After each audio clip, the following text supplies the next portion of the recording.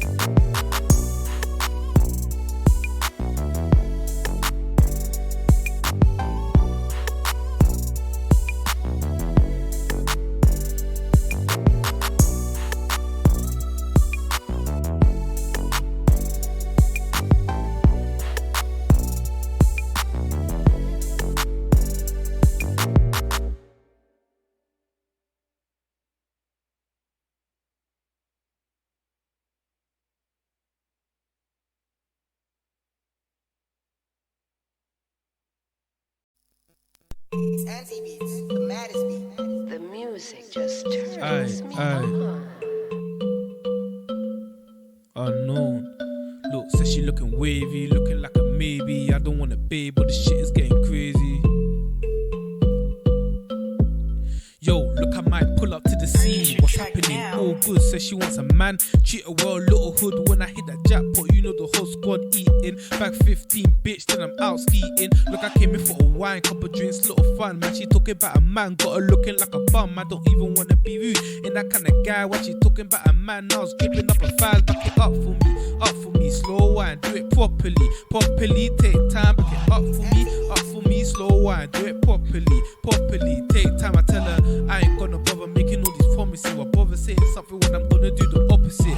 I can promise you this night, nothing more. Call me MC Hammer, cause I'm feeling like I'm 4 eyes. Says she looking wavy, looking like a maybe. I don't want a babe, but the shit is getting crazy. Says she looking wavy, looking like a maybe. I don't want a babe, but the shit is getting crazy. Looking wavy.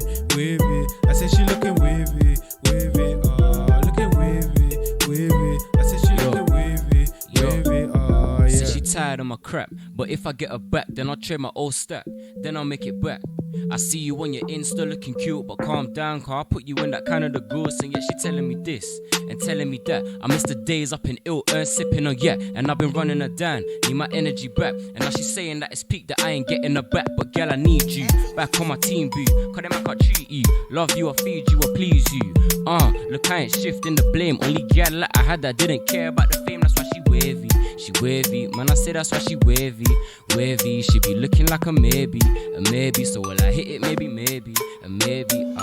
I said she looking wavy, looking like a maybe. I don't want a babe, but the shit is getting crazy. Said she looking wavy, looking like a maybe. I don't want a babe, but the shit is getting crazy. Looking wavy. I said she looking wavy, looking wavy. I said she looking wavy, yeah. Purchase your track now. I don't wanna, but the shit is getting. Said she looking like a. I don't wanna, but the shit is getting. Looking wavy. Said she looking wavy, looking wavy. I said she looking wavy, yeah. The music just turns me on.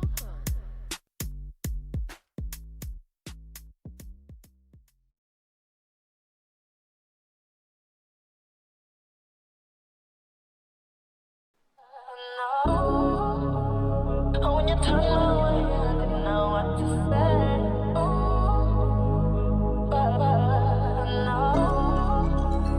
Oh, when you turn my way, I didn't know what to say.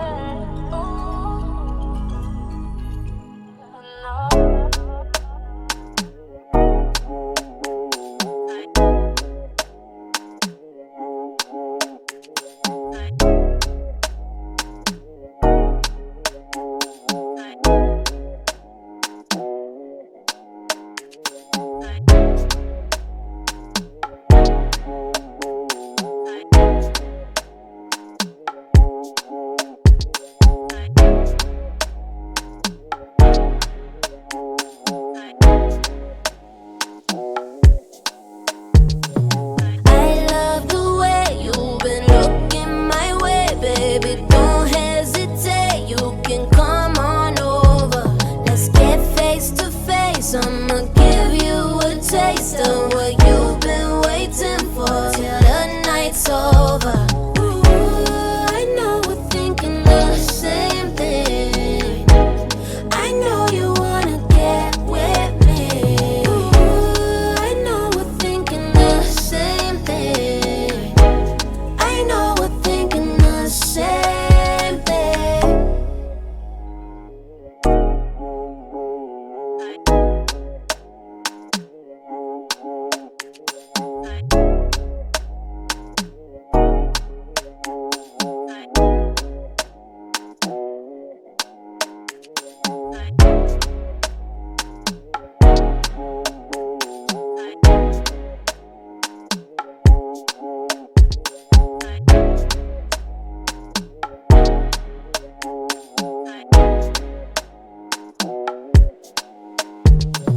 I love the way you've been looking my way, baby. Don't hesitate, you can come on over. Let's get face to face. I'ma give you a taste of what you've been waiting for till the night's over. Ooh, I know we're thinking the same thing.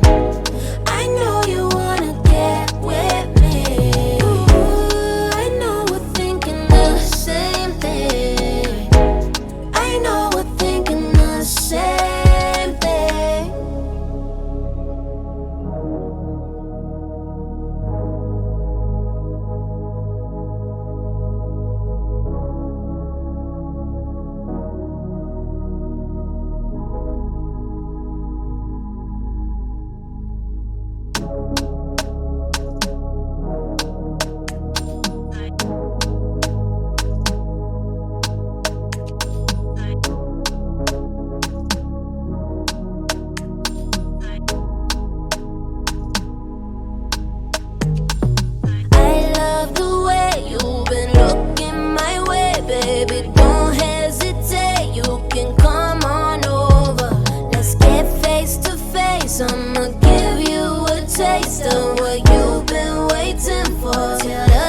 it's over.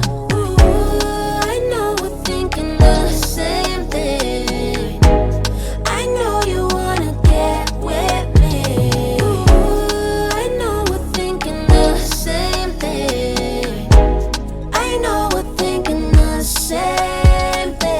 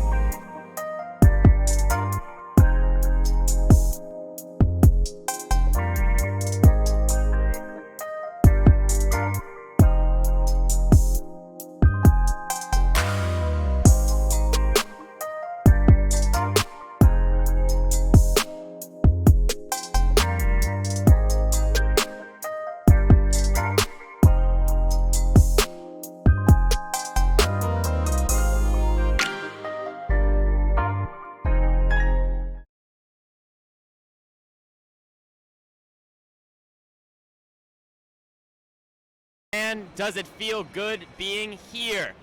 UK's biggest gaming convention, and we're at the Be the Best British Army booth.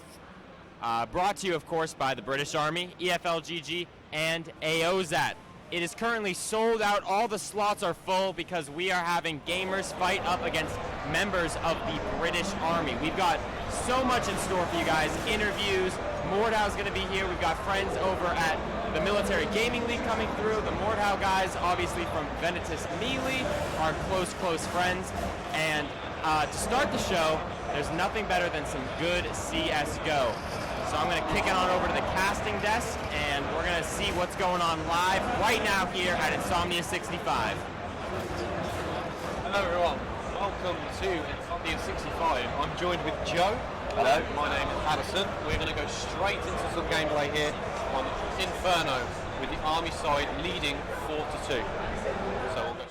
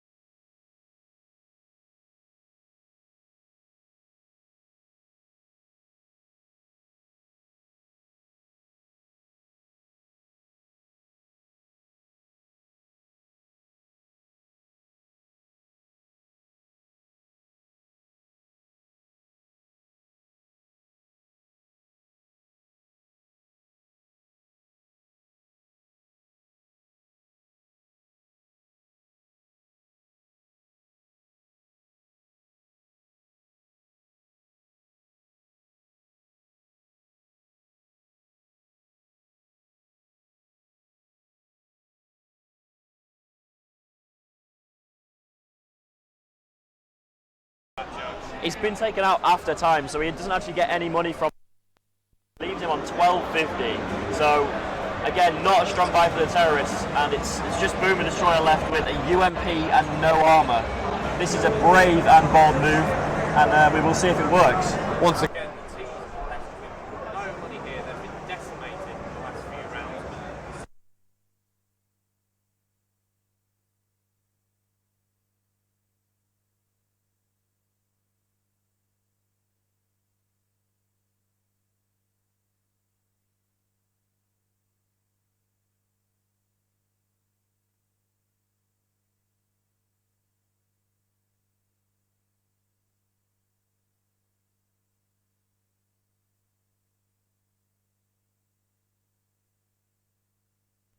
It's going to be a bit dangerous for him, but he seems to be going the other way. But Real Sheriff here, getting into a bit of a pickle, managed to get one, but that gives away his information. So Poppy Fresh is going to peek, misses the AWP shot. Real Sheriff takes his head off, and it is now down to a 1 versus 2. 1 minute on the clock. Do you think this is going to be doable for them, Joe? I mean, he's got the time. He's got the fourth kill there. Sorry, in the round.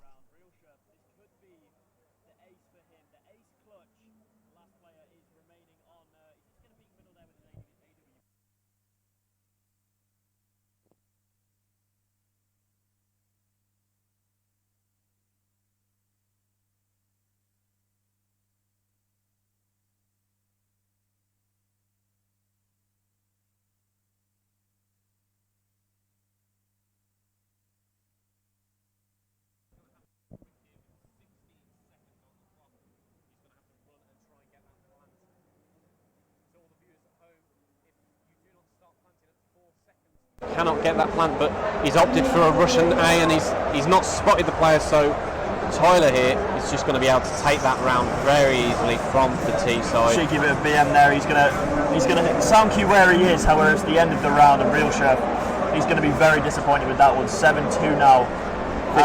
This has decimated the T economy again. They're still force buying. They're not opting for an eco round here, which is very strange for their economy. 3.4k.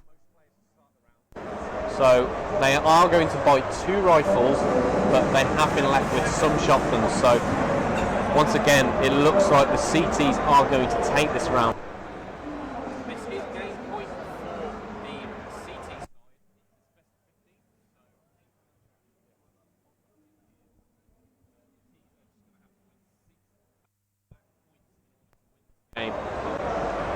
Yeah, it's not looking very likely. We do have a couple of shotguns, XM and a Nova bought on game 18 and Boomer Destroyer. Tyler Reed doesn't actually spot that player through the smoke there. Maybe he spots him now. No, he didn't. Yes, he did. There he is.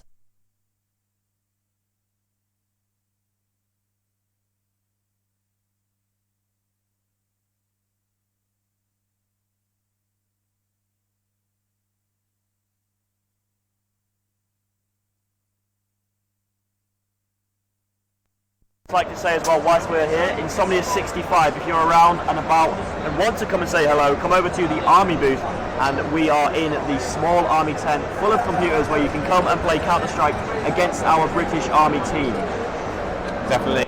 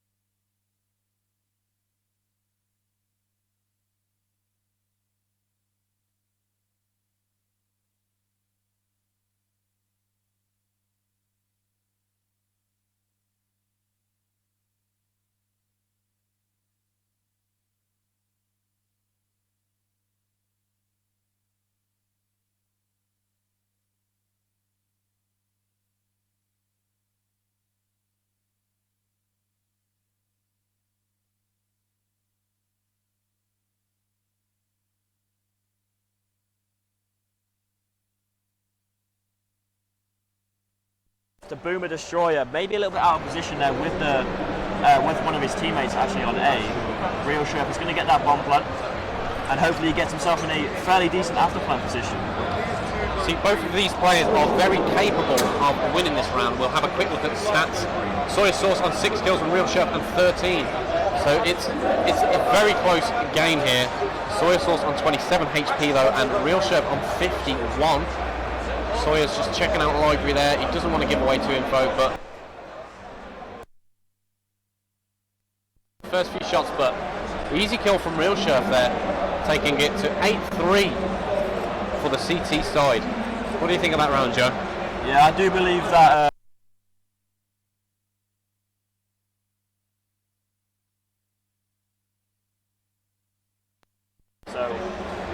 I guess we'll just carry on playing. This does count as a win towards the British Army, but we're going to see a little bit more Counter-Strike action before we swap over our contestants. So we're playing first 15, sorry, and we will be playing the first half completely through. However, if the Army wins, and we'll just see how many points the general public can against the Army in the first half here. So far they have 3 rounds, and we'll be seeing if they can improve that score a little better with Avex again getting instant headshots on the toilet and Ginger Smoke there. It is now 2 versus 4 for the CT side, with Cronenberg taking down Game 18 and popping fresh. Getting the kill on Boomer. This is looking like a close round, Joe. It is looking like a close round. Popping fresh chiming in there, and it leaves Avex left on 4 HP against 2 AWPs. Cronenberg finishing off that round with a nice little flick, and yeah, it's going to be a 9th round on the board. Going into the 13th round, I do believe we are swapping. We just got confirmation from that. The general public are going to be swapping out for some new contestants, and maybe we will have a bit more exciting game. Definitely. So the T side here on a full buy, and the AWPs are 4 on the CT side, but Avex just hiding in that corner, manages to get 2, but Ginger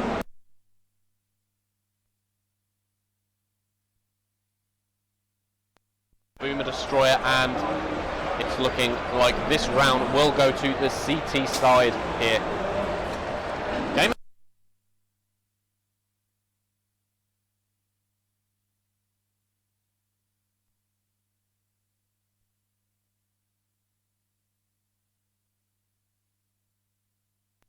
And it looks like Cronenberg trying to flash down second mid there. Just playing nice and patient. Don't want to give away that round. Just restart it.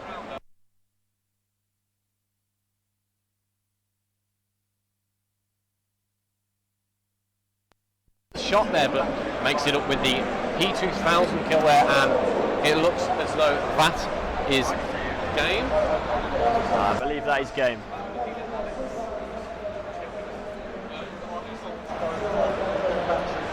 And I believe that is game 1 to the Army, and we will be getting some replacements.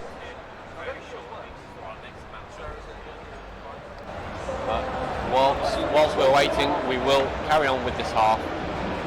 Obviously, this is on a delay.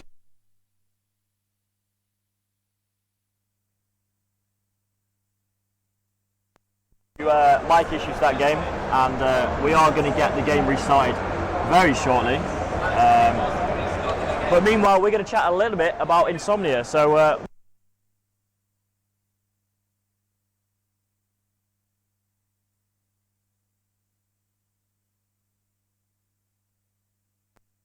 So it has been very fun seeing the games of Counter-Strike we've had so far. Very fun seeing the Army take many of the games, but No.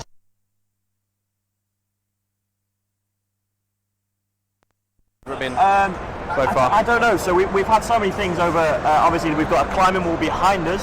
You can't see it in the camera shot.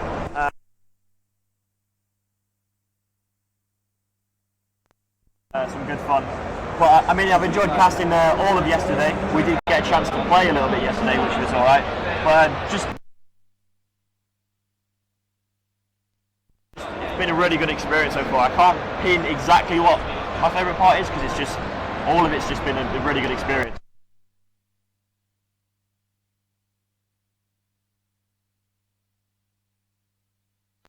I like that use of words. Fun, but interesting fun. That's a new word, yeah. But yeah, it has been definitely fun so far.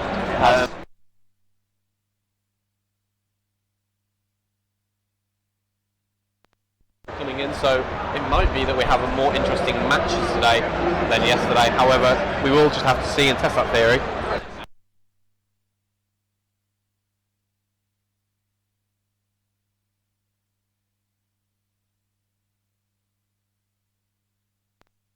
So maybe we can see that later on. Definitely. And Cronenberg with the auto here. Having a bit of fun with that auto, shooting down Banana here and getting a bit of team damage there. Not taking.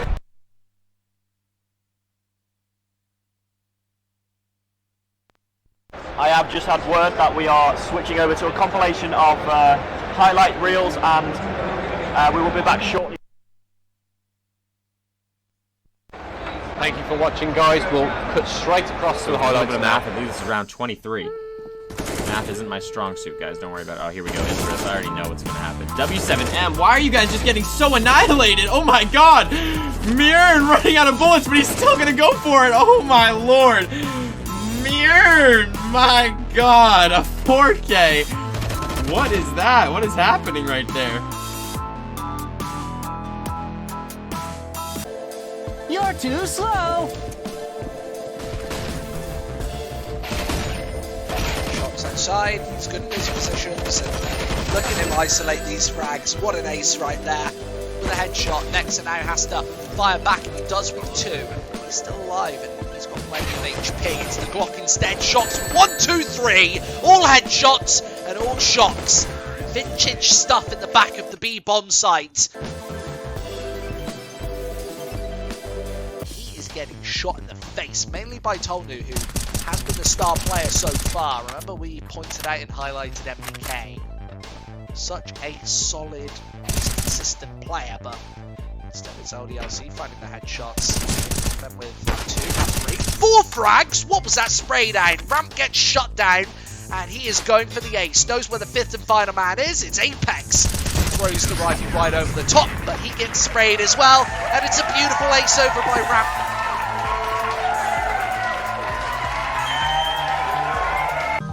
YJ getting taken down. Sorry, YJ. Rafia. Oh my God. Watching this guy op is insane. Let's see him pick up another one.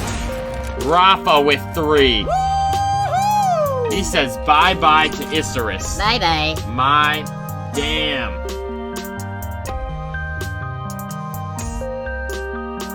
Backs off after nailing 1, and it shocks through the back and mid, still with plenty of bullets in the barrel, and that is classic vintage Shoxy right there.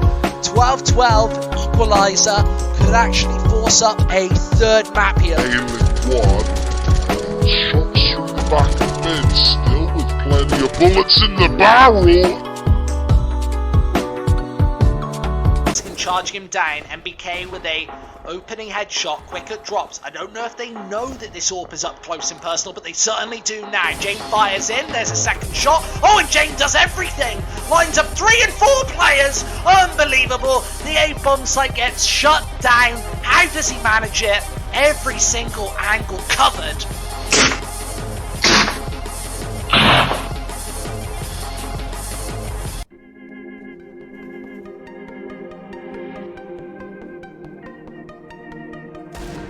Oh, whoa, whoa! Andrew! The Deagle Blaze picking up 2.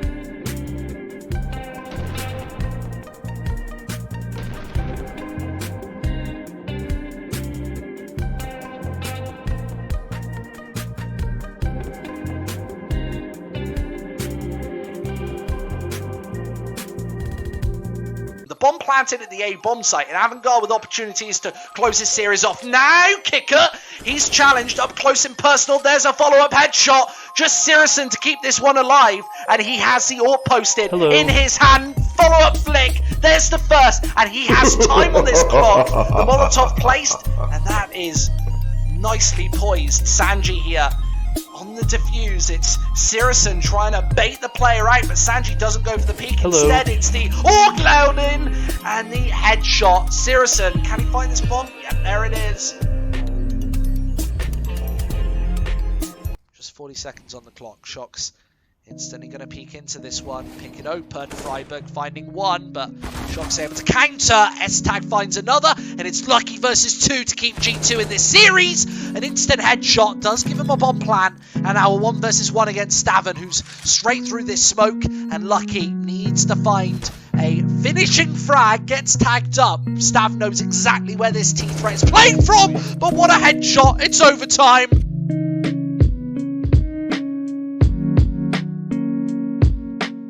Another man going down, and it is only Shazam left. 1 versus 3 here. This is a deadly dangerous display that I don't think is going to come to fruition.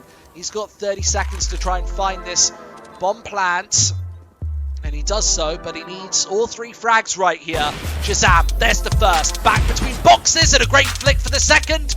He knows that Fugly is closing in, but with the AK-47, he could actually finish off this map right here. Shazam needs the 3rd and final pickup, but this has to be a fast shot. Misses, and now he can close in, but it's the no-scope. Shazam, unbelievable stuff.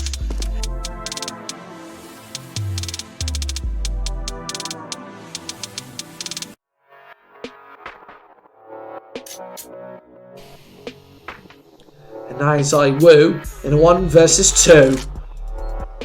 He needs to breach open here, and he does spot out Freeman. There comes the crossfire, and ZywOo, they both miss. I don't know how this is even able to happen, but with the AWP place, ZywOo's able to find both. Unbelievable.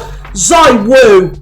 30 seconds left. Hayes shoots one right over the top line and leaves ZywOo in a crucial 1 versus 3. He gets tagged by the flash, and through the smoke, Case just gets caught off guard. He's able to do damage and stay alive for now another ZywOo 1v2.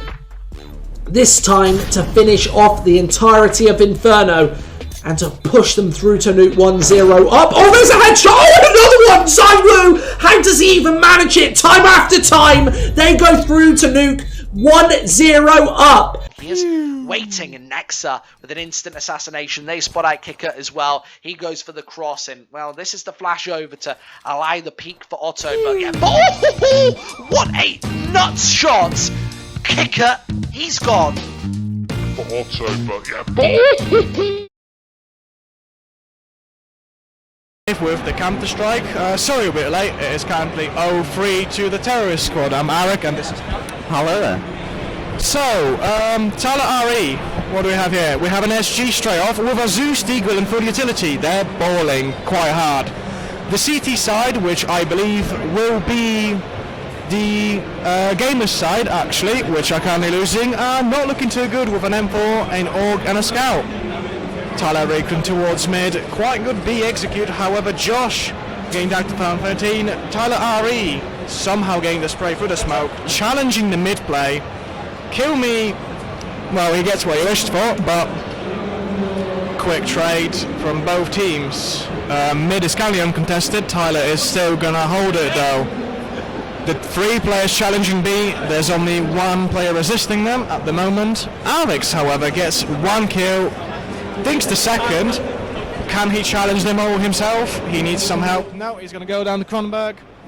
B side seems to be open. Real Chef trying to challenge it as quickly as he can, but game 18 is going to go to Tyler. It's, well, it looks like we're going to be 4-0 to terrorist squad. Yeah, they've got the bomb down. It's a 3v1. If I was a CT, I'd start saving at this moment in time. He's trying to peek an AWP. They know we've got the AWP. It does look like he might be looking for the save, but there is a T looking for him. He picks up the kill on the T. He is still going to save. Maybe he should have picked up the AK? Well, maybe if you knew the game. Obviously, the CT side is the gamer side. Not all of them actually know the game. Some of them are quite young, actually. Yeah, there is. Well, it's a family event, isn't it? Go. Yeah. Oh well, it looks like they're going to run away now. Save the weapons. Hopefully not die to the bomb, because that would be, I don't know, just bad, wouldn't it? Yeah, obviously the army side, I'm pretty sure they know how to play the game. Quite a few, they've played it for 2 days now, and obviously they have the RAF versus army games later on in the show. We have some hacks going on to the chat apparently, and 1v1 sheet. The CT side, however, is picking up some weaponry now with 2 M4s and a Mark 7. You love to see that. You do. The Mark 7 play, I hope he comes in strong. I think we're going to watch him to go. He's going to be with it. 2 orbs currently on the T side as well. They're very confident. Obviously, Tyler already picking up the first kill immediately with the orb. He's going to stay on mid. Will the second guy pick him? No, he's going to be AFK. Josh getting the headshot in the distance. Is he going to get a second one? No, he's not. He's going to get gunned down. Kill me. No, he's going to get the second one. No, he's not. They're trying. Popping fresh, however, with the quickest reaction time of the century. Rio Sherv defending the B side yet again. That's where the 2 players are. Gets the headshot on washed up streamer. It's still looking dire, however. 3-on-1. There is not much he can do. He could try to defend the bomb site and deny the bomb plant. Clutch or kit coming out. With the players, he will probably do it. It's going to not be a clutch, is it? That's 5-0 to the terror. Well, will the CTs hold their promise and kick the player? Probably not, no. I imagine not. You'll have to see when they do, though, and they get half an hour ban. That is pretty funny, but anyway, what are we looking at? Money-wise, T is very strong, can afford the double AWP. Yeah, T side is very strong, however, they do have a Galeo on Kroenberg. He has 11k. Now, I don't know why he wouldn't just buy up a rifle that's capable of doing a one-shot headshot, but... You've got 2 people on the CT side without armor and one on the T side as well. Like, armor should be being bought up at this point. 3k in the back, no armor. Yeah, Josh is pretty confident as well. If I'm just He's seen the one in second mid. Josh getting a headshot as well.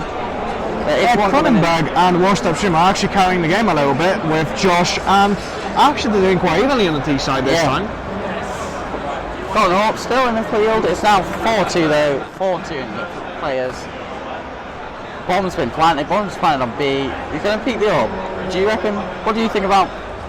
Do you reckon they've got the chances to get this clutch? Perhaps. Well, we don't need the big red mic anymore. No, that's always good. Real Sherv is trying to challenge the B side. We have a team kill coming from the T side. And Smiley Face is going to capitalise on that immediately. Tyler Ari has seen the cross. He gets the leg. He knows to get the pistol out.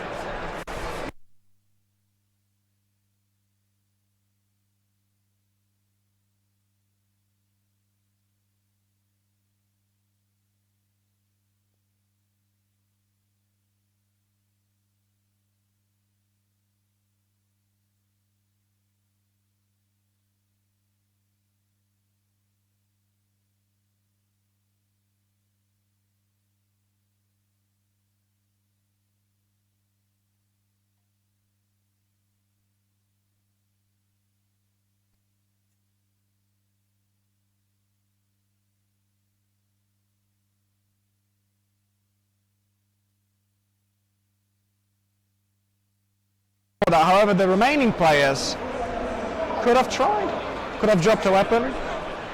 Pop and Fresh is pushing up to B. They do love the B side, the army. I'm pretty sure they know it's just very weakly defended. CTs are getting caught up on A. They don't know what to shoot at the moment. They still seem to think it's going to be mid to A. However, I'm pretty sure all the T players are currently slowly crawling up to B. Real Sherv, however, with the scout kill. Army's not looking too good at the moment. 3 players left. Avex killing Pop and Fresh with a FAMAS of all the weapons. It's a 2-on-5. Can the Army pull this off? It's a 1-on-5. Tyler Ari has spotted the player. One of them has fallen down and died.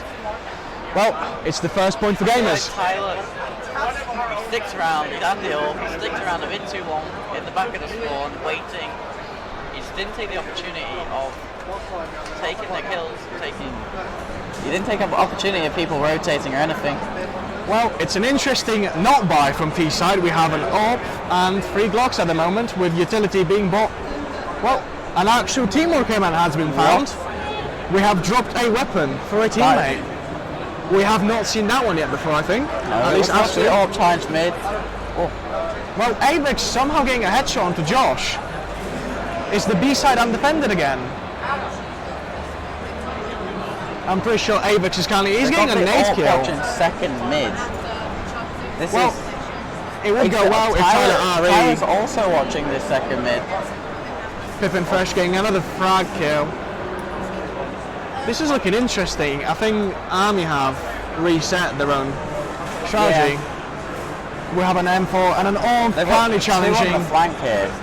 2 CTs. We've seen one popping going down. The last one knows where one is. Does he know the one on the right? He had his back face to it. He's shooting the dead body. Will he check behind him? And he's not checking behind, no. 1-7 to the Army team. We do have one Army personnel looking like he's about to coach the CT side. However, that will be unlikely. He's probably supporting his boys. We do have 3 SGs, an AWP and an AK on the T side against pistols by the looks of it. And no one seems to be moving on the CT side. They just not willing to play. Well, I'm pretty sure that has been the GG's code by the CT side. They just not willing to leave spawn at the moment. Oh, we have one player trying. I don't know what's going on here. Like, are they saving? Are they doing the save? There might be some communication going on. Maybe there is some actual training. Let's see what the T's are up to. Well, Cronenberg is currently on A side. And I'm pretty sure he's going to be surprised that there is no CT players anywhere to be found. If we go to... He knows what's about to come out. Oh, Poppin Fresh with the Zeus. He's there. If only one of the CT players was to move into him. Oh, now we have 2 going into B, 3 going into B from the CT side. They are shooting at nothing. Poppin Fresh, well, Josh is going to pick them all off. At this rate, he's getting the 3. Poppin Fresh, still hoping for the Zeus kill. At this point, you might as well aim for your teammate. Might as well just run up. The last 2 CTs are playing, but I don't think they're going to be able to beat these full rifles. Oh, Josh going for the 4th. Can Josh get the ace? Will he? No. Tyler's going to steal it from him. Times Josh, though. Like a lollipop from a child. Josh has been robbed and team headshot by his teammate at the end there. An M4 coming out immediately from the... CT can do a full buy. Yeah, they can do a full buy on everyone. Above 7k, yep. They want a knife only mid. That'll be an interesting sight to see. Well, Josh is actually working up to the promise. I believe all of the Army personnel are... No, never mind, Josh has lied. Josh has definitely lied. Bit of a... And washed up streamer. Scam. No. He's trying to jam, sure. 2 players will be spotted, however, washed up streamer actually has his knife out. I'm interested to why 2 CTs have not bought this round. One with 9k, one with 6k. Maybe they're going for some ultimate save. Cronenberg. Maybe they just want the M249. Cronenberg came out with the Glock, he was ready. Poppin picks up getting 2. Now this is still winnable by any side if the remaining 2 CTs pick up the weapons. With the loss bonus, CTs should be able to buy up yet again. Oh, Poppin Fresh left on his own. Josh burning Game 18 down, however, post-mortem. Poppin Fresh with the AK has got the angle advantage. Will Rio Sheriff check the angle? Yes, he will, but he will fall down. Quick on the peak, not quick enough on the mouse 1. Yeah, you should have been able to see in there. Poppin should be able to get the bomb down. It's kind of a weird smoke, that one. Didn't really smoke off CT fully. Would have seen him jump across. He has smoked off Banana and the bomb, however, should the CT peeked in from CT, well, that would have been game over for him. Luckily, Elvix is coming down Banana currently. Poppin Fresh checking every end possible, obviously it's a 1-on-1. And with the CT side, you never know where they come from, they're unpredictable. CT, yeah, they do know when they get close, so whereabouts is it? He's jumping, he should be able to be heard. CT shots fired, and Poppin Fresh will get the kill. 1-9 to the Army. Major mistake that was made was the fact that he was jumping around the corners. Yeah, obviously if you're not new to the game. Like Call of Duty, they allow that. This game does not. This game is more realistic, a lot more down to real life. Yeah, down to. If you move around and make sound, obviously the enemy team will hear you, so some people may not realise that. Noise, big indicator of whereabouts you are. We do have the 3 SGs coming from the T side again, and the up on the AK seems to be the standard play for the T side. They're all sitting boiler. So I'm just not gonna. We're gonna watch MP9. 2 are Banana, so 3 are Banana. Actually, the MP9 going some warning shots, missing all the targets. However, Getting 1 kill from Publisher. Publisher getting 2, and Josh and Tyler. And then Connie mode, well, this looks like a queen sweep from the army. Switch in time, we were just straight up game. The army are so quick on some of the executes. Yeah. Yep, we still get the standard buy from the army. We have 3 SGs and open an AK, which I would assume that's their roles. And then we still have the MP9 on Real Chef, a Mark 7 on game 18. Let's have a look. Farmers in the M4. Look at Tyler with the ult. He's gonna peek. He's gonna peek with an eagle and trying to shoot his own teammates. Pop in. Why not? Give the CTs a helping hand. They sure do need one. He's trying to push aggressive with the ult, and the Mark 7 is currently sing round coffin area.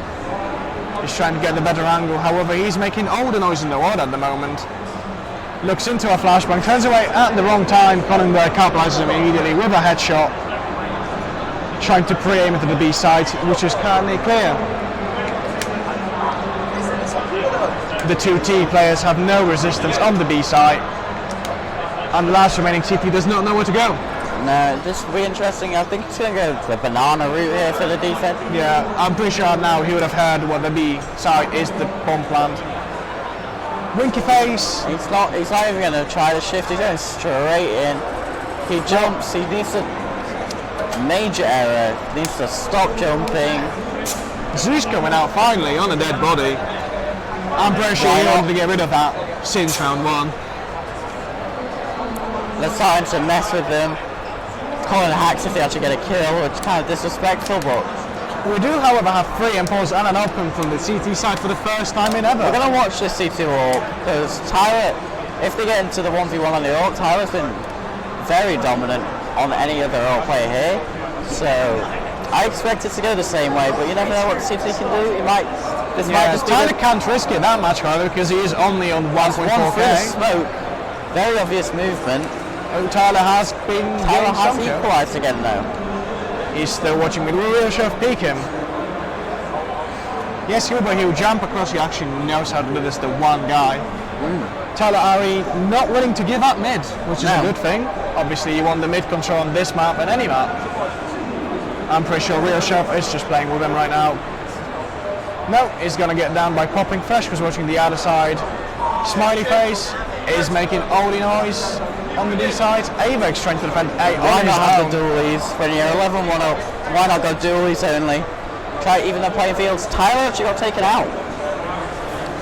So CT's won that ult fight, which I haven't been able to do much. Well, Smiley face is about to peek into Banana while reloading.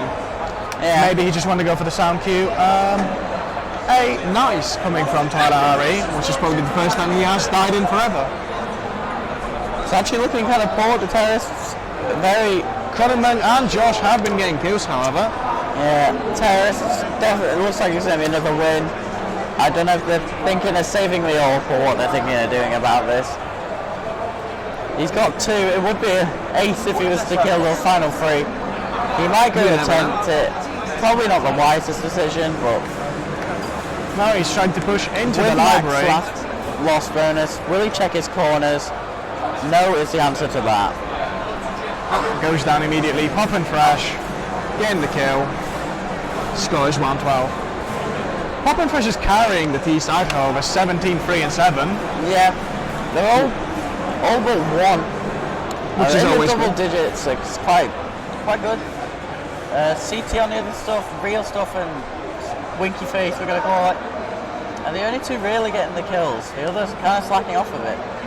We are getting the 4-man stack on B side. Obviously, the army does prefer B to A. They are currently pushing on Banana. Will they get the kills? Tyler Ari and the team kill coming in from both sides. I'm pretty sure they just wanted to trade. Cronenberg pre-firing the angle, getting the shot. No, Popping Fresh stole that from him. Still jumping around the corner. I'm not understanding the jump around the corner play. It's not working. You can see that it's throwing off your aim when you do it. The T's are currently trying to B side, which is the favourable side still. Bomb is being planted, and the last remaining CT is going to go up Banana. Now, it has not worked for the past 12 rounds. Will it work now? Real Chef try and take it as slow as he can, checking every corner. Obviously, as 2-on-1, he has to be careful. The T players could be anywhere. It's looking like CT wants in construction, doesn't even check his corner. He still jump. They have an obsession with jumping. I'm pretty sure they love their spacebar. I'm going to call them Fortnite players from now on. CTs are now known as the Fortnite team. Well, you heard it now. It's now Army versus Fortnite. The Army versus Fortnite players. We do have a Nova and an MP9 coming from the CT side. They just want to wrap this game up, I'm pretty sure. PP Bison from Washed Up Streamer as well. Oh, let's have a look. Should we have a look at the Bison play? Is he just going to rush it down mid? Oh, he's kind of rushing up on the bridge. Avex getting a wallbang headshot. Pretty sure that was through the car bit. A flashbang coming out, not particularly flashing anyone except for Killed Me, who, well, guess what he wished for. He's jumping again. Like, what? He's jumping around the corners expecting different results. You know what they say about people trying to do the same thing and expecting a different result but getting the same. Well, looking dire for Avex, who is trying to save any hopes of winning a round. Well, obviously this will be the last round of the half, and in fact of the game. We'll have a swap over soon. He did buy armor. He's got 2. Josh is only 4 HP. If he can catch out Streamer, then that would be quite good. Not a bad situation. He'd have to catch out the Streamer. The Streamer's sitting on A. He's actually planting the bomb, which actually means he's not going to be in position to defend it that well. He will not spot the player pit, however, and well, that's the half and the game over. That is game. The Army coming very strong against the public. Well, obviously you have. We're not cut out for it. Obviously you have, a big aspect of teamwork from the Army. They knew each other for quite a while and they know how to play. And obviously the public is, well, quite random people. Yeah. Different age groups, different skills, different ranks as well. We have everyone from Silver 1 all the way up to Global Elite. I would hope so, anyway. Yeah. It does seem like we're going to carry on this game for a bit longer, however. It seems so. I think they just got stomped too quickly. That's what happened there. They might go up to 15. Maybe. Avex pushing. I don't think. Well, the CTs are not moving from spawn. They're just kind of having a conversation at the moment. I think they're going to be rotating the people out. Cronenberg actually picks up the. This is the best CT. This is the best CT strategy. They wait for the T's to push them. CT's with no buy, no nothing, still going to beat the T's. We do have one smoke on Josh, however. I don't know what he was planning on doing with it, but no. Not going to be much use of it. Avex getting traded, and the last remaining T-side player is being AFK. You love to see it, don't you? He's trying out the same, but popping fresh. He just wants his high score. He just wants. He loves his stat track kills. He just wants to, be the only one alive. He's going to kill Streamer, trying to do next, maybe not. Is he going to go for the knife? Yes, he is. That's an extra $1,000 in the bank there. But I do feel like this game is over. It will be interesting to see what he buys with it. Oh, he has broke it out. There we go. There's the Negev play. The Negev. We're not watching anyone else but the Negev. We have a Negev, a Nova, and an M4, and 2 M4s actually. Well, Tyler has been banned. Tyler got kicked for doing team damage. Well done. Server man, you know what to do. Well, it's time to unban Tyler. Bodzim going down. Obviously, wouldn't expect anything else. Pop and Fresh getting kills, and then Real Sheriff getting Josh. Yeah. You guys alright? Yeah. Tyler Ari has been joined back in. You might not see any action. No, I feel like the game's over. We have got Sawn off in play. Can we get any kills with it? Well, the Sawn off is currently on the A side. He's trying to find these little sneaky places. They don't work like this in this game. It is a 2-on-1, however, on the T side. Yeah. Well, we got another kill. Actually got a kill. No, don't do it. Don't. It was too close.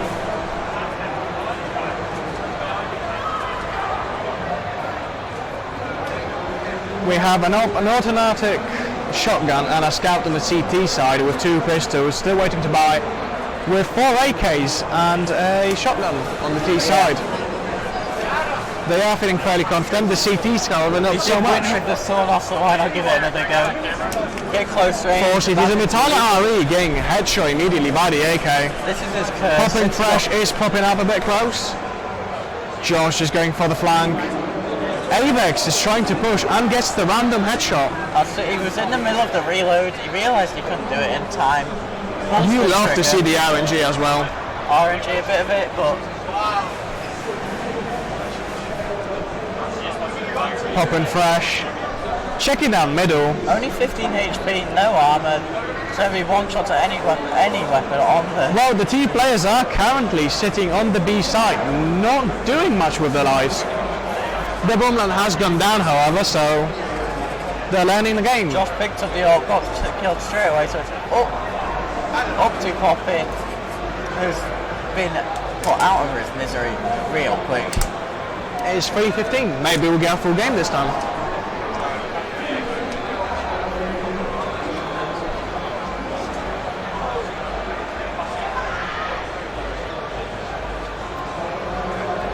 Very strong buy from the T side, well, maybe except for the shotgun, and, well, an R rate on the CT side, actually. Let's see what Washed Up Streamer does. We've seen him yesterday, and he did actually get a few kills with it. The CTs are picking mid yet again. Yet again, kill Tyler Reho with the Julies. Avex popping off, getting Kronbergs to sleep. Game 18 trying to peek him and picking up Tyler RE. Josh obviously was on low HP, he was not going to win the fight. It is down in a 1-on-3. Can Kronberg do it with nothing but a pistol? He knows where the bomb is, but realistically I don't see a way that Kronberg comes out with this, especially with the players stacked together. If one goes down, he can easily just refrag and win the round. Game 18 and willing to pick the next corner. He's actually giving up banana control. Well, the flank by real stuff. So, I believe we have a server reset. I believe we will be going to an interview at some point. Oh, that's always good to hear. We're going to wait 5 minutes. So I'm wondering if that is or hopefully we get one of the players, possibly from the army or from the public. I feel a changeover should be coming for the public at some point, right?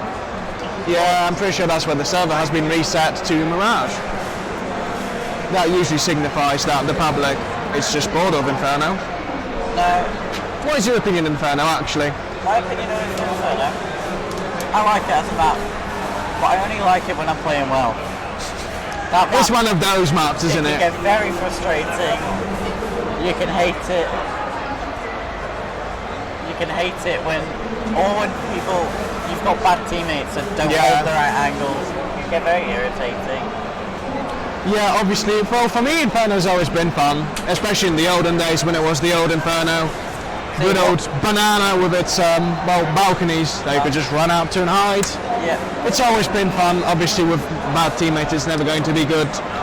Once you get mid-control, well, you have both rotates. I do enjoy a lot, even if I'm having a bad game, it's Mirage. Mirage is now the next Dust 2. Obviously, since Dust 2 has been removed and brought back in, people are just not happy with it. No, I do want to see other maps. I'd like to see an Overpass game at some point. Overpass, I think, is a very fun map to play. Yeah, obviously the new cache has came out recently. We haven't actually out now. I believe it's out on the major. They're going to be testing it, but I would like to see what that's like. I can't wait to play it in ranked with my friends. Yeah, I do believe that. We're going to have to carry them again. Wow, that's just expected, isn't it? Yeah. Yeah, FM Pound, obviously the map creator has spent quite a lot of time perfecting the map, and he just wanted a rework again. People seem to be joining each team. Obviously, it will be the warm-up stage still, as we're getting ready for the interview. At some point, well, it's always good to see Mirage as well. Mirage, I believe, is one of the easier maps to learn and to know. It's a lot more straight and direct. The gunfights are more about, aim rather than smoke, especially at these ranks. Seems to be a lot more simple on general FPS maps. Where Yeah. you've got the 3 lanes, so you've got the 1 to B, 1 in mid and 1 to A. Then, well, it splits into 2 at A, but generally there's also normally just two points that the T's can come at you, unless they do a flank. You kind of know what. Obviously, we do have underpass and all those fancy schmancies, but obviously the army might take advantage of it. The new players probably not so much. Probably keeping it simple, keeping it straight to B. Rush We B. would love to see our P90 rush B, just like the terrorists are doing now to T-spawn, CT spawn rather. And the match is starting. So we do have 2 Julies Julie coming out from the CT side, with a Tech 9 from the T side, immediate response to the buy. Tech 9, I like to see the Tech 9. If played well. 3 Julies actually. 3 Julies on the CT side is very surprising to me.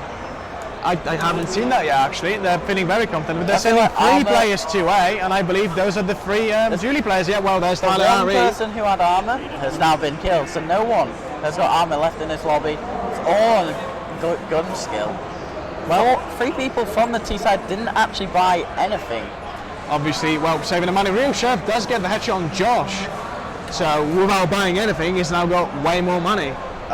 Killed Me is pushing on to B, which seems to be clear for now. Bomb can get planted. I don't know if he will do it. Popping fresh with the Julie, showing us why they're the real deal. Washed up, going there. Well, they've just killed everyone on B side. Everyone's dead now. 4. Avex does get the kill on Poppin' Fresh. Tyler on 8 HP goes down Avex as well. picking up 2. But, well, Julie's just come out victorious. It's a good job Avex managed to pick up 2, so the loss isn't as bad, but it's still going to be quite a bad loss. You'd like to see, what would you like to see from this next play though? Well, I would like to see, obviously, we have SMGs and Julie still on the CT side, but the T side's not happy. They're going straight for the AKs. Going straight for the AKs without armor, I think that is a huge waste of money. Because the SMGs are going to shred you if you don't have that armor. Obviously, the CT side all have ram and 2 nades. Well, missed the target because no one is in ram. They are going around each other. They are going in circles at the moment. So the T's have to do one simple peek and they have the bomb site. They're obviously not aware of it. CTs should have heard. Some of them should have heard. Well, obviously they are now realising their mistake. Tyler might have picked up on something. He knows someone's around here. Well, Poppin' Fresh does get the P90 kill. Tyler, what are you doing? Getting the 2 kills in the end. Pick up the AK, but gets shot down by Real Sheriff, who seems to be the MVP of this real match so far. Avex getting up washed upstream as well. It's now 2-on-3. The 2 AKs in favour of T side. Obviously they do more damage per hit. Yeah. But, well, the second you get hit, the aim patch is gonna eliminate that advantage straight away. Avex getting Poppin' Fresh, but Cronenberg, well, Julies. You just cannot stop the Julies. No. Josh is going to get the defuse. Hopefully he will pick up one of the AKs that's laying around somewhere. You'd like to see it when he's good. I don't think he's going to be looking for that AK though. I don't think he's looking at all. He might stick for the Pro 90 if it's working out. Why switch it, you know? Yeah. We do have a very weak buy from the T side, well, unless they go without Kevlar again. Game 18, well, he's trying to save, but your team says no. We do have a Scout, an AWP, an M4, and an AK, and obviously the P90 set on the previous side from the CT side. The P90 is taking the long fight, however. T's actually stacking A this time. They're going for a 5-man push instead of playing split. Cronenberg does find the kill though, and that is bomb dropped. No, P90 doing his work from long range. Dropping Killed Me down to 13 HP, pardon me, and then, well, Smiley Face goes down. Real Sharp does get the AK headshot. They're going to try to take it slow now, however, well, the CT players have already rotated, and that's a misclick, I believe. You would like to think so, wouldn't you? I would hope so. Yeah. Killed Me, however, does clear up somehow. It is now a 3-on-2 in favour on the T side. As an AWP watching the plant, should have really picked up more kills with that AWP. He had free space, no one knew where he was. But game 18 clearing up. That's an AWP. They picked up the AWP as well, which is actually a huge loss for the CTs. Well, we do have an M4 coming out with the rest of the team going to So, save? Looking at the economy of each team, Terrorists, Their recon is not too good still, but they are miles ahead. If they lose, they could possibly still buy low.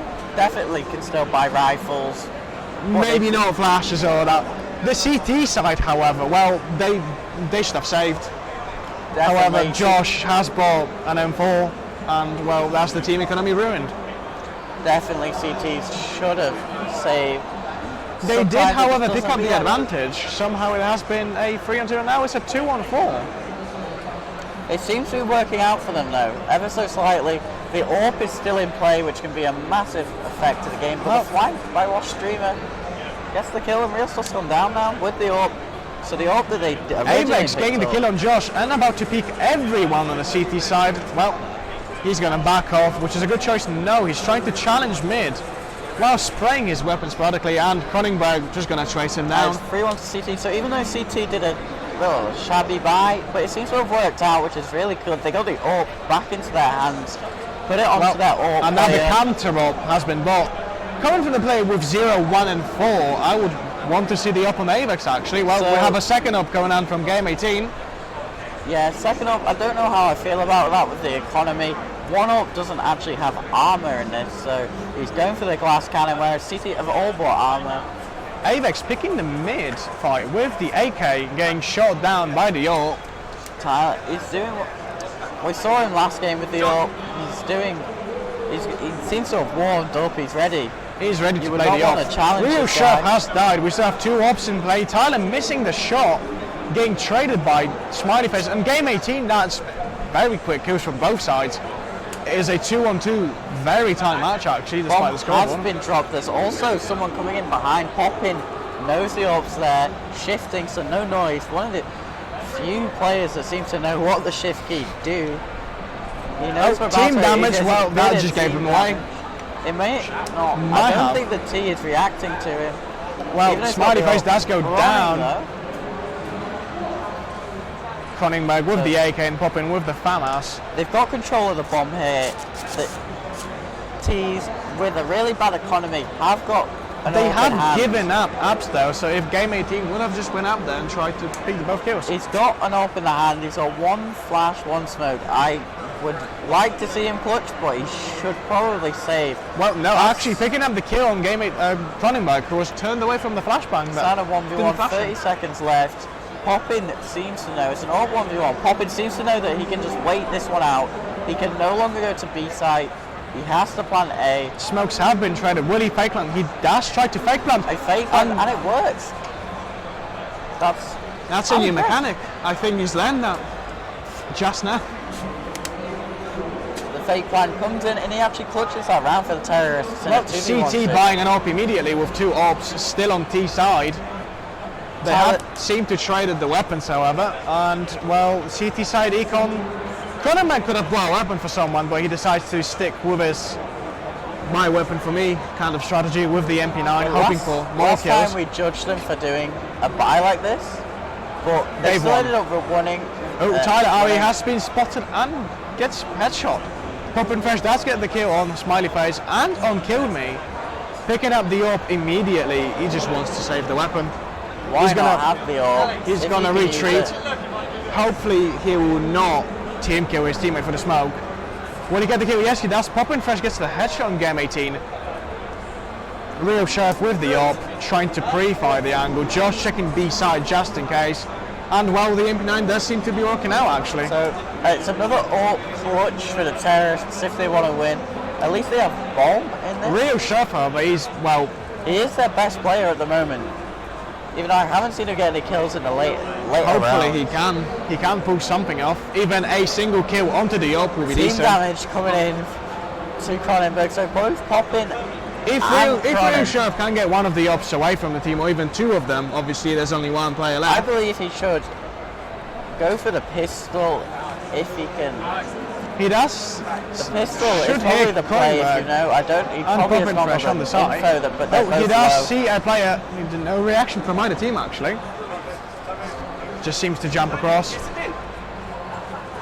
He's challenging a knob. He does try to baiting out with a pistol, but it's not going to work. Poppin Fresh is going to stand absolutely still. just like a T-Rex. If you don't move, can't see you. But it's the 14 seconds left, misses the shot, and gonna get punished for it. Will they pick up the third AWP? They're thinking about it. He's looking at it. I don't think he's gonna do it. No. Well, the AK player was on the other side of the map anyway. Oh. So they've got 2 AWP plays now on CT, which could be very strong on Mirage. We do have an MP7, however. Because I feel like you can put an AWP. Do you reckon they'll put an AWP mid and an AWP A, or? Well, one of the options just switched for UMP. Actually, never mind. Tyler's now got an AWP as well. So it looks like one of the AWPs is going to B, which could be good to look around down apps. He's nading it off, so they can't rush him as quickly. They'll have to run through the fire. Poppin Fresh does seem to know his angles as well. He is trying to push for his own Molotov, however. Gonna slow down for a tiny bit. He is pushing really hard onto mid and changes his mind immediately when he saw the kill on Josh. Smiley face, well, that's an Adam grade nade. That's just, ooh. That is an Adam nade grade. Kills being picked up either side. Halloween and Cunningberg, however, have been, well, They know he's been where he traded. is. Real Sheriff putting the MP5 to the use and Tyler RE replying with another silenced weapon. Smiley face, just not able to do anything. Tyler picking up both kills with the pistol. He kind of knew where he was. I don't think he should have been allowed to do that, but I do feel like the Army and CT sides aren't going to be able to do this. They seem to have pretty strong hold in the game.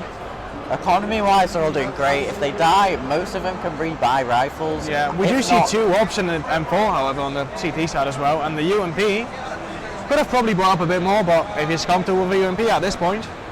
We do have a P90, a Tech 9, and a PP Bison on the T side. No armor has been bought at all. That nade has done very little damage, actually. The Tech 9 has got the damage done.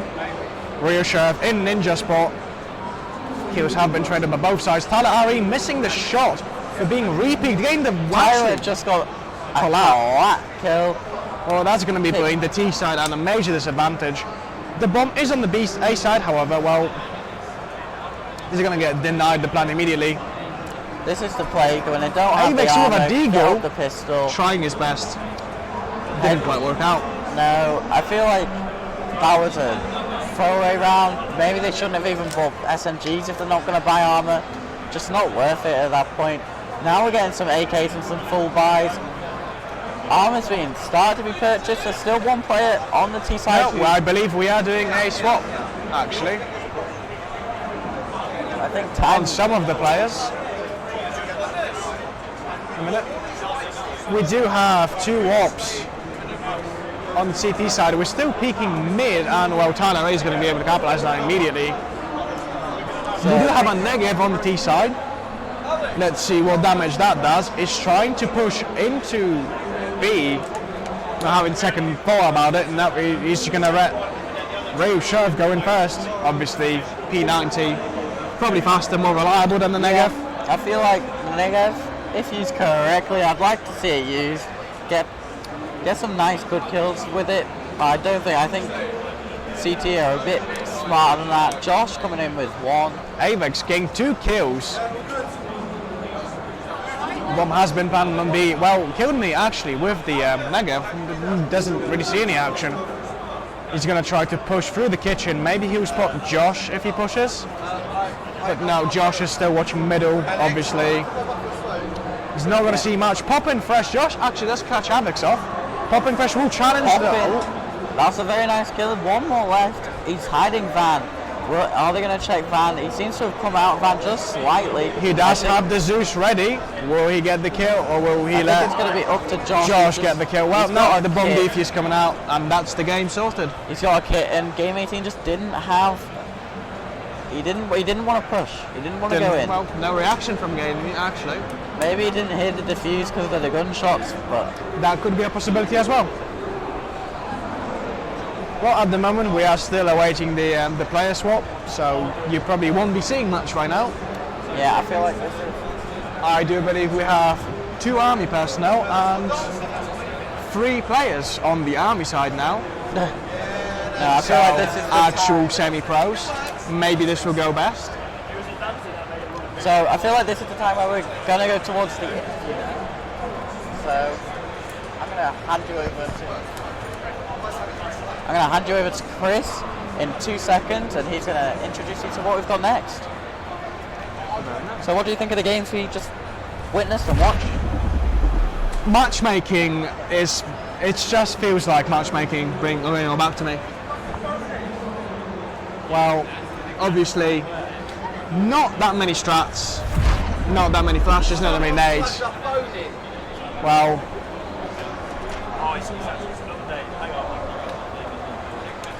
just not much utility there. Nothing really happening. No. Well, obviously the army would know how to play the game. We do have an AK bot somehow. Yeah. Somehow. I don't know. We have some players moving. Maybe they are just warming up, obviously, before the game resets. Might as well take the advantage of it. We are getting the interviews all set up in the meantime.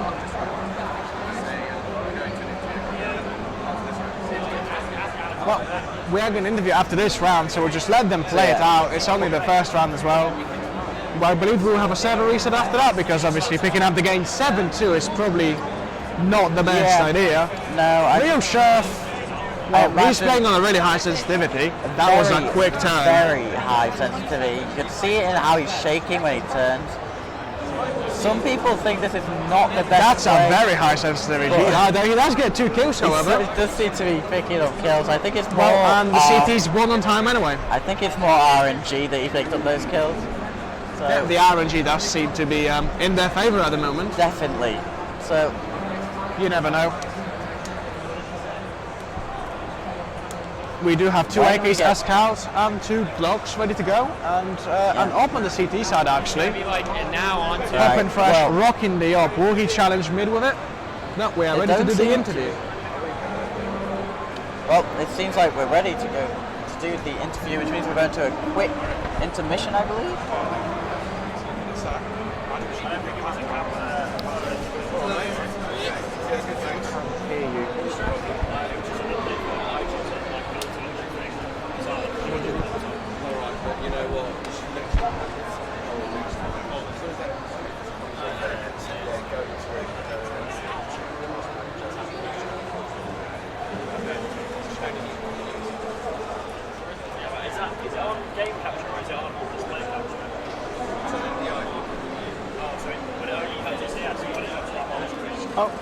Cunningman gets the headshot on Real Chef. It's a 1-on-2, however the T side does not seem to be aware of the bomb plant. Well, at least they're getting info. Game 18 is going to be able to pick up the kill, 8-3. Not much kind of going on really, this is just a warm-up game. Obviously they're going to be swapped later, but hope they can do something. Cunningman got 13 kills, and so is Tyler RE. With killed me on 1-1-10. That does remind me of matchmaking. That's the kind of people you get at low silvers. Cunningman pretty confident he's not gonna buy anything actually on 8K. Nope, changed his mind. He does want a MP9, and well, half of the CT players are still in CT. All the T players have pushed out into various different angles. They seem to be liking B at the moment because it is clear of any threat of counter-terrorism. The 2 CT players, well, clearly spotting there's nothing happening on A. They're going to try to rotate to B. We do have some players going to the B site now. Popping Fresh does seem to be aware of the B push. The bomb is being put down. Free Fire's coming on strong from both sides. Washed up streamer. Trying to pre fire. I'm going to get some team damage on Cronenberg. Well, not going to do much, and the smiley face getting 2 kills immediately. Popping Fresh on 12 HP. Doesn't really know what to do with himself at this point. He just has the shotgun. He's the shotgun boy. We have Josh with the pistol. Well, Popping Fresh has been eliminated right now. And Josh with the scout and the pistol. He's trying to push into apps. However, we have all of the remaining T players on short. With, at the moment, Josh is trying to push from apps. Can Josh get the defuse, actually? No, never mind. He's going to get blown up by the bomb with 4 T players remaining. Obviously saving their weapons. The Mac 10 being saved is a weird option. What do you have with his pistol? Well, we will be going to the interview right now.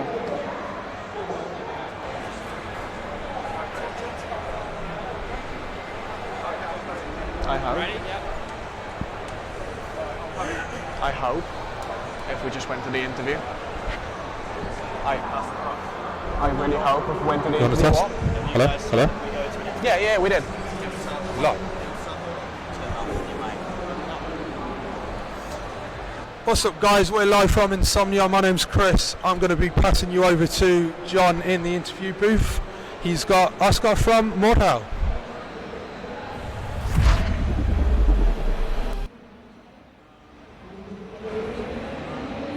Hello, everybody, and welcome to the interview area of the Be the Best stand at INSOMNIA65. And I'm here with a very special guest from the Venetus Melee team, Oscar. How's it going, my friend? It's going pretty well. How are you? I'm doing fantastic. I mean, this event is great so far. We've seen some great Counter-Strike today, and we're going to see some Mordhau later on. Now, why don't you tell anybody at home that might not know what Mordhau is, or anything about the game, or about you guys. First, let's start with the game. Tell us a little bit about Mordhau.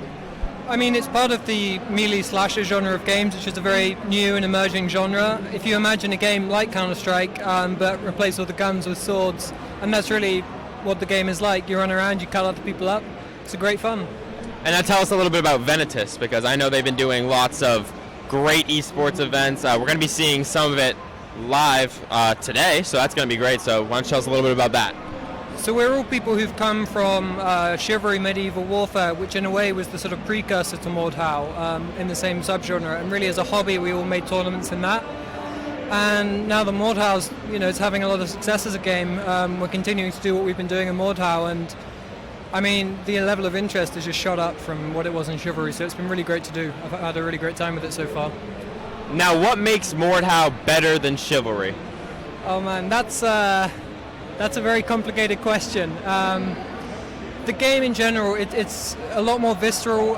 It feels very meaty to play from a casual point of view, and it removes a lot of the bugs which plague particularly the higher echelons of play in Chivalry. And rather than simply removing them outright and not providing any replacement mechanics, there's a lot of other things which have been brought in, both to keep that same level of complexity and skill, and also to provide players with the tools to deal with situations which in Chivalry really bugs help them deal with. Now, what are you looking forward to most in the future of both Mordhau and your organization? I'm just really hoping that Mordhau becomes an esport which, it can provide the ability for people to really pursue that as their sole interest in a career, really, and that we can see it flourish and have tournaments with big prize pools, big viewerships, that kind of stuff. I just really want the scene to grow. Now, I know you only just got here, and you were actually telling me a little earlier that this is your first gaming convention, so how are you liking INSOMNIA65 so far? I mean, it's daunting but exciting. It's, it's a big place both physically and every other way, so yeah, I'm really happy to be here, but at the same time, a little nervous, I think it's fair to say. And now, what do you think about the British Army having a booth here and kind of supporting gaming, supporting esports, and really getting more and more involved as the days go on? Well, it's definitely not one of the things that's making it less daunting. But yeah, no, it's interesting, good to see them here. I mean, I know they have a lot of history with both traditional sports and esports, so it's not massively surprising, but I guess that's the thing which a lot of people aren't that aware of. So yeah, big thanks to them for being part of what we're trying to do. Yes, big thanks to the British Army, EFLGG, and AOZAT for doing this whole thing. And now, my last question to you would be, are you just so excited for this day to continue? Very much so. I mean, it's the first major 3v3 event which at least we've done in Europe, and I'm not aware of any others, so it's going to be really interesting to see the teams all divided in new and interesting ways and how they stack up against each other. Anything you want to finally shout out before we head back on over to the CSGO desk? Not that I can think of right now, just keep building the scene and keep playing if you're an active competitive player, or if you're trying to break into the scene, keep at it, because I think it's going somewhere. I think it's going somewhere too. We are so excited to be having Mordhau today. Now we're going to cut back on over to the casting desk and see some more CSGO British Army vs. Gamers. We can't wait for more INSOMNIA65 action live with EFLGG and AOZAT. Heading on over to you. Thank you very much for that, John. I'm joined on the Cassidy's desk now by Relic. He's, Hello, everybody. More of a CSGO expert than I am, and we're going to get back into the Army versus the general public games. We are indeed. We are back, and it is. It's currently 8-6 in favour of the CT side now. So the Army team, they've been doing a lot of damage. However, it's been a close game so far, as we can see. Nearly going on the half now, and our auto director has broken. Let me fix that. There we go. So yeah, it's just popping fresh left with his XM, and he's going to get spotted out by a smiley face. Interesting name choice there, but we'll go with it. Well, it looks fairly even at the moment. Like, yeah. From some of the games I've watched earlier, the Army was actually stumping the public. I think It does look fairly even. Currently got the terrorist with 4 rounds back to back. 5 rounds back. 5 rounds back to back. Yeah, so we're wrapping into the pistol round now. This is going into the 16th round, which is obviously a pistol round on the second half. Few dualies brought up, and we love to see it. Tyler Ree running straight out of ramp, and he's going to peek stairs. Catches real Sheriff there, down to 77 HP. And the rest of them are just stacked up towards spawn now. I'm not really sure what's going on. I think terrorists are having a bit of a slow start to this round. Like, they've got a little lead at the moment. They just want to take it nice and easy. Yeah, the damage lead is now over to the counter-terrorist. Avex is going to try and improve that, though. He gets a headshot onto a washed-up streamer, but Poppin' Fresh is there to trade him instantly. Watched a bit of Poppin' Fresh yesterday. Like, played pretty well. Like, yeah. Yeah, some of the Army players are pretty good players. They know exactly what they're doing. But we're missing all this action on the pistol round. Cronenberg's still AFK. We've had a little bit of movement from him. I'm not really sure what's going on there. And Tyler Ree's going to get the bomb down meanwhile. There is 2 counter-terrorists near him though. I don't know if he spotted them. Spotted one now. Killed me. Not looking good for the CTs, not going to lie. Bit of a whiff there. There we go. Josh is down now, and unfortunately Cronenberg. Having a bit of issues. AFK. Pretty sure this is going to take his level. And there we have it, 8-8. Yeah, the counter-terrorists managed to clutch out that round. Obviously, Cronenberg had a few issues beforehand and mid-round, so... As you can see on the scores, like, Cronenberg's actually carrying the Army pretty heavily. Like, without his kills to deaths, it's not actually looking very good for the terrorists. Yeah, so we've got Tyler Ree and Cronenberg, 16 and 17 apiece. And that's what, 43 frags in total. And if we look on the scoreboard again, a couple of the general public players there, they've got a fair amount of kills. So they are helping out their team, and it is pretty even across the board. Let's take a look at ADR on every single player. So we have both the top players on the T side with over 100 ADR, so they are averaging at least a kill a round, and nobody currently on the CT side averaging that, so it's quite surprising. Having said that, the CT side, they are putting out like pretty consistent numbers, so it's just what approach actually works best for you in CS. Do you want one player popping off, or is it better to have the entire team sort of all pitching? I think, in my opinion, I would rather the whole team would be playing well rather than just relying on one person to carry the team, because in that case, if that guy's not having a good day or he's just not feeling it, then you can lose rounds and you can lose morale in the team. So that's what we're seeing here with the terrorists at the moment. Like, they got off to a good start, and counter-terrorists have actually pulled back into the lead now. Yeah, it's been a bit of a rocky start on this half. 9-8, and the counter-terrorists are going to be able to get the stronger buy. A couple of M4s brought up, an AK save, and also the SSG. Nova killed me. What are you thinking about that Nova? The shotgun is it's going to do some work, I think. Yeah, like, to be honest, it's not where I would go at this point, but you know what, it's a show match. We've got the public versus the Army, like, go for it. Yeah, we may as well have a little bit of fun whilst we're here. If you guys did not know, we are at INSOMNIA65 currently. We are here in partnership with the British Army, and if you want to find us at INSOMNIA65, we are Whereabouts are we? We are in the main hall. Streaming on Twitch under EFLGG. Yes, we are indeed. Partnered with Aoza. They'll be distributing through YouTube, Facebook. Yeah, I Mixer. believe we're all over.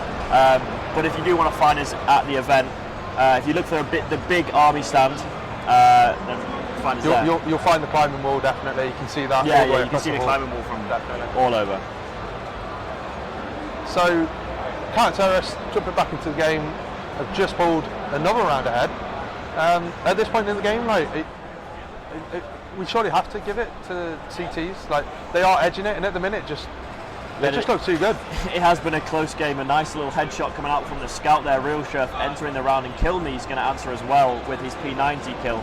Maybe gets a knife here. He does. Josh goes down to the knife of Killed Me, and it's left off to washed up streamer and Poppin' Fresh with his Glock. I don't see this round going in the favour of the terrorists, and indeed it does not look like it's going that way. Bomb is going B, however, so yeah, there is that chance to get the bomb down and get a little bit of that extra cast there. We're currently in a 1v4 situation.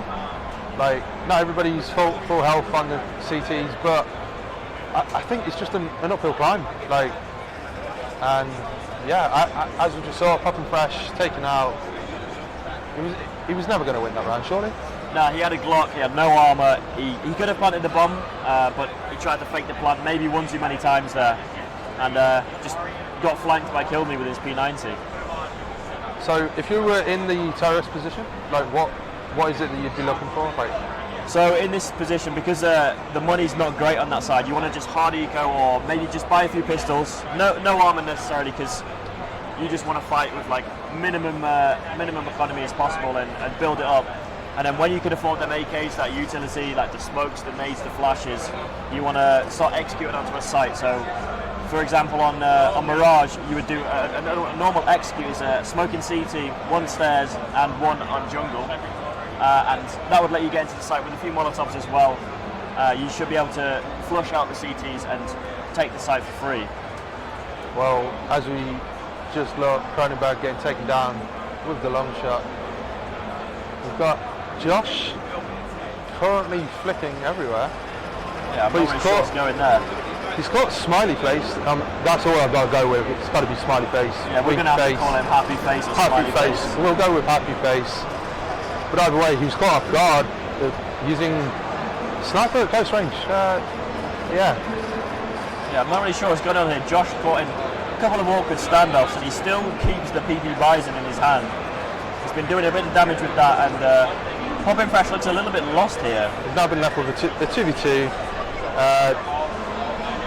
Probably going to edge this one for CTs again. Oh, nice shot Just from as Real I said, that Chef. shot takes out Poppin' Fresh. Josh needs to be careful. I reckon Josh does this. I 1v1. believe in the BB Bison right now. Really? Yeah, I believe. Okay, we've got faith. So we've got game just diving through the window. And he hasn't picked up the bomb, and he surely heard that sound cue in Vents where he was jumping down from ladder room. But 10 seconds to go, and he's going to have to catch the game off guard, and he will. Josh swings on the corner, down to 42, and he does manage to clutch out the round. So yeah, I think he's done that a couple of times this round, where he's walked around the corner, somebody's got a sniper out, maybe a little unexpectedly, and it's played into his field, to be honest. Yeah.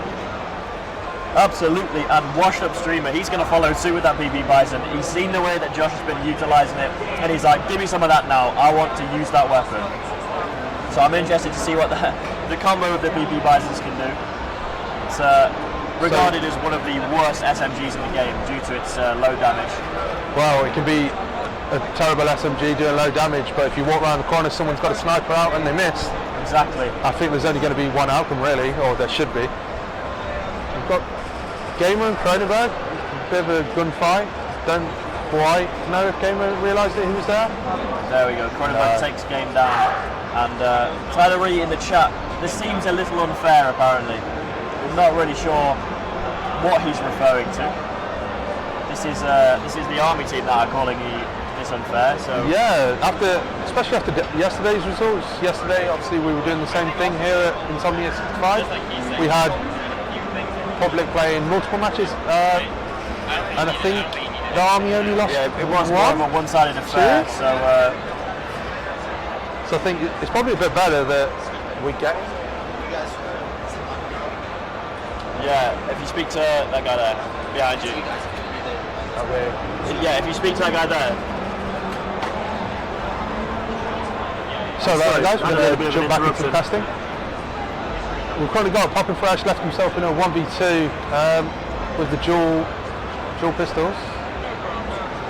Yeah, he's got the dual Berettas there. He does have a shotgun in his inventory there, so if he does want to take that out, then could do a little bit of damage. We've got mess all around the set now. People walking everywhere, and currently we've got Happy Face. Oh, there we go, Happy Face. I think we should just call him Colon D. Colon D. Colon D. Okay, cool. We'll go with that. Colon D it is. It's going to be literal here. Or we could call him Winky Face. Because it is a semicolon. Okay, we'll go with Winky Face. Right, that's the last we're going to be discussing about the general public game. Like Winky Face it is. We're done. Yeah, there we go. Winky Face. Winky Face, Avex, Game 18, Real Chef, and Killed Me. The super team apparently they're going to be able to go 3 rounds ahead of this British Army team. They have been dominating a lot of people throughout yesterday and today. See Chef getting a great little position there, catching them off guard as they walk through. But Cronenberg is just going to take him out with a headshot. He's going to instantly trade them kills, but Killed Me and Colon D, the man himself, runs into the site and he is going to shut down this. Wait, we're back to Colon D. I thought we'd settled on Winky Face. I don't know what we've settled on yet, but Cronenberg. Either way, you guys at home know what we're talking about. Yeah, they do. Yeah. You know what we should have in Twitch chat? You should put it in Twitch chat right now. What do you want us to call him? Winky Face. We might be able to set up a poll. Winky Face. Colon D. Colon D. Unfortunately, Cronenberg put in absolutely work in that round, but he wasn't able to get the victory. Pretty difficult when he's left up on his own. Yeah, it is looking like the W for the general public now. The British Army won't be happy with this one.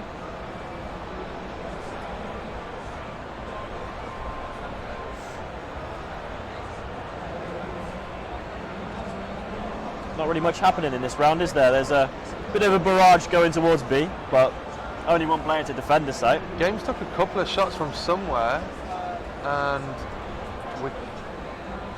that may have been the nade from the tees, yeah. Yeah. See, I think Game's playing a very risky game here. He's not got eyes on all the people there in the windows, and he keeps trying to pop. And as you can see in the top corner, Cronenberg does take Game out as well. Was that a bit of team fire there? Yeah, I believe there was a little bit of team damage. Tyler Reese spotted out, Killed Me, can't manage to get the kill, finally hits the headshot, and it is left up to Real Chef and Winky Face / Colon D. We haven't yet figured out what we're going to call him. So we've got a 4v2 situation, bomb planted, not looking good for counter-terrorists in this one. Chef gets taken down by Tyler Reese. Winky Face, however, he's going to get in there straight away. Instant train onto Cronenberg. Might be running into each other, Tyler Reese. No, Winky Face has gone the opposite direction. That Molotov's going to flush him out. He's going to swing this corner, and Josh takes him out with a swift headshot. He did not second guess that whatsoever. Not at all.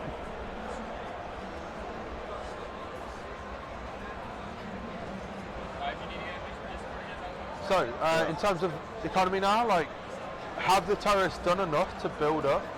Yeah, so we see Josh there with, he's got 9k in the bank, and the rest of them are pretty stable. They're able to afford the AKs, which are around 2,700. The AWP obviously is more expensive at 4,750. So if they do want to keep buying that AWP, and if they do die with it, then it's not going to be good. But Tyler Reese, he's definitely not going to be dying with that AWP anytime soon. Game 18 taken down, and this leaves the A defense a little bit weaker. He's going to get a second onto Killed Me. Behind him there is the flank though, and Real Chef finally peeks out of that underpass area and manages to get the AWP. I'm not quite sure if Washed Up knows where Chef is. And now we're back. once again, we've been in this scenario quite a few times today where we've got Cronenberg taking on 2 or 3 members, taking down Chef. Avex, I think he's given himself away, maybe?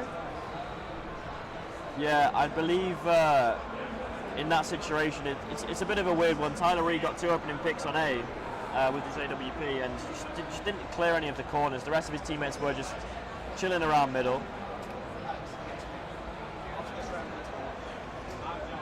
And I do believe we are cutting to an interview very shortly. I'll just get confirmation of that. Are we cutting to an interview? Yes, we are. So we will be back very shortly. Oh, after this round? Yeah, after this round. Got it.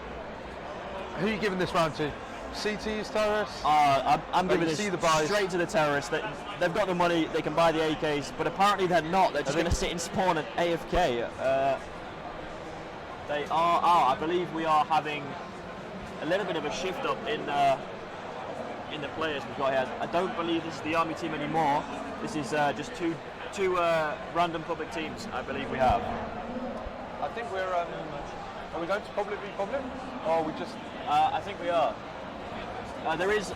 Oh no, there is a couple of the British army team maybe left. Maybe swapped a couple out, give them a bit of a break. Yeah. They have had a very long day, and they're going to have a very long weekend. Yeah, I believe they've been here since about what 10 a.m. was it? About and 10 they've a.m. been this playing morning. straight since then. Yeah. So if I was them, same I for would yesterday. want my break. Must have done 8 hours straight yesterday as well. Yeah, they were playing all day yesterday. Some people think, don't get me wrong, you can just sit in the game all day, but it does take you out, take it out of you. I think we're just wrapping up the round here. Popping fresh. He's whiffed 2 of the shots there on the. It's the AFK guy in CT spawn. It looks like what they're doing is they're just going to wrap up the round, get the game over with, and we're going to move on to the next. Yes, I believe this game is now finished, and we are swapping over some teams now. We're slowly getting a lot more people into our booth right now, so if you do want to stop by and come by our booth in Insomnia, just look for the Army tent. It's not hard to miss. It's a massive camouflage tent. Come and say hi at the desk and they will get you signed up, and you can come and play Counter-Strike against our British Army pros. So, as you can see, we're heading to the last few seconds of the round. Yes, it's on. Pretty sure CT's just. Can you hear me? 1, 2, 3, 1, 2, 3. With it, the game.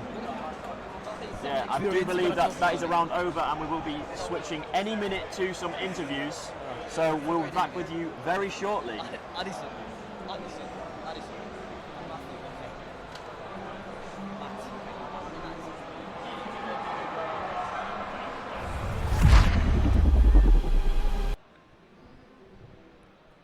Are we ready?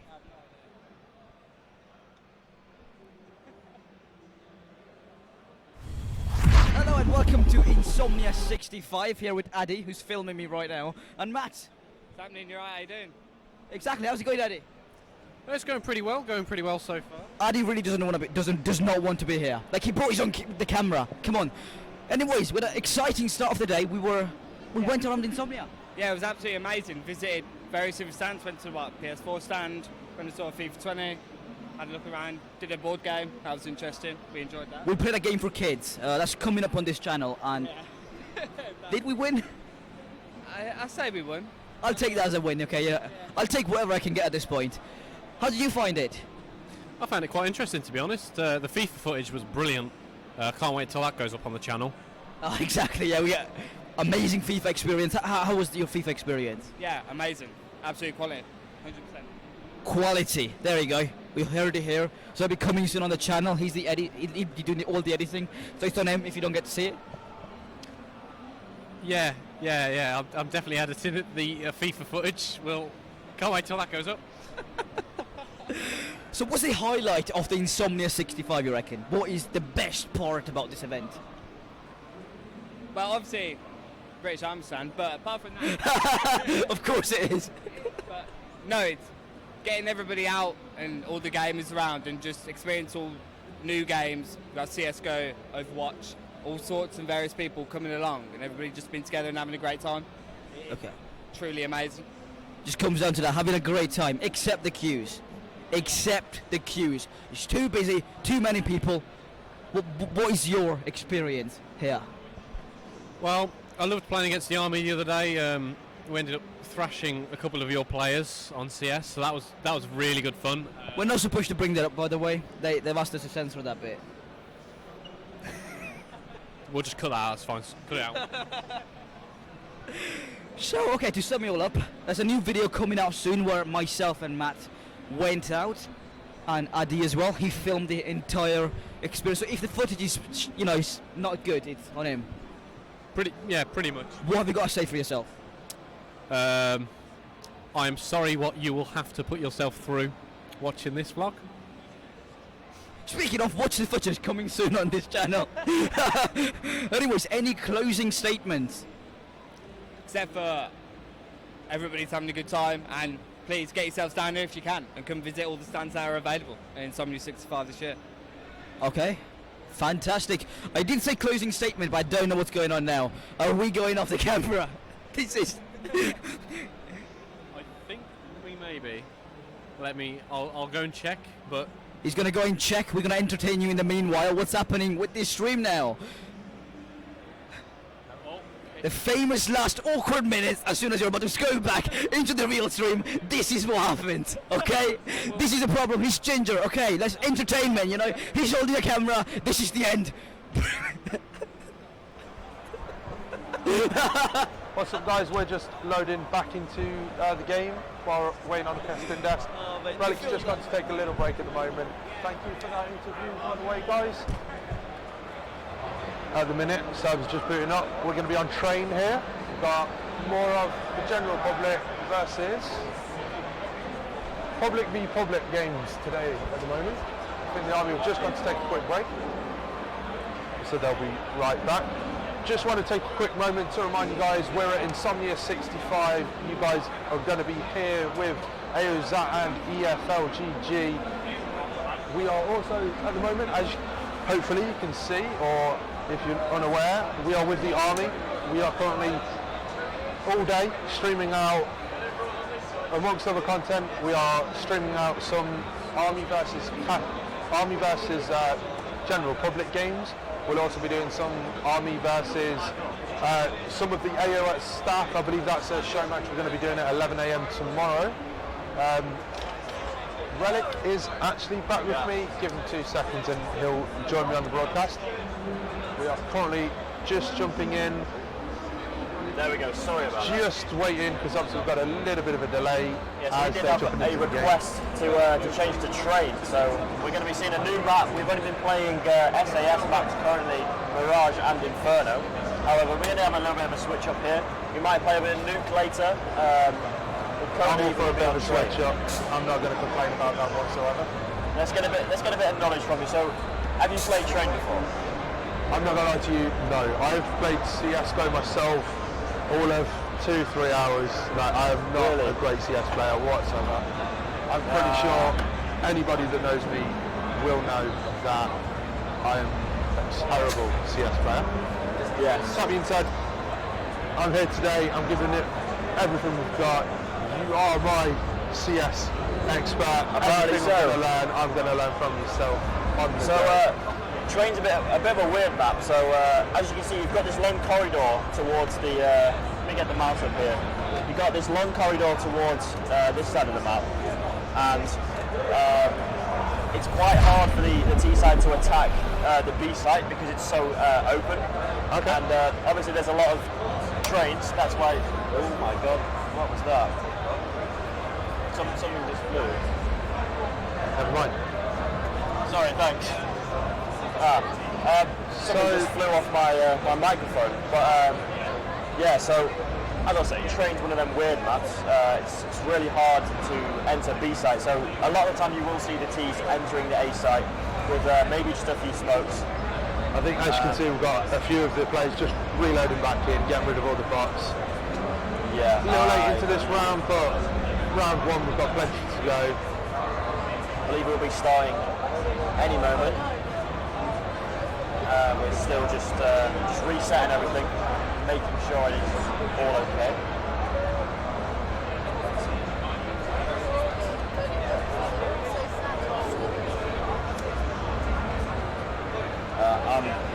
Meanwhile, I'm going to fix my microphone because something just flew off it. So,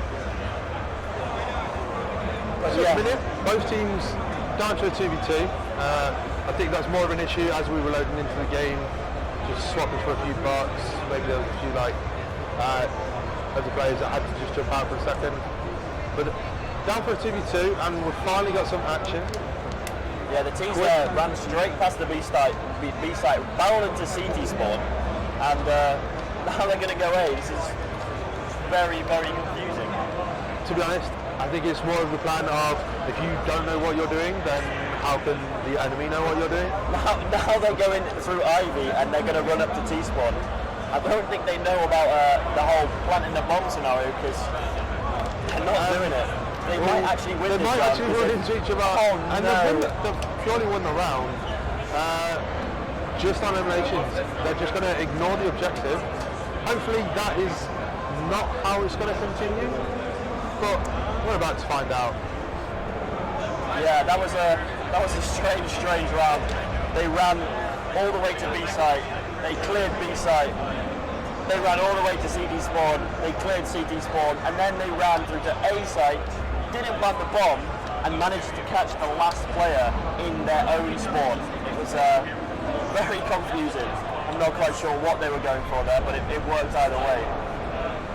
So would you say this is like a standard defensive like setup, or it's obviously not working? Yeah, obviously not. It's absolute bloodbath there. But the standard setup for train is usually 4 people towards A, and there will be a solo player B. And you see Josh here, he's in connector, so that connects the 2 sites together. So you normally have 1 player sat in connector, 1 player sat on B, because they're not going to hit B that much. So you don't need to put too many resources towards there. And if you do hear them rotating in, then the player in connector can just get around straight away to B site and help out his teammate. But in this case, we've seen, I think there was 3 people on B, so not a clue what's going on.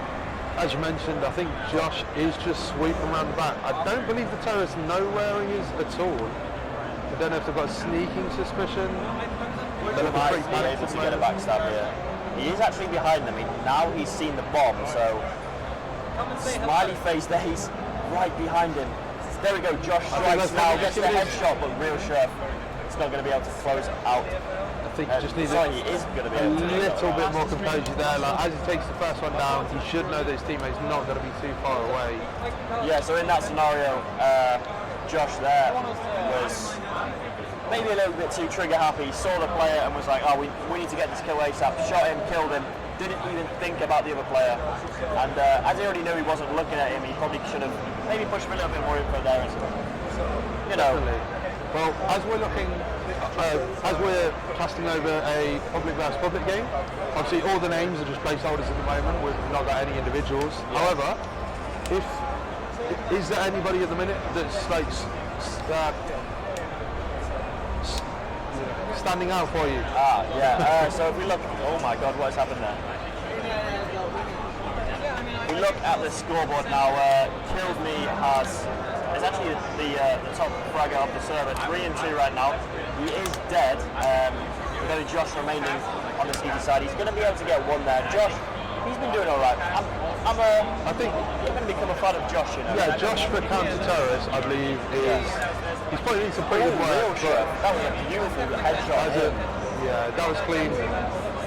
That was very, very well. Like that's one of the shots you see at like a pro level. Quick, easy, 1 tap, bam. Exactly. Round over. So at the minute we've got a 3-0 lead for the terrorists. To be honest, I can only see Josh getting counter-terrorists back into this. Like, so far, not seen much promise from any of the other players.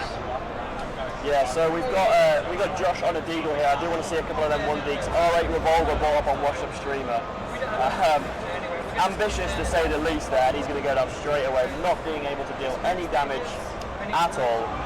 And the rest of the CTs are stuck between a rock and a hard place now. Half of them actually have bought, and only 2 of them have pistols. So obviously the communications aren't there in that team.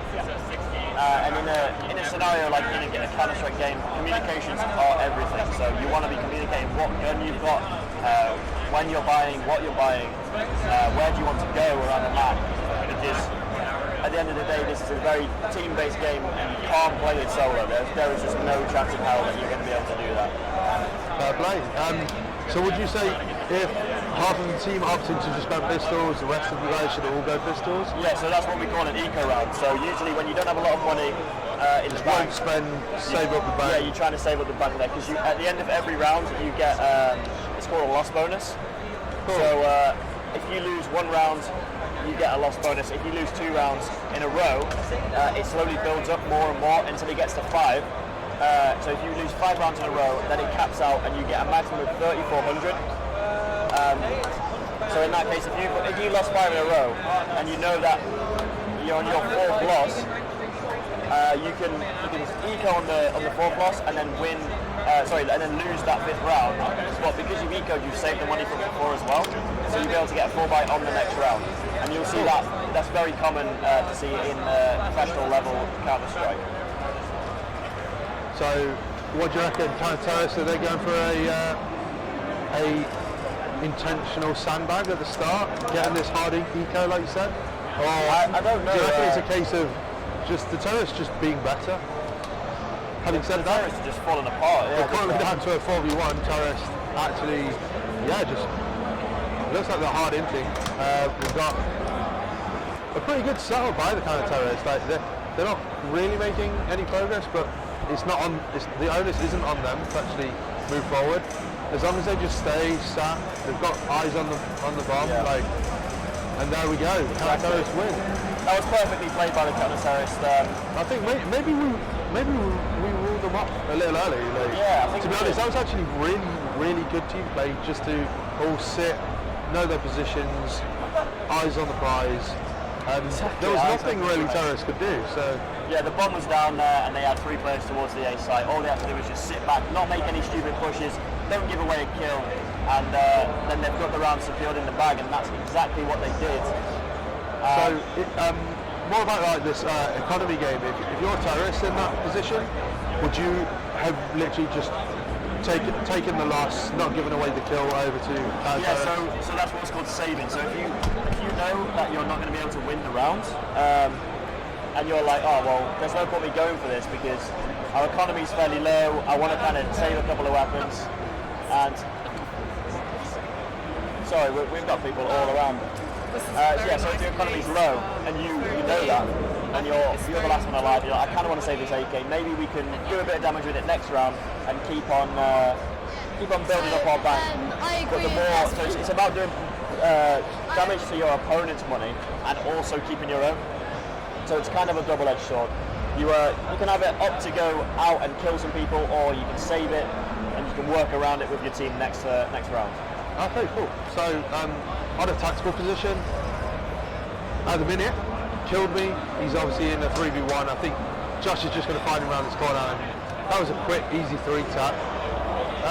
As we call, Josh off to an early lead. After a flying start, I believe, 8 and 4 for the man himself. He's absolutely popping off. Cronenberg not so involved, though he's sat on 16,000 at the moment. Like, he econ pretty well. I don't know whether that's like an intentional econ, as we see he just gets a pick up now.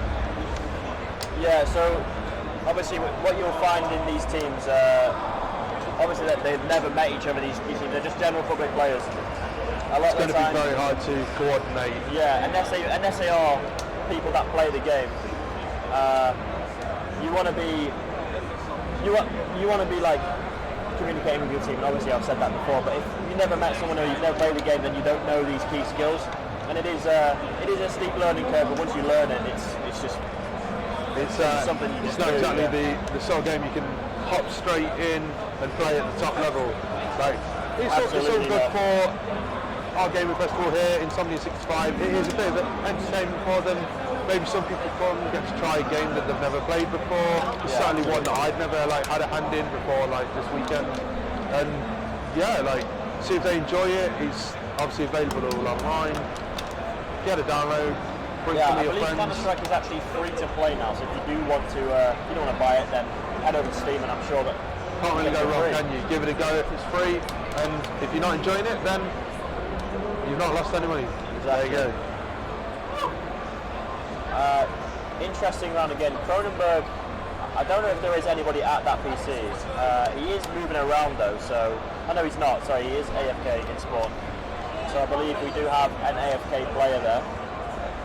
The rest of the T side have actually brought up a nice flick from Smiley Face there onto Tyler Reed, deleted with the AWP, and he's going to go for one more here. Can he get washed up streamer? Catches him out with the USP, washed up streamer, comes around the corner again. At the minute, this is a very tough position. Yeah. But up and fresh, up on the top, he's kind of got eyes all over. Bit of an awkward spray there, killed me, goes down to Cronenberg's P2000. He's finally back in his PC, he picks up the AK actually, and he's left up against Game 18. Game 18 hasn't spotted him. Oh no! What a play from Game. He saw him come in and thought, hang on a second, that wasn't my teammate. And just completely blanked. We've all been there. You're playing, everything's going up at once, and your teammate was right next to you. You turn around, it wasn't your teammate, it was an enemy, and both of you have somehow just not noticed each other. But I suppose he's not going to complain about that. Free kill per game. Maybe he was looking away, we don't know. There is a lot going on around us, so I wouldn't blame them for looking away, like noises here, there and everywhere. There are walking around, cosplay, stands. Obviously, you might have friends and family with them that they were just having a word with, so. Absolutely. You can come and see us if you're watching the stream at Insomnia. Maybe you're in the bring your own computer section and you just got a bit bored and wanted to watch a little bit of the NFL. And I'm not going to blame you. You're wrong to say hello. We're going to be here all day. Have you got some interviews from that? Up until 6 o'clock, I believe. Do you know where your hardware is? Not looking good for. Oh, I'm actually surprised this one face got the kill there. Like, yeah, that was a bit of damage. They know exactly where he was, and still. Bit of an awkward exchange, but we'll go with it. There we go. Finishing off the round, and Smiley Face actually manages to get himself a 3K in that round, which is pretty impressive. So since earlier, Josh has kind of gone off the foil a little bit. We have just been told that we are coming up to the last round of this game. Right, we're swapping to a quick faster clip. Going some clips quick. And we're going to be switching over to a couple of highlights and caster clips very, very shortly. So we will be back with you guys in just a minute. This is round 23. Mac is my strong suit, guys. Don't worry about it. Oh, here we go. Interest. I already know what's going to happen. W7M. Why are you guys just getting so annihilated? Oh my god. Mirror running out of bullets, but he's still going to go for it. Oh my lord. Mirror. My god. A 4K. What is that? What is happening right there? You're too slow. Outside, he's good in his positions, and look at him isolate these frags. What an ace right there with a headshot. Nexa now has to fire back, and he does with 2. He's still alive, and he's got plenty of HP. It's the Glock instead. Shots 1, 2, 3, all headshots and all shots. Vintage stuff at the back of the B bomb site. He is getting shot in the face, mainly by Tolnu, who has been the star player so far. Remember, we pointed out and highlighted MDK. Such a solid, consistent player, but instead it's LDLC finding the headshots. Then with 2, 3, 4 frags. What was that spray down? Ramp gets shut down, and he is going for the ace. Those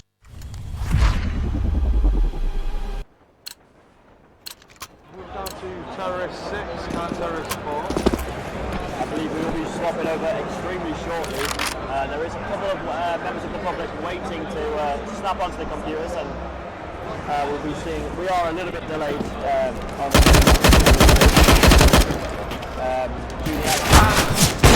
however, Tyler getting taken out. I'm not gonna lie, Alex. I don't play this game, but some of these kills, I I'm impressed with like wrist movement, aim. You gotta give it to him. I suppose that's exactly why the Army are here, sponsoring us as gamers. Like, it's all sort of skills that would be required as a member of the Army. Yeah, that, we have as well been playing maps like Mirage and Inferno, which are in fact SAS maps. That's the reason why we played them. And I think we might be changing the map for the next game. We have the admin there just in front of us. Just giving us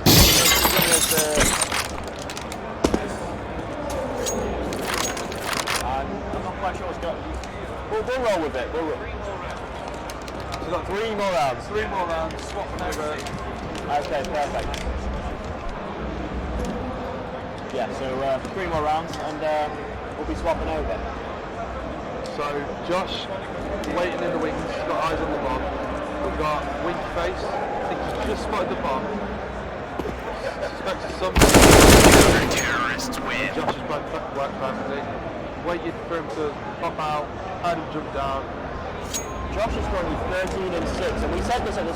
Oh, sorry, no, he's 11 and 6. Popping fresh. I don't even see Popping fresh been on the board, but apparently he's been doing absolutely good. He must have putting in some work. Like, I know he missed a round or two, but that's some good numbers. So maybe it's not all lost to counter-terrorists.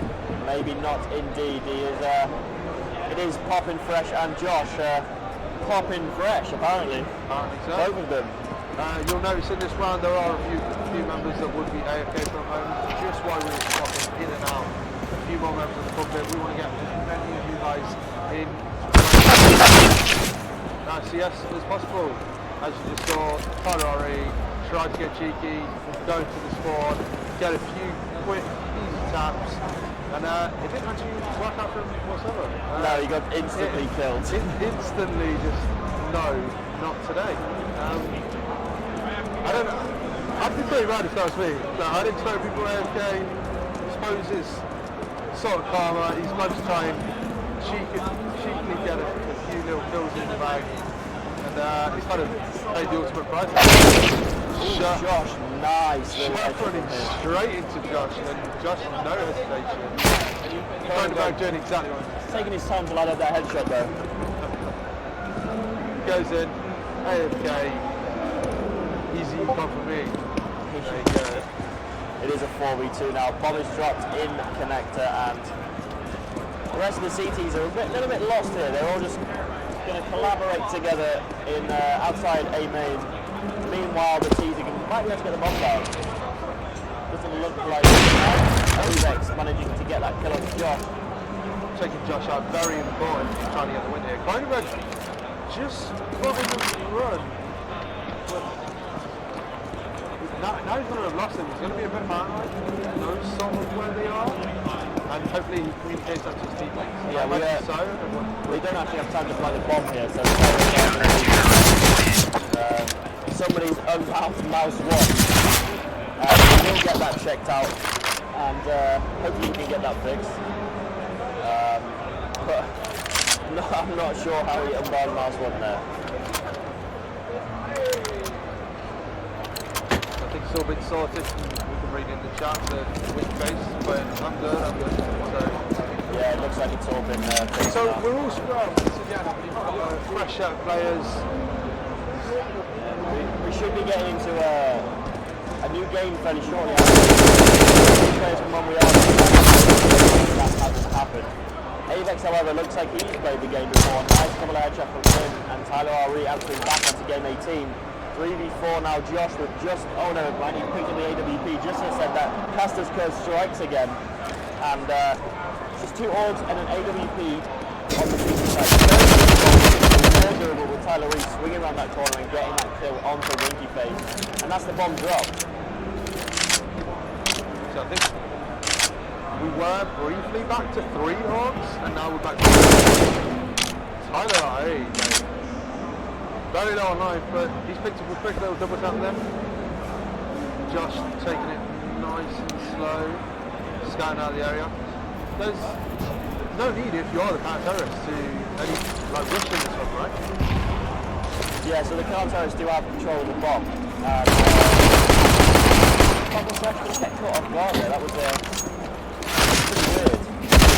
Not sure what's happening there. Killed me. Managed to sink down Josh, and it's just Tyler RE with 7 HP. I'm not sure if he can win this round. I'm going to give this Khan terrorist. This is very doable. Tyler RE very low. Fortunately for him, killed me. He's got a very, very strong suspicion exactly where he is. This one might come. And Kilby takes the round. Takes it. Kilby putting up good numbers in that round. I believe we are going to be switching over to Nuke anytime soon. I am just getting confirmation of that. I don't know where the admin's gone. Oh, it's over there. And we'll grab him anytime soon. And yeah, so it's a pretty even round. So obviously we've swapped over some new players. I think ones to watch from what we've seen so far. I've been killed over the pretty accomplished. Like that's a couple that he's hit in the 2 rounds. He's gone straight in, no hesitation, bomb down. China.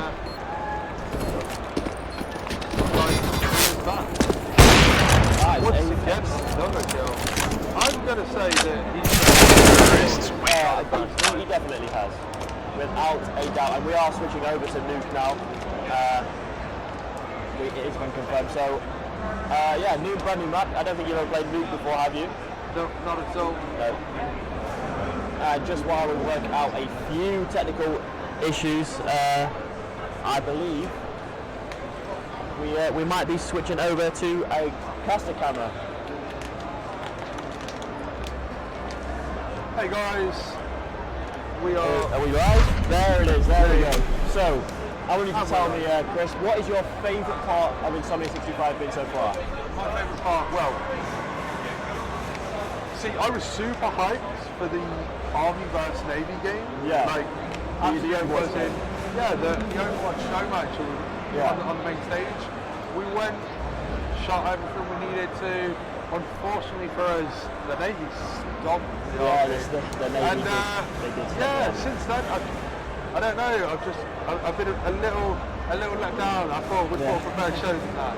I believe we do actually have that Overwatch footage, so we're going to try and grab that, and yeah, there will be a cast of that game, so you will be able to see that here on the INFOGG channel. What if I send that back to you? Like, what's your favourite part of INSOMNIA65? I don't know. My favourite part of Insomnia so far has just been meeting everyone. We went round yesterday. Did a few interviews with a lot of people. We met quite a few people. There was one person we met. He had a stand nearer towards the entrance. I believe he was a Death Eater in Harry Potter. He also played a part in a Final Fantasy game, as his face was modelled after the character's face. King Regis, wasn't it? Yeah, King Regis, that was the one. He was a super nice guy.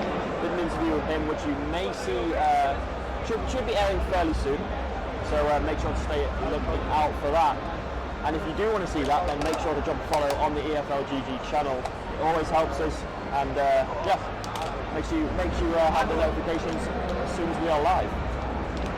Or as well. We are still just waiting at the moment. We are on a little bit of a delay. There we go. We're just jumping into the warm-up, so that's all we've got. So the box just going to be kicked off at the moment. Plays get put in. You know the drill by now, guys. Yep. We will just be waiting for all of the players in the game to get in right now. So these are going to be.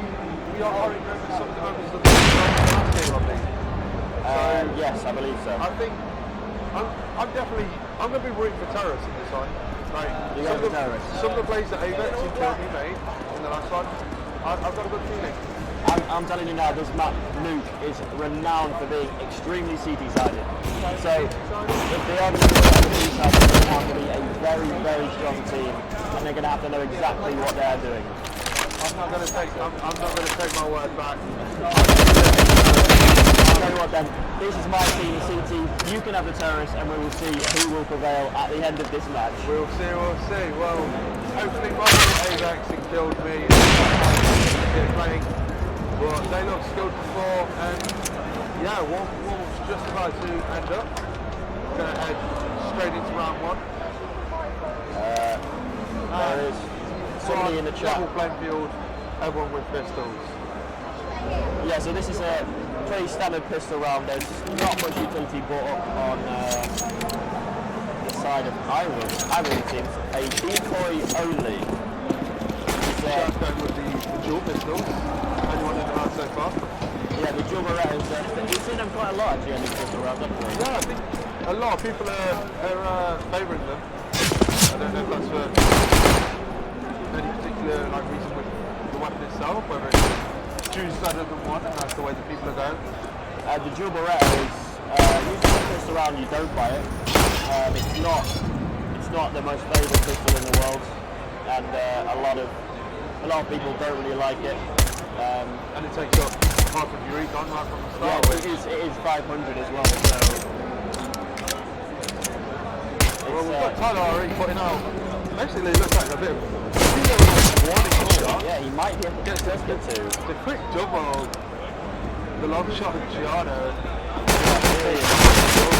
The man himself just crouching around the corner. He's going to get taken out by Avex. It is now a 3v2 bomb on the back of Game 18. And they still haven't planted that bomb on the A side. They've got full control now. Tyler RE and Popping Fresh are lying in wait if they do want to come down to the B side. Popping taking it slow. I think at the minute he is going to be safe. He's actually more Avex on the guard. Not much of the game's there. I would not suggest going back out there.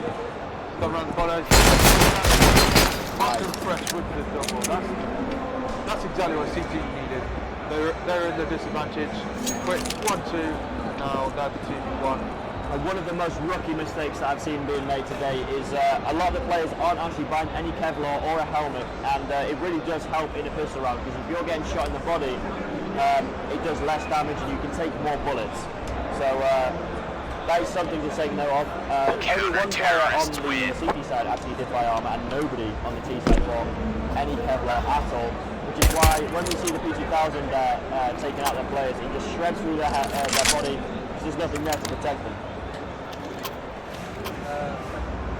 At the minute, I think Tyler is probably the MVP from the round. Would you say, or Popping Fresh? Yeah, Tyler had a pretty good pistol round there, getting a 2K with the P2000, and it is stronger buy in full for the counter-terrorists.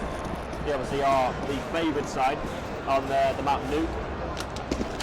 But anything can happen, ladies and gentlemen, especially here in INSOMNIA65. It's been a whirlwind of events. Yeah, definitely not going to be able to there.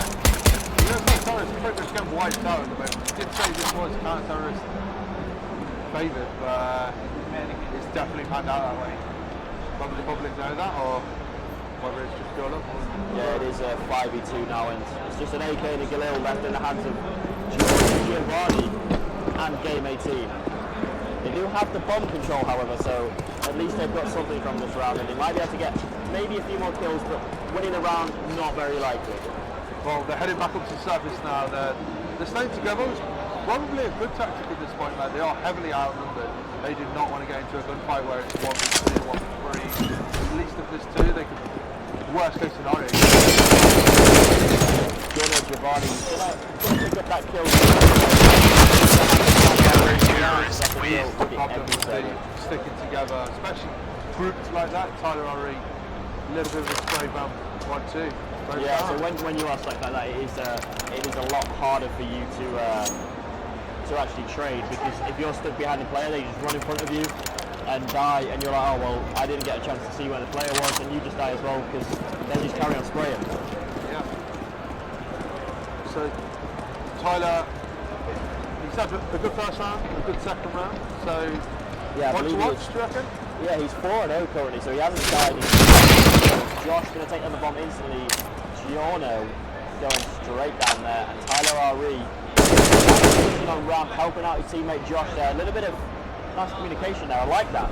Little crossfire play at this level. So it was nice. And they're just going to a little bit aggressive. He finished off the round as well. Well, that one was quick and clean. Yeah, 5-0. Didn't even have a chance really, did they? No, there was no like extended gunfights. It was more just quick. Tyler Ari gets his third 2K of the game, so that does make him 6-0. Still hasn't died. Is it a little too late to change my vote? Like, oh no, listen, I want to reverse you didn't get the chance. You had the chance earlier. You're not changing your vote now. Come on then, I've got to still vote. If Avex is scoring like that, then you're definitely not going to be winning this game. Goes down and Avex is in a very, very bad position now. HP goes down to Ginger Spunk. Traded instantly. There's a player on top of Silo. And Killed Me actually gets the better of him in that duel. Mega. Ginger Spunk. He's going to trade that instantly. 8 HP for him though. 5 bullets as well. He's not in a very good position either. Straight Benedict's the M4. I respect the play. Well, currently we've got all the terrorists above ground, all the CTs below ground. Don't quite know if that's the play that the CTs want to be making. They're very aggressive there, pushing very far forward. Yeah, they've given full control to the A site, so the bomb can come in now and get planted. One thing we are seeing in these public games is we're struggling to have any sort of like confidence in going for the objective. Yeah. Like they're too worried that people are playing defensive and someone's just going to pop down the corner and get a quick like kill on them.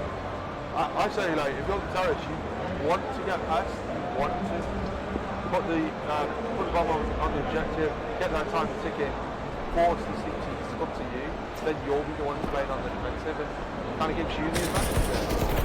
Yeah, Josh, he was on the ladder there while shooting, and that does actually impact your accuracy. So, whilst being on that ladder, your bullets will spray differently to how they would do if you were grounded, and also if you're jumping as well, your bullets spray differently. So something to watch out for. We've got Chad just taking a little vantage point to the left. He's died, no. It's fine, he took the death. He is 7 with 1 assist and 1 death though. You know what? Not bad at all. Giorno is he's putting in some decent work for us now. Like, come on, terrorists, I got faith in you. Tyler's brought up York though. There's no way that you're winning this game. No way. It's over. It's over. It is all over. Tyler Ari with that AWP. I'm interested to see what he goes with that actually. He does want to go outside. Probably one of the best positions for it. The other being Avex getting a bit too ambitious there. This one.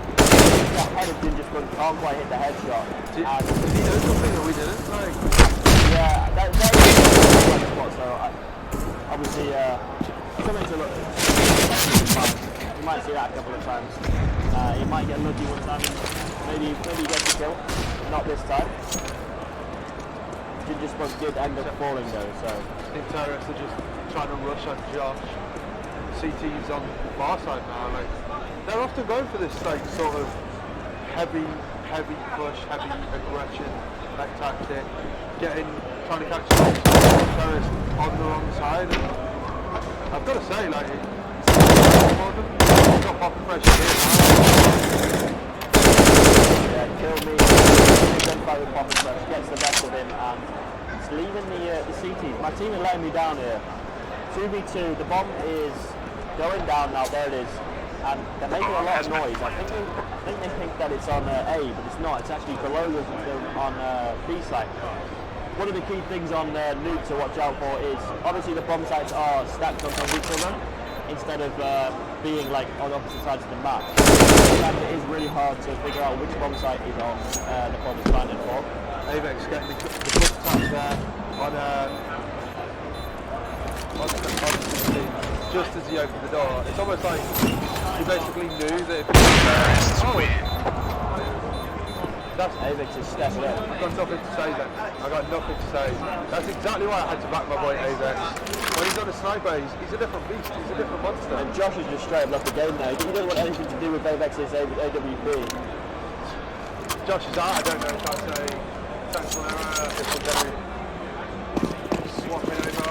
I know a few of the members of the army to be playing against public fairly soon. We'll jump into an interview within the next few minutes.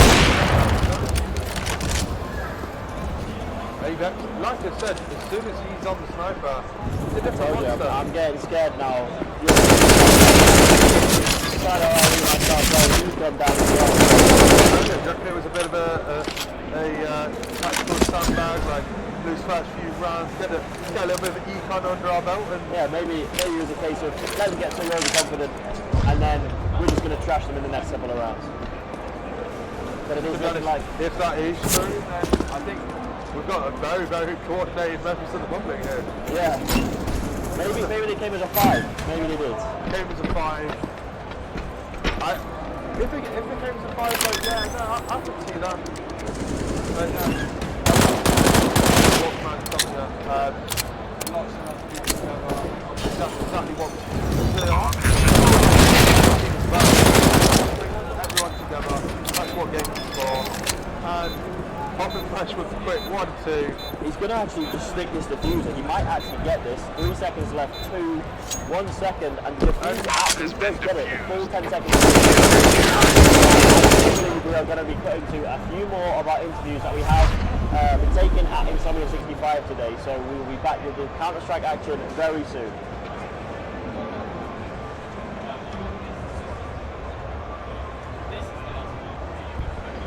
Hello everybody. We are here at the INSOMNIA65 Be the Best booth in the interview area, and I'm here with Louise. Now, how's it going? Who are you dressed up as for anybody that may not know? I love the red contacts as well. Very creepy, very scary. I am dressed as Ash, her socialite skin from Overwatch. What else you want to say? Is Overwatch your favorite video game? What inspired you to put on this costume? Ash in general is like one of my favorite characters. Overwatch isn't my favorite game because Final Fantasy 9 is. Oh, now here's my next question then. Why is Final Fantasy 9 your favorite? Because there's so many Final Fantasy games. It seems like someone will be like, oh, Final Fantasy this, you know, what makes Final Fantasy 9 your favorite?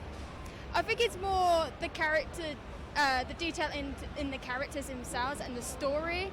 I absolutely love the story. I love Final Fantasy 8 as well. That needs a lot more love than it does now because Final Fantasy 7 is one of the top ones, really. What's the worst Final Fantasy game? Is there one that's generally accepted by the community as the worst? Because I know little to nothing about Final Fantasy. The only Japanese I don't think I've really played a Japanese RPG too much. Like I played that one game, I think it's called Dragon Quest or something, with like the slimes or like the most generic enemies. Do you know what I'm talking about? Yeah. That's not really, but it's verging there, but that's the closest thing. So what would you say is the worst Final Fantasy game? In my opinion, there is 2, and that is Final Fantasy X Part 2 and Final Fantasy 12. Mostly because in Final Fantasy 12 the combat system is absolutely awful. How can they mess up a combat? It seems kind of simple, the combat system at the end of the day. In 12, it's very complicated, mainly because you have to do so much in it, but like, I prefer combat system in the older games, mainly 6 and 5, going up to 9, because they're basically the same combat system. And now you got a weapon over there. Did you make that all yourself? I did. I made it in 2 days out of things in my bedroom. 2 days? Here, do you want to hold it up real quick for the camera, just so they can fully see? It is a full-on loaded gun. I love the paint job on it. It matches the outfit. Now, how long did it take you to make this whole outfit? Come together. Make it come alive. The jacket itself took just under a week. The hat I made last night, stayed up till 2 o'clock in the morning making it. This took 2 days. The boots took a day because... Yeah, the fabric is like a suede type of thing, and then I put this pattern on the top, which is like a lace material, and I put the zipper there. But like, other than that, like the attention to detail at the back is the tail itself was Yeah. another thing I made as well. That one You fully made that? that one took 3 days to make, all hand stitch as well. Hand stitch. So you really put in some time to this outfit. And it seems like you also procrastinated a little bit, staying up till 2 a.m. with the hat. Well, the worst thing about it is that I lined it with fur. Oh. Why is that the worst thing about it? It's very warm. Oh, are you overheating a little bit? Under the tent, you know, it's getting hot and heated with all the people playing CSGO. Now, what do you think about the Army being here at INSOMNIA65? You know, getting more involved with gaming, more involved with esports? I find it very interesting. They never really come to conventions, really. They were here at the last Insomnia, but I'm not sure if they had a booth before that, but I could be out of the loop on that. I don't think they have. This is the first booth they had, I think. No, they were here at Insomnia64.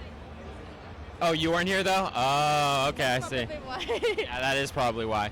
Now, is there anything you'd like to give a final shout out before we bring on the next lovely cosplayer? Is there anything you want to shout out? You have like social media, if there's a favorite game you have, any friends or family you want to say hi to? My cosplay page on Instagram is Crimson Ash Cosplay. Also, Final Fantasy IX is the best Final Fantasy ever. If you fight me. Fight me, all right. Well, hey, thank you very much for coming on. We're now going to bring on the next cosplayer. So she's going to walk right on down. And I'm very excited. Look at this huge sword in hand. I'm scared, okay? I'm scared that I could get stabbed. How's it going? How's it going? What is your name? I'm Jack. Now, I'm loving the eyes. She had red eyes. You got these clear blue, like almost white eyes. Yeah. Now, how long did this costume take to put together? Is that sword completely custom made by you? Yeah, it's made accordingly to my height and size. I mean, some people taller than me and bigger than me would have a fatter sword and much bigger sword. So all of this I had to completely measure out, work out to my model. Wow, and so you just fully on designed that? Yeah, I didn't exactly cheat by printing out. In fact, there was no print whatsoever. Everything was drawn on. Hand cut and everything? Hand cut and everything. And all this was drawn on a different method. And I mean, there's some mistakes, but not battle worn, I guess. Yeah, it happens. Hey, every sword will have little cuts and stuff. So how heavy is that? Could I try to hold it up?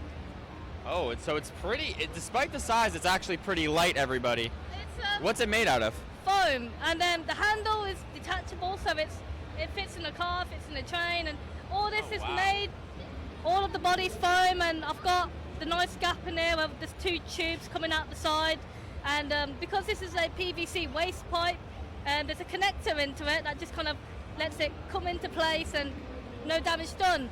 Now, for anybody who might not know, who are you as right now? Card Strife from the game Final Fantasy VII. Now, what's your favorite Final Fantasy game? We were talking to her earlier, our previous guest. She said it was Final Fantasy IX. I don't know if that's your favorite, if that's the community's favorite, but what is your favorite Final Fantasy game? I've only ever played 2 Final Fantasy games, 15 and 13, and I guess 15 is my favorite. How many Final Fantasy games are there? Quite a lot. I mean, it's probably going to be over 20 from all the continuons and other stuff. I mean, I've never actually played this one. Somebody just told me, oh, I think you'll look great as a character. Watch the movie, get into it, and then a few years later even, I've started making this outfit and still never played the game, but I'm really hoping to play the remake. Do you think when you get in that costume, your personality changes? Do you think you've kind of start, like method acting almost? Do you think when you're fully in the gear that you are completely as your character? I mean, or do you think there's a little bit of you still in there? I mean, I've never actually played the game to get into character, but I'll pick some up from the other people who dress us up to kind of give me the idea of it. I've seen pictures and, I just make things up. I get the personality and I just kind of act on it on my own. So a mix of the two, I would. Now, what other people have you cosplayed as? What other characters? Do you have any memorable ones, any favorite ones? Because I know you said you're not too familiar with Final Fantasy, but I bet you've cosplayed before. Yeah, I mean, I've cosplayed Noctis from the 5th one. And then I also do Devil May Cry cosplay, where I've cosplayed pretty much all the main male characters, and I guess those two are really the main ones. I've also cosplayed some like anime characters, and that just kind of goes beyond the reach of how many I can do. One of those things where I don't focus on too much, but I guess when I'm cosplaying a game compared to an anime character, it's different. All right, well, hey, thank you very, very much for talking with me. It was great fun with both of you guys on, and I hope to see you around the convention. Thank you, guys. And now, guys, we are on our way to Mordhau. We've got a beautiful Mordhau tournament coming up live. We got two amazing casters. You guys will know them, so I will see you soon. See you later in INSOMNIA65. We're going to Mordhau, baby. Yeah, can you turn the chat box off? Yeah. Yeah, I've got it. No, I mean on the settings. Fun. Yeah, man. Yeah, that'll be off. Yeah, and then chat box. Yeah. Doesn't want to come out of the settings for me. There it is. Yeah. Hi, we're here today with the first day of the Venatus 3v3 European Tournament. I'm here with Kempi. The first match we're going to be getting into is VK versus VKB. So it's a big sort of, not exactly a grudge match, but it's a team versus their academy team. I think that throws up some pretty obvious predictions, but what do you think is going to happen today, Kempi? We'll see. I mean, we'll see if any of the VK boys can take it away from obviously their teachers. So it should be a good one, to be honest with you. Just have a look who's in each team, and that would be good. Some really, really great clans in this matchup, though. This is the first group we've got for this 3v3 tournament so far. We've got VK, VKB, we've got Myrmidons coming in. Who else do we have? We have Symbol Omega as well, so Symbol's A team, I believe that is. So it should be a really good matchup, actually. I'm really looking forward to it today. Well, welcome, everyone. Hope you're all good. Yeah, so the other teams are going to say Symbol Omega, run by somebody in VK's B team. So seeing them against VK's B team later on today will be very, very interesting, I think. Have a look at who's in. Yeah, so we've got Unsy, Hitbob and Mopzilla. Unsy, of course, having a history playing for VK main team in previous European tournaments. Hitbob being an old player from Chivalry, and Mopzilla I'm not too familiar with. I'm not sure if you're familiar with him. I know the name, but I haven't seen him play, so it should be interesting. Yeah, and on the VK main team, conspicuously no Gira here today, but we do have Rise, Kryptos and Frank, extremely skilled players in their own right, each building up a name for themselves over several years. So a very impressive roster even without Gira being here today. Some really strong players, yeah. Frank especially, I think everyone knows Frank pretty well. Really well known for his just crazy animation tech and stuff like that. He's sort of pioneered quite a lot of the insane drags we tend to see him play nowadays. So yeah, let's see what they can bring to a 3v3. Obviously both teams are really experienced with the 3v3 matchup, and Skirm in general is just mostly what they do to practice now. So yeah, this should be really good. A little bit of broken longsword. Broken longsword might be his main pick there. Yeah, for the warm-up time. Can you word the broken longsword one-handed? Completely unaware of that. Maybe that's a broken. Is there a broken blaster sword even in the game? I'm not entirely sure. Might be. Rusty one maybe. Rusty Armin sword. Looks like we're getting into the first map. Going to be Tawny here. So a couple of maps in this as well. So it's not just going to be contraband all day, which is always really nice, I feel. So yeah, it's going to be Tawny to start off, which is always good.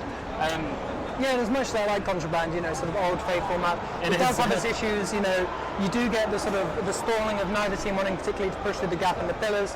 Tawny, it does cover flanks somewhat. Yeah. But apart from that and the slightly unflat ground, I do feel like it's one of the best maps for this, especially this kind of side. Perhaps a bit less so for 5v5 where it's tighter, but really great for 3v3.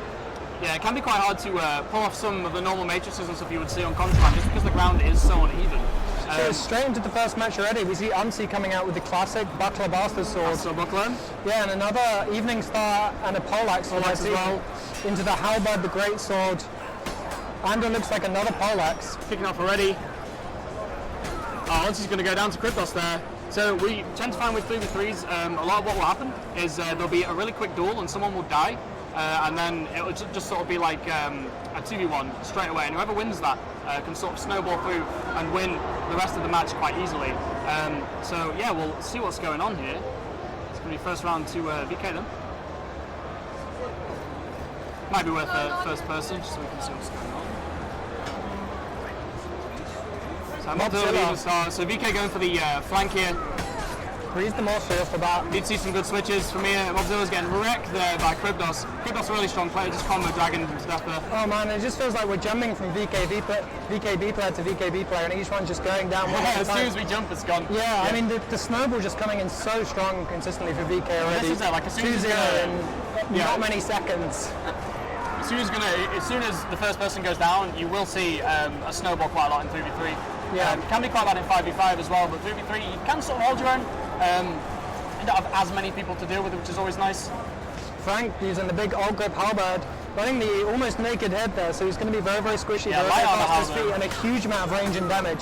No combo ability, which could be quite punishing potentially with that naked helmet if he needs to pull up a combo range parry, but Frank definitely has the skill to offset that. See, these players are that really stab good. drag from Frank, beautiful. Gets another kill straight off, and the third kill, clean sweep for Frank, no problem whatsoever. Naked helmet not causing him any issues whatsoever there. He knows he can footwork with that. He's using the advantage of the range, using the advantage of his speed. Yeah, for sure. Just some great switches there as well. As I said, these players are really experienced, so we're just going to see so much good switch play, I think, like fake switches with morphs. It's just going to be great. Yeah, Kryptos running a much more standard loadout here with the great sword. Nothing particularly unusual here. Apart from those disgustingly ugly naked arms he's got. And again, the first kill comes in for VK. VK do have some low members here, so it could get turned around. Unsee gets one kill, down to a 2v2. Falls for the thing, but he has the help to take it. Takes it. Oh, down to a 1v1. Unsee versus Rise. So Rise obviously a really strong player, but Evening Star probably has the advantage of weapon here. Being a 2-shot, Rise has 1 shot already, no stamina. Just letting him regen there, about to 40 stamp from 16. Still letting him regen, he gets He's the got the bandage bandage off. off. Is he going to get the hit from it? He went through the door, didn't try and close it behind him. He's in the upgrade. He's just waiting behind the door. Might be memeing a little bit here. Oh, walks seemingly through the door there. That was a bit unusual play there from Rise. Comes in with the morph shot at the door. Oh, it gets really nice feint to kick there. Oh, but gets him with the drag. That Parallax well known for its crazy animations in alt mode. I mean, a kick can just define the outcome of a duel, but 100%. if you just get immediately after that a really big drag off with the parallax, then frankly the stamina advantage gained from a kick isn't that relevant. Yep. Sticking to Evening Star here, we don't see a wall axe, which is actually quite refreshing. It's really popular in Skirm right now. Yeah. See him go for the switches as well. Lots of those brown weapons, if you count the parallax ult grip, coming out of VKB, double Evening Star with a parallax ult grip, lots of cleaning up there, anti-heavy armor damage. Perhaps that's why Frank has opted for such a light setup, figuring he's going to get 1 or 2 hit anyway, so definitely. Why not just go all in on the foot speed? VK looking pretty clean so far, probably as expected, I would think. One of the best clans in EU, if not the best clan in EU right now. Sorry, Powerfuel. Yeah, Frank and Kryptos only dropping a single death each, and Rise on no deaths, no rounds lost at all for VK. Could well be heading into a straight 7-0 for the first map here. Best of 3 right here, trying to switch. Unsee will go down as well. Just all we're seeing here is just brilliant, like textbook switch play here. They're just messing them up, and they just have really good awareness of where their team is and where the other team is all the time. So if they're on the back, they know they must have really good shot calling. So they'll know to turn and parry if they need to. Just really strong play. Interesting the amount of parallax ult grip we're seeing here. We've got 1 on each team. I mean, I do think 3v3 is probably the mode where parallax can perform best. I mean, it just does feel really built for that kind of size of team fight. Gives you the range, gives you the armor damage, gives you the animations. That's all you need. But I know a lot of people, at least privately to me, have been deriding it in favour of the popularity of Greatsword right now. Yeah, Greatsword is probably more a dueling weapon right now. That's definitely true. Yeah, carried over from the NA era, I think. Throwing the Armin sword there, but he goes down anyway. Yeah, I mean the NA, the first NA duel tournament was definitely the first time we saw Greatsword having a real strong presence in tournament play. Yeah. I mean before that, I mean it seems almost shocking now by how we've seen it recently, but it was really dominated by weapons like Battle Axe. Yeah, definitely. Still really strong, but I think Greatsword is coming into its own. It has the ability to 2-shot if you can pull off those headshots, which is always nice. Yeah.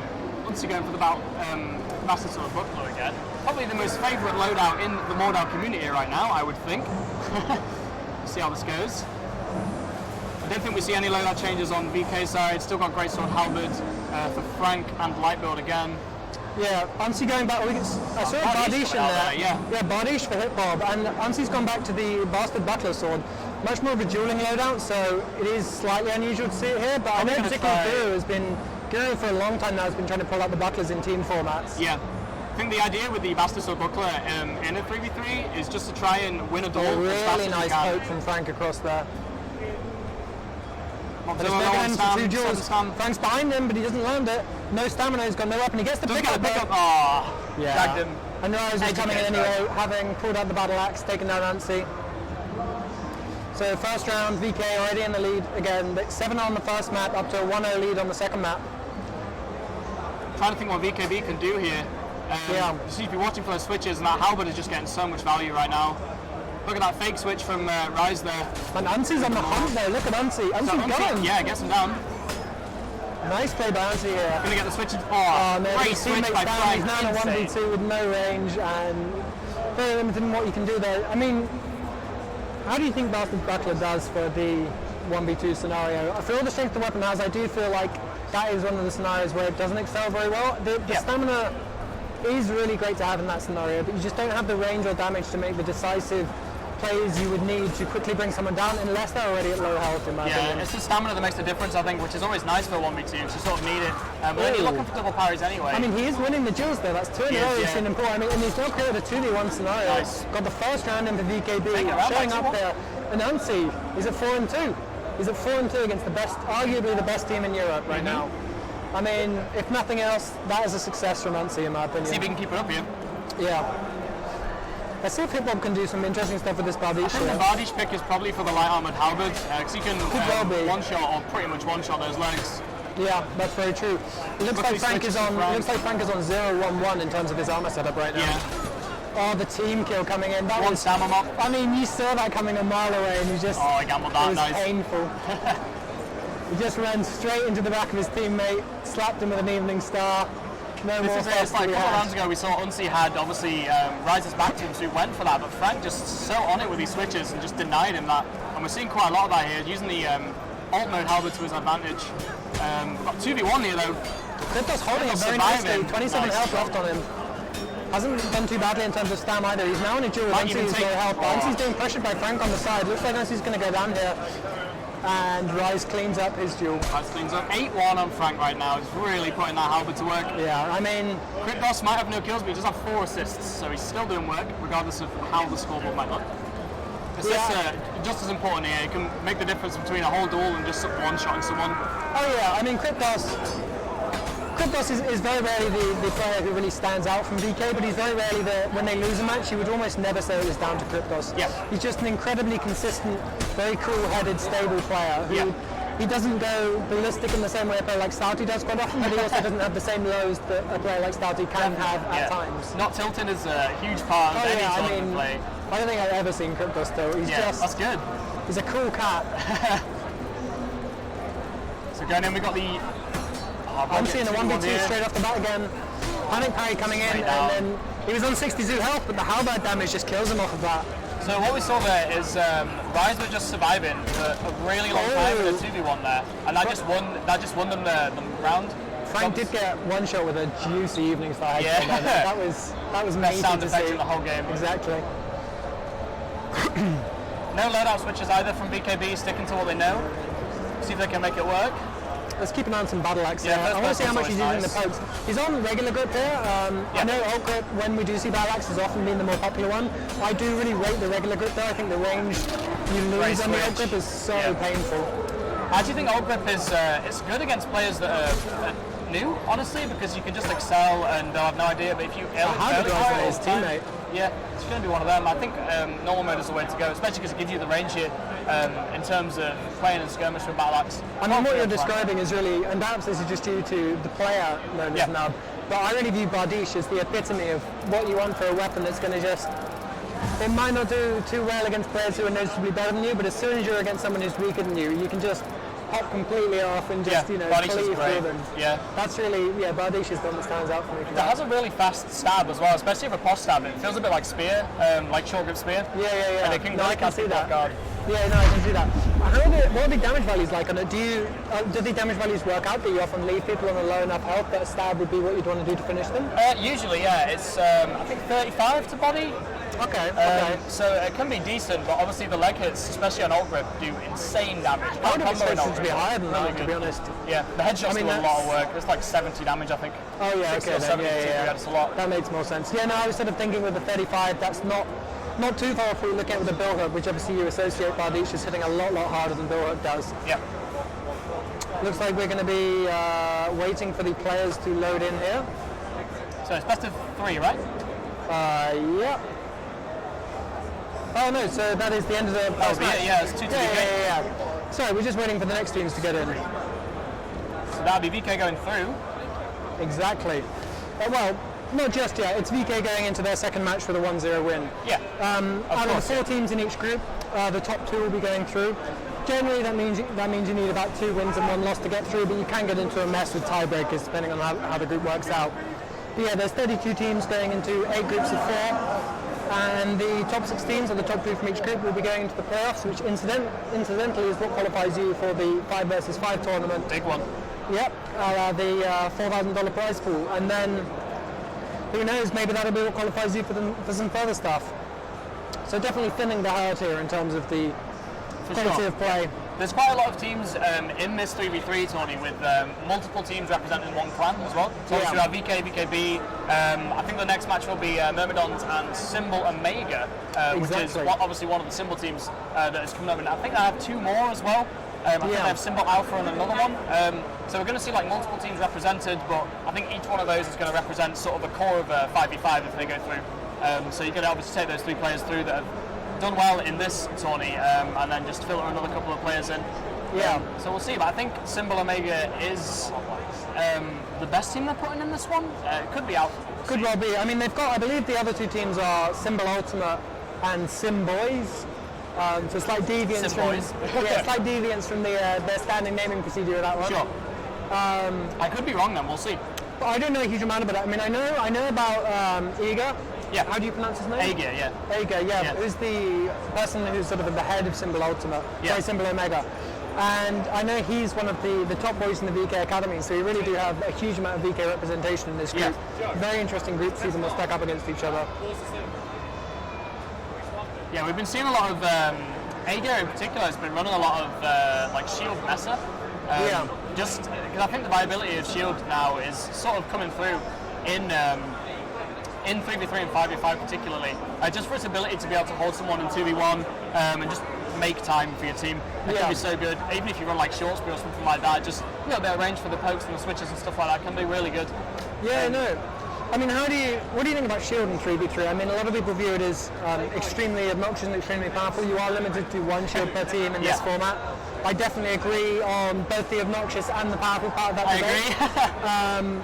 But how do you think it works? I mean, I think there's some general consensus that the smaller the format is, the more egregious shields become. And really, in 1v1 is where they are the most difficult to deal with, the most painful to be facing up against. Especially if the player is good and experienced with that shield, it can be really hard to deal with. But I mean, even in 5v5, as we saw in the North American tournament, where we had Rob running around with a shield. I mean, he made mincemeat of the people he faced against. So you've got to think in a 3v3, which is an even smaller squad than a 5v5. If a team wants to bring out a shield, it's going to be a real boon for them. Yeah, the benefit of it is just, as I said, like the survivability. It just gives you so much more time, so much more space. And if you miss parry a switch, it doesn't matter because you've got a shield, you've got a held block, so you can just sit there and take it. And it's all good. I think we're still waiting on a couple of players to get in here, so looks like they're with us, and we will get going. Interesting stuff. Great first match. I think probably expected that outcome. VK are really going to look strong throughout this tourney, I think. Again, really interested to not see Giro in the lineup. I wonder what his thoughts are behind that. I mean, I think he's at Gamescom for this weekend. That might be why. Yeah. Yeah. I mean, given the roster he's working with, you've got to think going into this group, as good as the other teams in it are, there's no team there which I think he's going to feel massively threatened by. I think really you're looking at Powerfuel and maybe a few of the top Russian teams, maybe even some of the Brotherhood teams. Are the people he might be concerned about. But this group, I think he thinks his roster can take his care of team's got it. I mean, he's got Rise, Frank, and Kryptos. I mean, none of those players are outside of the top 10. All of them, you could make a very strong case to put them in the top 5. That's that's no joke of a roster, Guru or no Guru. That's what we see throughout clans like VK and Powerfuel, to be honest with you. Obviously, the last big tournament we had, the final match was VK and Powerfuel. So we do have Agate in this team. So Squirtle, Pug, and Agate. And then they're going to be up against Myrmidons, who I think they tell us a little bit about their history. But Go on. They're a really, really old team. I know they date back to at least 2014, possibly even earlier, 2013 era of Chivalry. Yeah. In their day, they were in contention for the top spot. I'm not sure if they were really widely considered the top or not, but they were either there or they were in contention for it. They were a very, very highly thought of team back in their day. And like a lot of other teams, they slowly disappeared with the decline of Chivalry, to put it nicely. And they've resurfaced for Mortal, and I haven't interacted with them very much. I'm not sure how many hours they really put into Mortal. They're a very good clan. I've played against them a few times. I mean, they're coming in with the skill set, so you've got to think, if they're putting in the hours, which as you say they are, then they'll definitely be a top team. So, but again, they're against Similar Omega, which, as far as I understand it, it's primarily release players or at least non-shiv players, but it's some of the best out there. Yeah, so Ega is a release player. So it's really a new guard versus old guard here, is what we're going to be looking at. Ghostline is a release player as well. We'll see who the third member of their team is. And I think we'll start this off. There's Tony again, which is always nice. So Siori, again, a really good player. And on the moment on side, we have Sieni, Squirtle, and Pug. I know Pug, very good player. Sieni, a very, very old player. Fair. It's always good to have a co-caster with some Shiv knowledge, because I'm a release player myself as well. So just knowing where Mobidon have come from and just seeing what's going on here is always really good. Ghostline, seeing on the Similar Omega side, performed very, very strongly in the duel tournament the other week. Yeah, he's a good player. Anyway, he uses Pollux. We'll see what we're getting into here. Without further ado, we got Siori with the Executioner Sword, War Axe and Shield. This is an aggressive setup coming out from Similar Omega. I really like this. I'm keen to see what they can do with this. War Axe as well. Yeah, this is a big punish. The late punish. And it goes through. Sieni is down to that.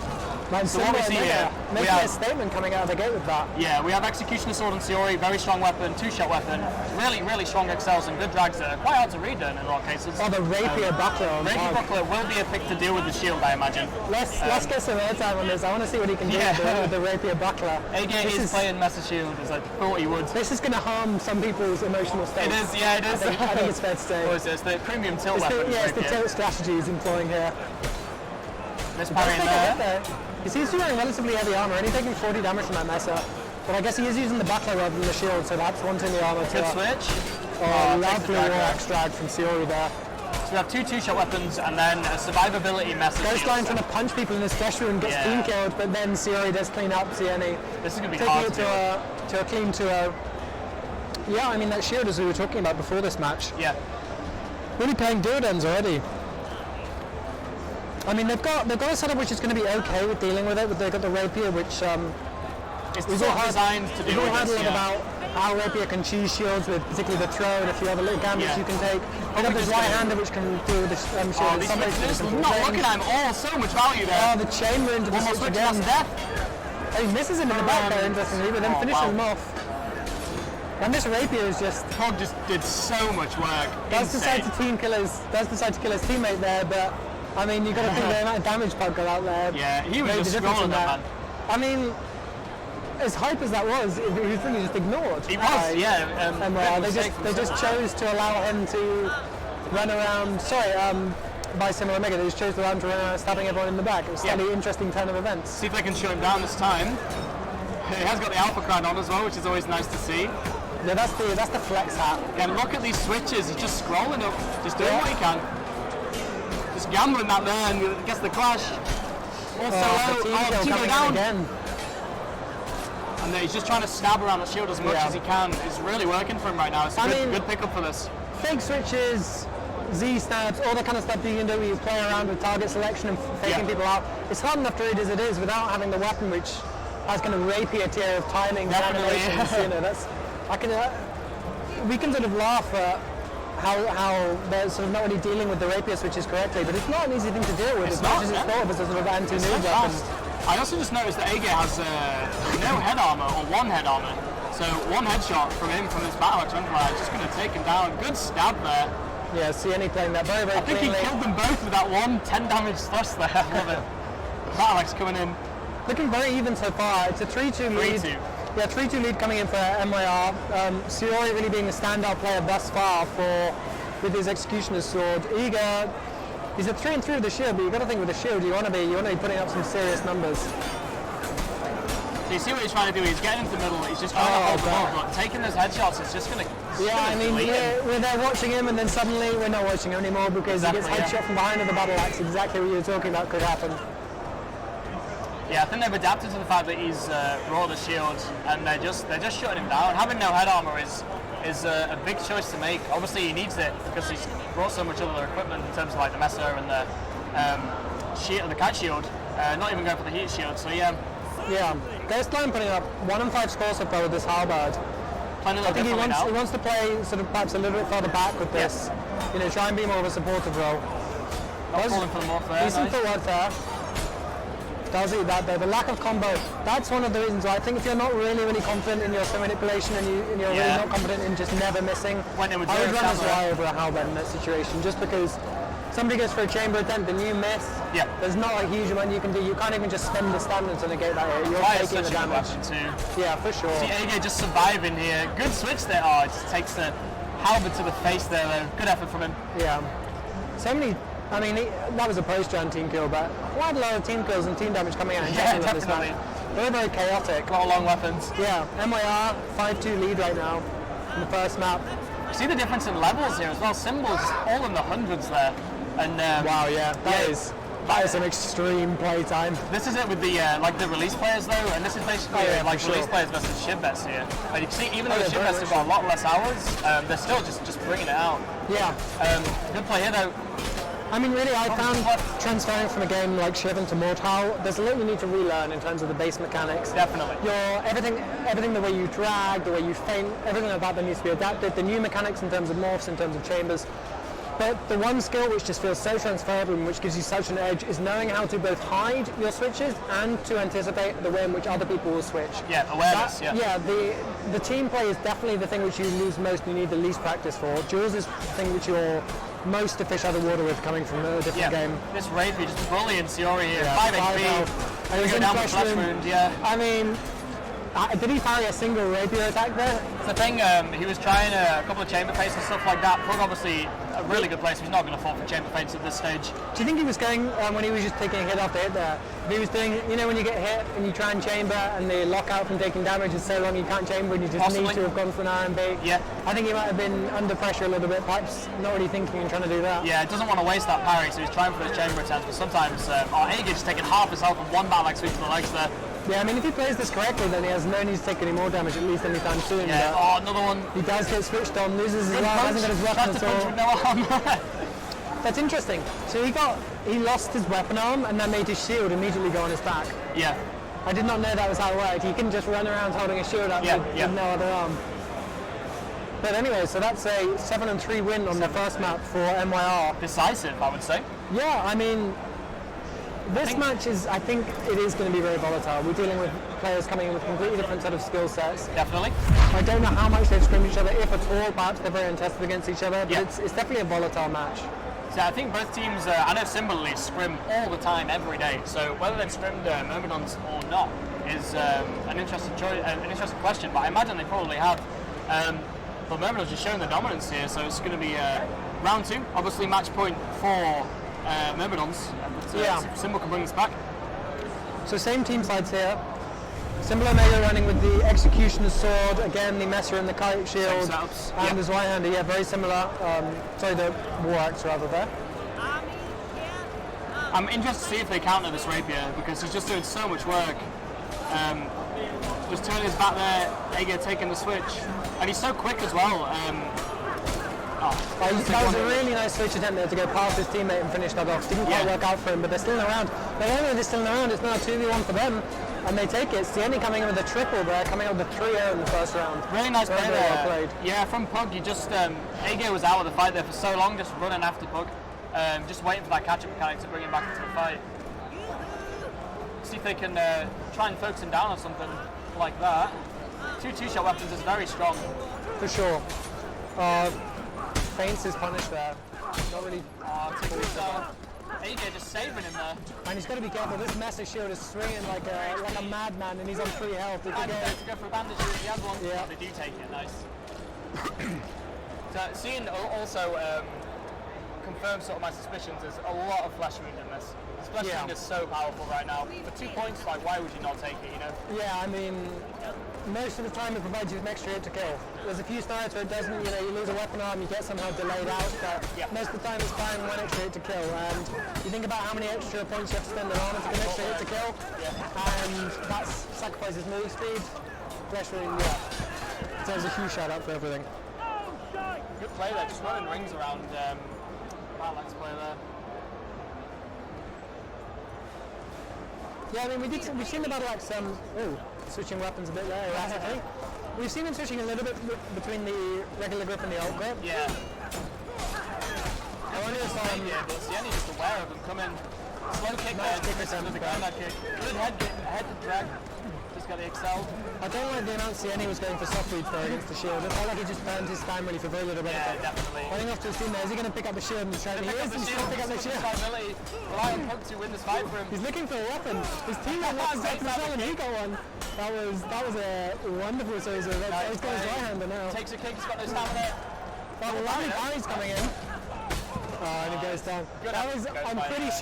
I'm pretty sure both of the MYR members lost their weapons there. And he bought time with the shield for his teammate to pick up the weapon that had been dropped along with the shield. Yeah, that kickback was so nice as well. Just turned to the side to avoid it. Really good play. Yeah. That was. I haven't seen anything like that for some time. Time for the drags. So he's not falling for the chain space here, so just a bit of a waste of stand. Oh, that was very early parry coming in there, so that double parry. Jenny's just not falling for anything Luciori's doing here. This duel really... Oh, good drag though. Oh, loses the arm and he's in the flesh wound. The 2v2 coming in for Symbol Omega while the duel is going on. What score are we on right now? We are now on a 3-2 lead for Symbol Omega. Symbol bringing it back. I mean, I'm fairly sure in the last map we were looking at the exact same score at one point. Yeah. And then... last round, wasn't it? Yeah, and then MYR just started pulling ahead. Oh, this Rapier just getting so much value again. Trying to shut him down there, but that footwork from I feel like this Battle-Axe, he can make a play here. Oh, the team kill comes in. That's not what you want there. Oh, stab drag. That could cost him the round here. Full stamina. I'm not sure about Iggy. The shield, this is the situation you want the shield in, but it goes down. Right as he gets the disarm as well. I mean, it was looking really dicey there in the 2v1 because they had the Battle-Axe against two players. They were so low they might even be able to die to a Battle-Axe stab. But then it's academic anyway because one of them team kills the other. I wonder if Ego's making use of the riposte feint you can do right now with you. I'm fairly sure that's not allowed simply because it's a bug. Yeah. It's an unintentional mechanic according to the developers. What the hell happened is... Yeah, that was...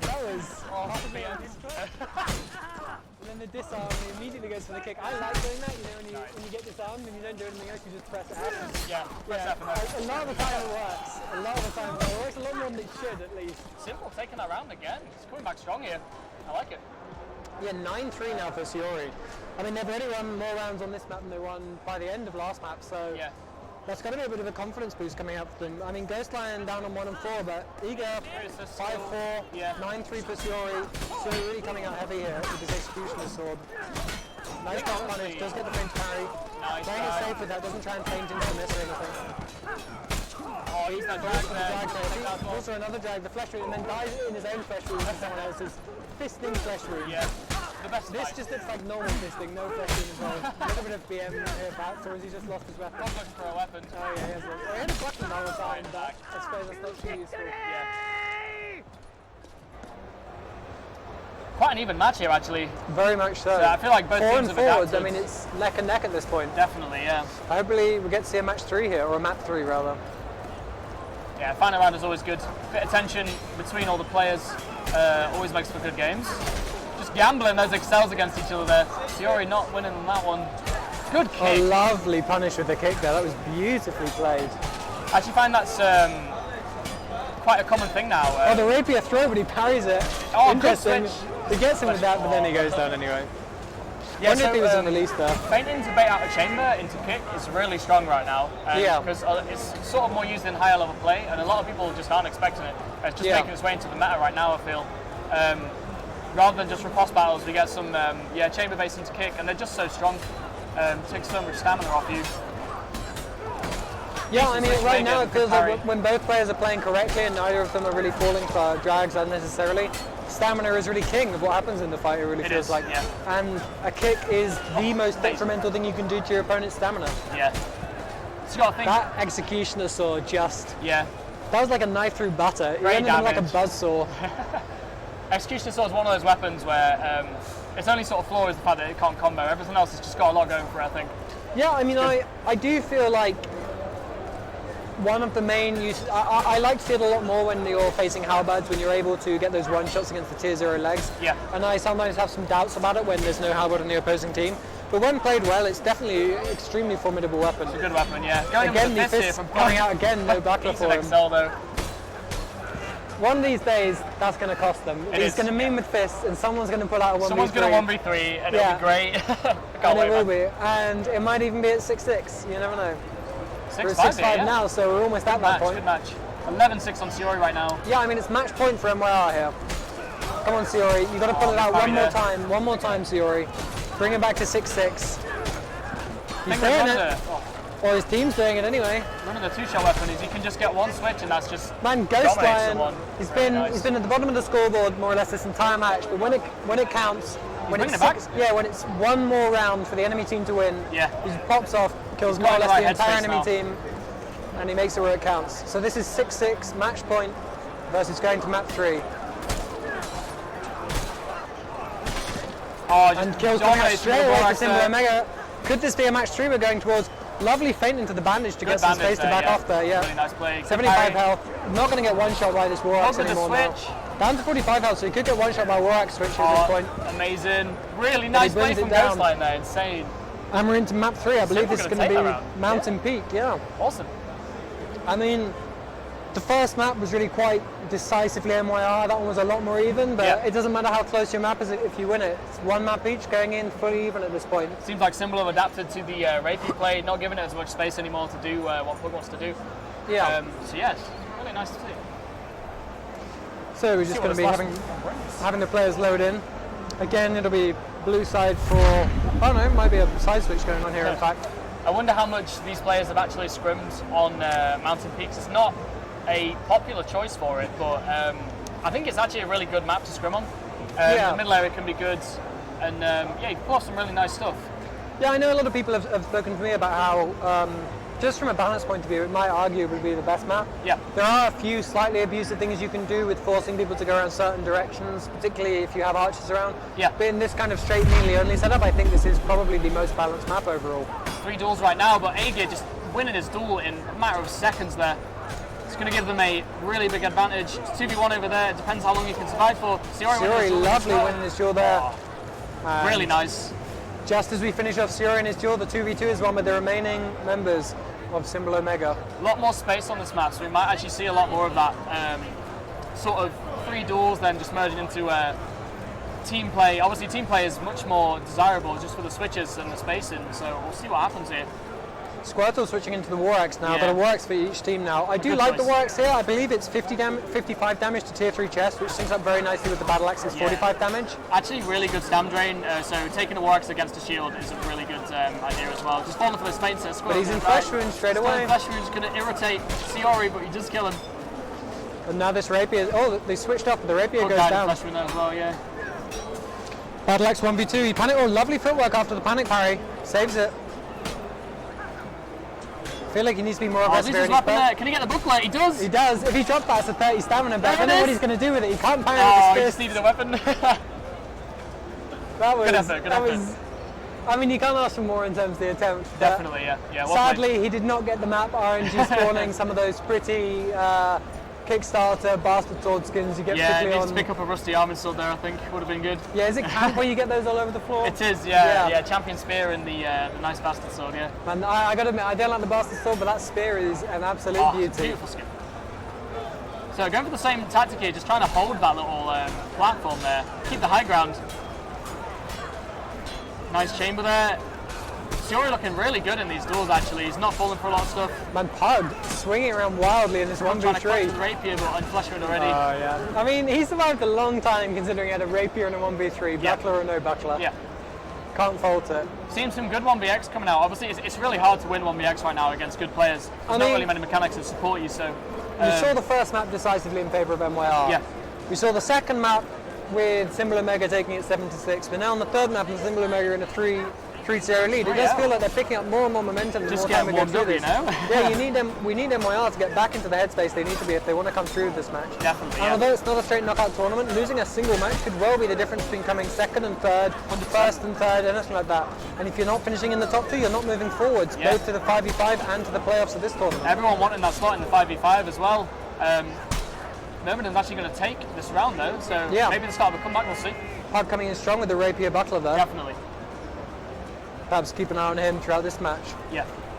Actually, we've seen very, very little of Squirtle this We can watch Squirtle, I always like a good Zwei player. Yeah, I mean also perhaps a little bit less chaotic because he's able to play at range. Yeah. And if you're watching something like a Rapier Buckler in a 1v3, it's quite hard to work out what's going on. Stab feint there. Really nice read there. Gets the feint to Amazing parry on the drag. follow-up. I think if Squirtle's in a duel Nice. tonight... Oh no! Oh, he gets him with the parry in it, but he expects the read. Great footwork.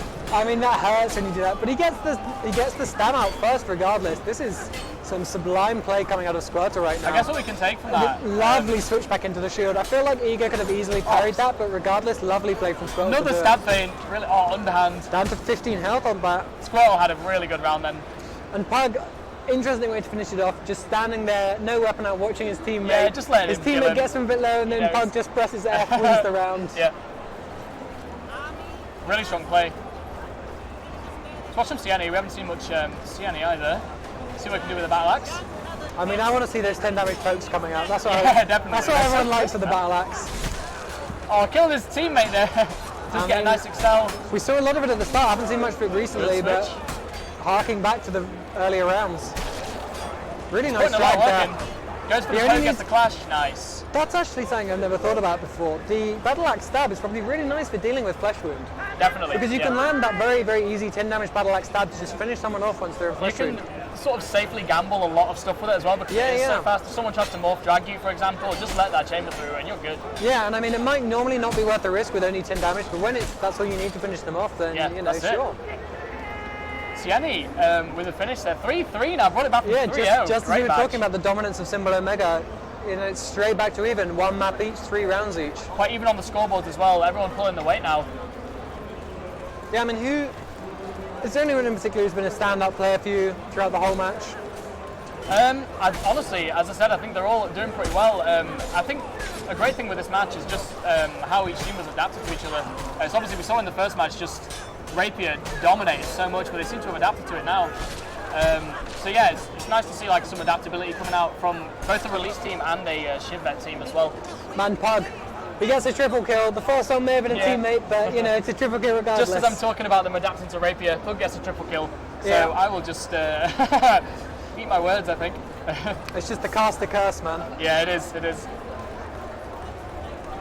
They're finding such a strange place, I feel like. You almost see teams go to like the big open areas, but they're finding up on like beginning to where you would take, I don't even know what that thing's called, the airlift thing? What is that? It's the thing that people go on to play loot in the front line. If you want to cosplay properly, you better get on that lift, Oh, the miss, and he punishes the miss with the chamber attempt. The execution hold no combo, hurting in there, lovely drag. Misses the kick, that might be it. He's on 10 health, no stand, but the throw misses! The throw misses! Insane. That was... Why did he throw? Well played, Siori. Why did he that throw? was not I mean, look at the score! It's not like they're 6-0 up with the ones where they're not. I think he was in Fleshman though, so he just really wanted to get that win. I mean, it's got a pretty telegraphed animation. It's really odd. You think they'd be fighting a lot more around the open area, as you said, but they're just going for this. These steps, it's never nice to fight on steps. Really hard to matrix things correctly. Siani looking really low, missing the parry there. And again with the the team kill. I mean, he cleans them up with the same swing. I always feel like, unlike what you would expect in real life, it really feels like the low ground is a big advantage in Mortal. Yeah. Just the ability to just instantly hit somebody by the fact that you can start your traces more or less already in their like waistline. Easier ducks and stuff as well, because the hitbox is so accurate. Yeah, whereas when you're above them, sometimes you just can't really land the excel. You're forced into hitting at least, you know, a decent period into It would always be like a bit of a drag or feel like a neutral just because of the elevation, for sure. Yeah. So Siori dueling. Interesting. on the lift. Yeah. For the lift games here. 2 versus 1. Siori last man standing again. See if we can clutch it out with this. Not falling for the feints Oh, there. lovely drag. Again, not falling for the feints. No, he misses his switch. He misses his switch. Doesn't lose stam. Oh, he chain he's fades out. parry, but ran out of stamina. Stamina. I mean, you really, if you want to play Executioner Sword or any other no combo weapon in a 2v1, you really got to get used to the fact that you can instantly reset into parry after hitting someone. Yeah. Because you're not going to be able to get the regular combo feint to parry up, so you have to be landing those. The hits parry. Yeah. Yeah, you've got to be is that what, how it's parry, affecting hits parry? yeah. Yeah, that's what you've got to be really focused on. That is an interesting name for it. Makes sense. It's quite good in 1vx if you're 2v1ing someone and you poke them and then instantly parry their riposte like a hit to parry. Yeah. That's definitely where I found myself using it most. Yeah. MYR 6-5. 6-5 now. Match point once again for MYR. I mean, they had quite a few match points in the last map, but they still didn't take it. Yeah. So yeah, this goes. Tense match there. Really are we going to see Deja Vu, or are we going to see MYR taking it home? We'll see. Interesting to see no loadout changes as well. Everyone just really comfortable. Yeah, I mean, at this point, I think you take such a big risk by switching your loadout. Yeah, you got to stay on that. First kill coming in for Symbol Omega. Siori with a big down push to to a the back, but 2v3. misses. Oh, he's trying for these. Oh, good survival there by Siani, but And not it's a long 3 enough. for 1. Can the buckler do it? Can the rapier do there it? it is. 6-6. And he does get 1 into the flesh wound, but it's 6-6. Big match point here. Both teams have match point. It Yeah. It does not get any closer than this. This is the definition of a close match. Great play from both teams.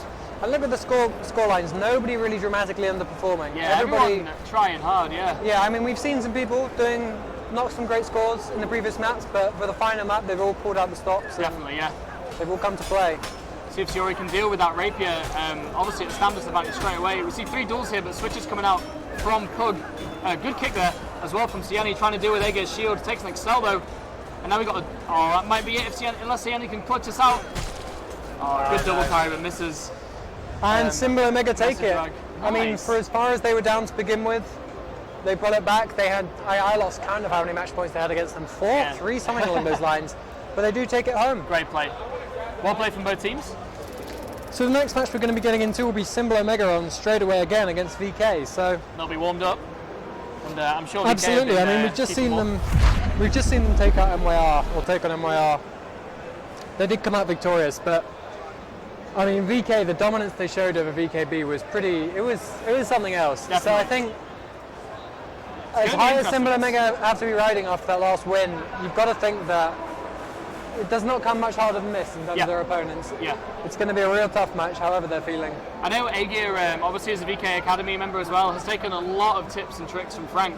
Yeah. So we'll see what he can bring against him now in a competitive tournament. I mean, anytime anyone talks about some kind of really, really silly mechanic that's been found in the game, the person who's found it will be Frank. Yeah, I mean, all of this, the whole idea of Frank Tech being a phrase that's been thrown around to you. I know he worked with someone. So if you want tips on how to do some stuff which feels very unfair to play against, Frank is definitely a man. Yeah. Yeah. He worked with someone in NA as well. I can't remember his name. I'm sorry about that. But they spend a lot of time just trying to find the most ridiculous drags, and obviously. I'm pretty sure that's Rob. I'm pretty sure that's might Rob. be. Yeah. Either Rob or Wizardish. And we see a lot of like terms like JPEG and obviously head drag and all that stuff.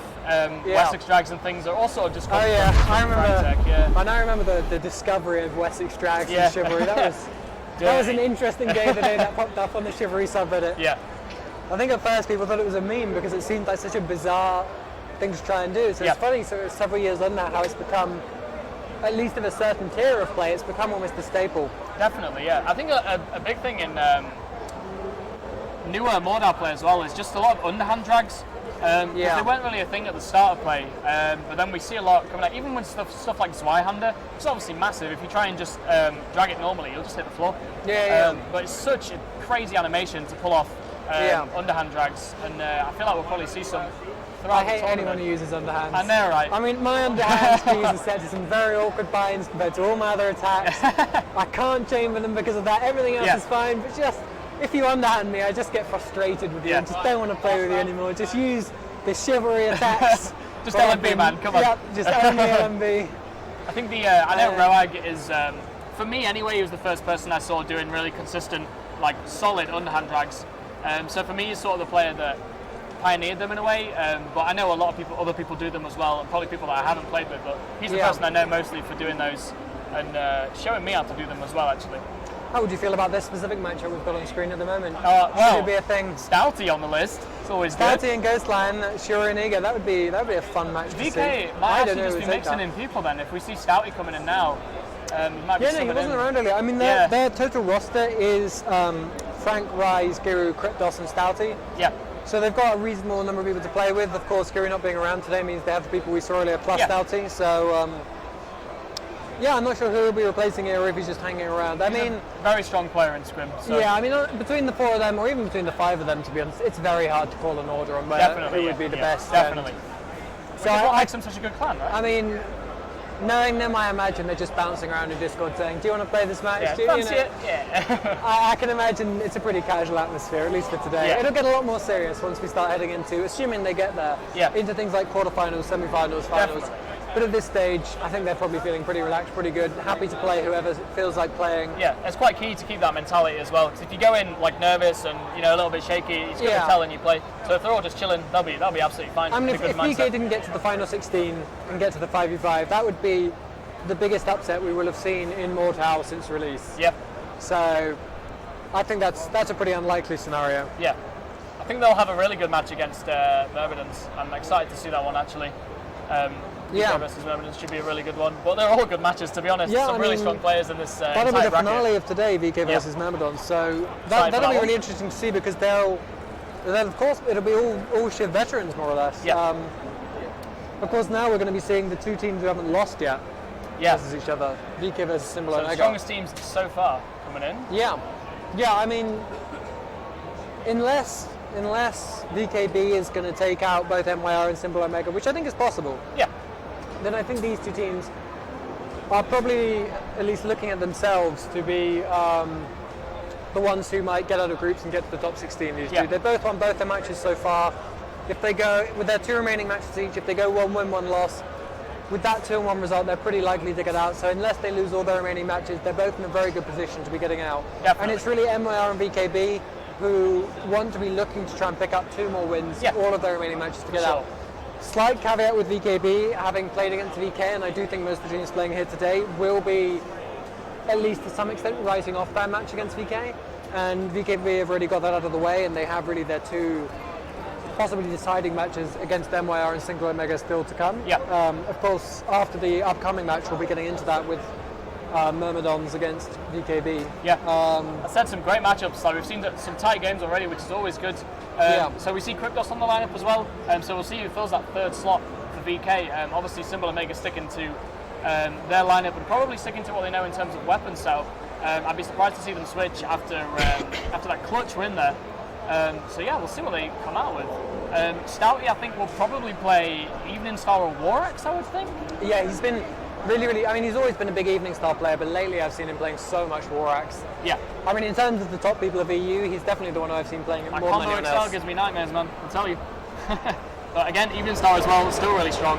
I've seen him mix it up with the combo drag a few times as well, and I think it's just because when you play with him enough, you start to expect that combo XL to come out, and then you the drag. suddenly, And it's sort of doubly frustrating because the combo XL can be so quick that you can get a little bit of what I was talking about earlier, where the lockout from the previous hit, if you eat the previous hit, prevent that chamber. Yeah, exactly. And so it's very hard to then get a soft read in to read it if it is a drag. So it's just doubling down on how difficult it is to deal with. Looks like we're kicking off. We have Frank filling up that VK lineup with a short spear shield loadout, so he's going to match Age's shield here. Yeah, Stouty coming in replacing Rise. Yeah. But Frank with the Rob owner setup here. I mean, it's the rat setup really. Rob sort of pioneered this thing of.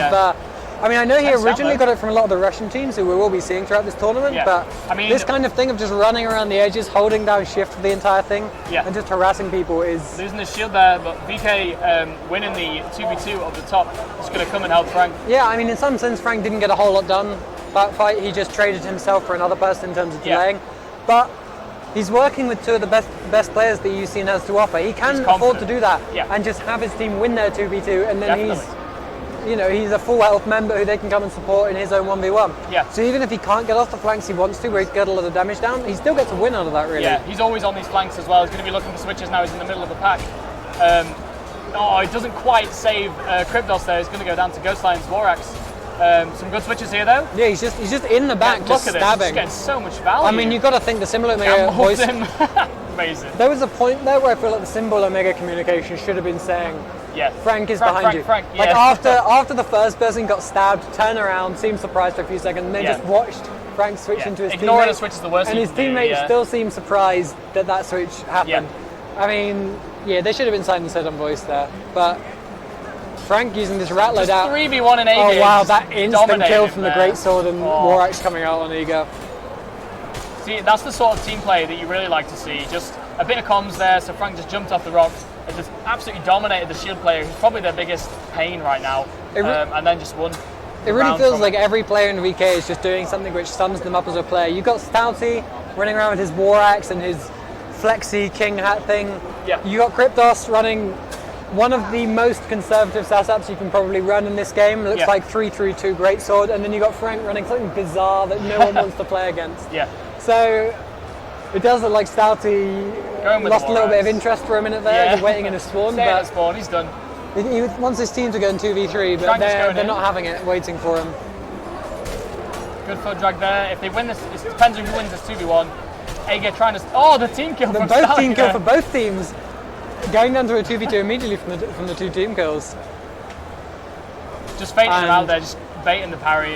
Vorax feints are horrible as well. Stouty just playing with his food there, just not pressing F instead of WSD, not Just too interested in the movement keys there. Yeah, giving Cryptos all the space that he needs. Just as soon as he parries, you go for it. As soon as he chambers, you go for it, yeah. Is that a Fouch? Is that still the Messer? It looks. Oh no, it is the Messer. Yeah, for a it's a bit second, too long to be a Fouch, yeah. Yeah, for a second I thought it was a Fouchin, but my eyes have deceived me. So a few duels. To see if anyone switches. I mean, whoever wins the first one is probably going to win the rest. And Frank wins it. Frank wins it. Not too surprising with the shield. He's now going to come and 2v1 the other shield. Yeah, that's it. Whoever wins that first duel, Stouty won his shortly after as well. I mean, I do feel like it doesn't really matter. They're VK, they've got really strong players, they just won the duels anyway, but I do feel like Frank would have been better served by running off to help the other duels simply because... Yeah, he's got the light build, he's got the mobility and the range. If he's running off to the shield, there's a chance they just get delayed for ages. He can very quickly swing the two-handed duel, much more quickly than he can swing the shield duel, at least potentially. So taking the high ground here. We're just waiting, just staring him out there. Come on, get on the left, I want to see it. Can you go up to the other area on this map, or do you get out of bounds if you go up there? I'm pretty sure you can. I haven't actually played Skirm on this map, so I'm unsure. Easy switch for Cryptos if he wants it, but he does get switched on instead. Just trying to fake him out, just reading him, watching him waste his stamina. I love that. Lovely reads coming through there. All right, let's get some first-person view on this Frank tech going on here. I think we'll probably see quite a lot of stab jacks coming out, some good footwork in general. And look at that move speed. Yeah, it's so fast. He's got Nitros boosters on his Greaves. Both teams trying for the flank. Yeah, running rings about on his own team. Interesting strat here. And I want to see his... ADO just leading his team to the shelf. Oh, he gets knocked off by the parry. All of VK being knocked off, they all seem to be relatively full health here. Bit of a tricky area to engage on here. Definitely, yeah. I mean, you wonder if Frank is playing third person here. I mean, even the relatively small heater shield is blocking out quite a lot of his vision when he has to block. Just so many good switches though. He's got great awareness. Just takes the, lovely. takes the pressure in as well, and that'll be VK taking the round. He just slid that final stab by his own teammate. 7-0, yeah. Yeah. So, once again, we see VK taking the first match. I believe the first match was it 7-0, 7-1? Yes, yeah. So they've only dropped one round so far. Yeah. Which is a pretty dominant start. I mean, they're at 21-1, so... Yeah, not too bad, not too bad. I'd be satisfied with 21-1. So would I, yeah. I know that in the NA finals, Tempest were aiming to 21-0 Legion. They didn't get particularly close to the 21-0. I believe Legion won 5 or 6. Yeah. I mean, it was still a very decisive win, but you wonder if VK is going to be looking at any of that kind of stuff in any of their matches. Going in with that mentality as well, like we are just going to dominate these, and just being confident from the outset. Lovely bit of slow-mo in. Yeah. Stouty maybe swapping in for someone else, we'll see. Maybe. He did seem like he was a little bit preoccupied during the last match. There's one bit where he was... Yeah, he was just... Maybe he was just having a sip of tea, that kind of stuff. Yeah, I mean, I don't blame him. I don't know what he's got going on. Yeah, have we seen anyone else swap in yet? Nope, still Stouty. Still Stouty. Perhaps just reconnecting. Maybe a loadout change or something like that. Could well be. Same with the War Axe though. Frank's just so quick. Goes like with Halberd now. Yeah. I mean, we Probably have wants seen to them deal use with that. I think we saw them use that in the Yes, previous we match did, to yeah. some extent, but I don't think we've seen it yet in this match. Probably wants to deal with this. Frank taking spear. a lot of damage getting there. a really good poke there. Going to do a lot of damage to that armor as well. Great switch, but does take the drag. I mean, he was looking for a really juicy riposte trade there, and he got close, but he wasn't quite there. VK aware of it, yeah.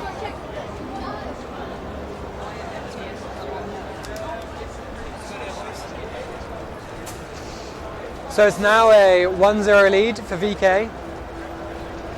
No kills coming in yet in that first round for Symbol Omega. See what they can do here. They've come up with a win. They've come up with a win over MIR, so they can, if they drop this match. Clash war.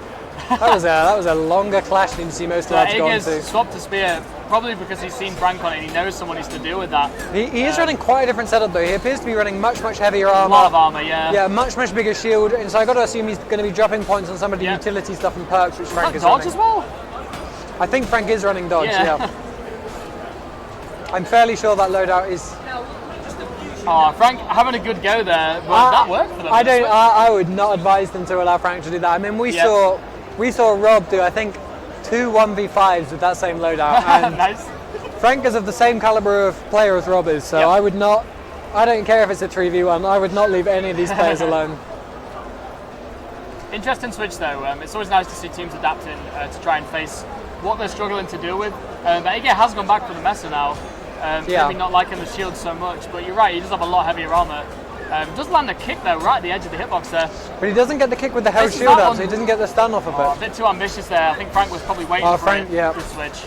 I mean, as we were watching Frank running towards that and we saw that guy get low, that was like, you could see what was going to happen. Yeah, just a line Frank's going to run behind him, just finish him with the stab. That's exactly what you want to see when you're using that kind of loadout. Definitely, yeah. Yeah, Frank's just so quick. You see there, he knew that he could leave Aegir in his 3-3-2 armor and just run, and Aegir would just be left, not being able to do anything for at least 5 seconds as he tries to catch up with the team fight. Yeah. Oh, I mean, it does feel like some kind of shield knight versus shield man at arms in Chivalry or something along those lines. You got the fast shield boy versus the big heavy slow shield boy. And right now the fast shield is winning. Those side stabs are beautiful. Yeah. And as soon as that happens, Suri does get a kill with fists, but as soon as that happens, everyone else on Symbol Omega just drops. Incredible play there. So I think we're focusing on Frank quite a bit, but obviously the other players, Stouty and Kryptos, are just rolling through as well. I mean, how can you not? We've got the most interesting match of all time. It's Shield and Spear versus Shield and Spear. I know, right? It's what everyone comes to see. Cast that, right? So we're just going to keep it in the edge of our vision here, even though we're focusing on Stouty. Stouty in Fleshwind already, though, just left Aegir at his back there to get switched on. Does go down. Oh, team kill from Kryptos on Frank as well, just taking his head off. Unlucky And there, Symbol taking that's it. a round coming in there for Symbol. It's 3-2. It's actually staying relatively close so far this map. It's not like we saw in the previous map with the 7-0. They've already won far more than they did then. Symbol looking stronger. As we said earlier, like obviously these did win their last match as well. So probably still riding the high of winning. And Ghostland, man. I think he might have the lowest total kills for his team so far this tournament, but every time it's the most important, every time it's the hardest matches, he's the one topping out the scoreboard. Yeah.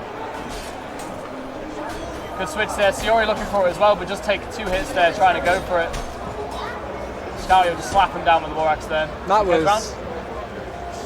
was over before it begun, it felt like, that fight. I felt like they might have heard us and been offended that we were maybe. remarking on the closeness of this map. Taking personal offence to that. They come with loadouts though. Stouty's extra dot on his name is irrationally irritating me. I don't know if anyone else feels the same with that. Feels slightly unsure. He thinks maybe I'm still in BL, maybe I'm not. So Stouty in a 2v1 here, as long as he can survive and VK win the other 2v1, goes for the kick. He's still fine though. Goes for the riposte trade, but gets parried and he's in the flesh wound. He lasted for long enough there, I think. And he does get the hit. Yeah, so much value from Stouty there. Well played, man. I think if you're in a 2v1 situation, his mind instantly was just like, I just need to stay alive. Let my teammates win the 2v1, come back to me and just win the round. I really don't like going for things like the riposte trades and things like that when you're in a 2v1, as long as the rest of your team is still alive. I mean, the likelihood of you winning, you can win 2v1s, particularly when you're against significantly worse players. Yeah. But any match which is of even vaguely comparable skill where either team could win, I think you're almost always better off just trying to delay as long as you can and allowing your team to win their 2v1 faster. Yeah, like easy parries. Thing is, you can feint to parry out of riposte as well, which we do see a few players doing, which can help your survivability as well. Just make them scared of the riposte and then obviously feint to parry out of it. Yeah, I mean that's exactly what I try and do, but I'll never try and go for riposte trades really in a 2v1 situation, just because, I mean on switches for sure, but in a 2v1 situation, it's really not that hard for the person to just parry what you're trying to do. Yeah. You're essentially trading your own health for a gamble on your opponent making a mistake. Yeah. That, to me, doesn't feel like a consistent strategy. You don't want to strategy. gamble, you know? That's true. Sort of. Anything with the word gamble in it, I think, at least the EU players there, we react badly to. Yeah. It's not a gamble, it's an educated guess. We immediately get traumatized. Yeah. Memories of playing against 150 ping gambling Russians. Yes. So we see the Shields just fighting each other again, both trying to just stamp the other one out. But VK just winning the 2v2, it's going to come and bully AG down to the floor now. And they're going to take that round. And VK, 2-0 now. 2-0 now, yeah. 7-0, 7-1, 7-0, 7-2. Yeah, very strong. They've barely dropped anything so far, so they've only got one match remaining, which will be the last match of the day against Myrmidons. So we have if they win that, we'll have taken 3. We're at the halfway point for today. Yeah. Next, we've got Myrmidons against VKB, then we've got Symbol Omega against VKB, and then we have VK against Myrmidons. Nice. So a couple of rounds for these two teams to just sort of recuperate, try and get past the loss of the first round. Obviously, it's still 1-0, they can still bring us back to secure themselves a place in the next bracket. So we'll see how this goes here. Yeah, I mean, so far VK have 2 wins, no losses. Symbol Omega have 1 win, 1 loss. VKB and MYR both having no wins, 1 loss so far. Yeah. So these two teams coming against each other so far, both of them no wins, 1 loss. So either way, one of them will be coming out 1-1 and 1-0-2.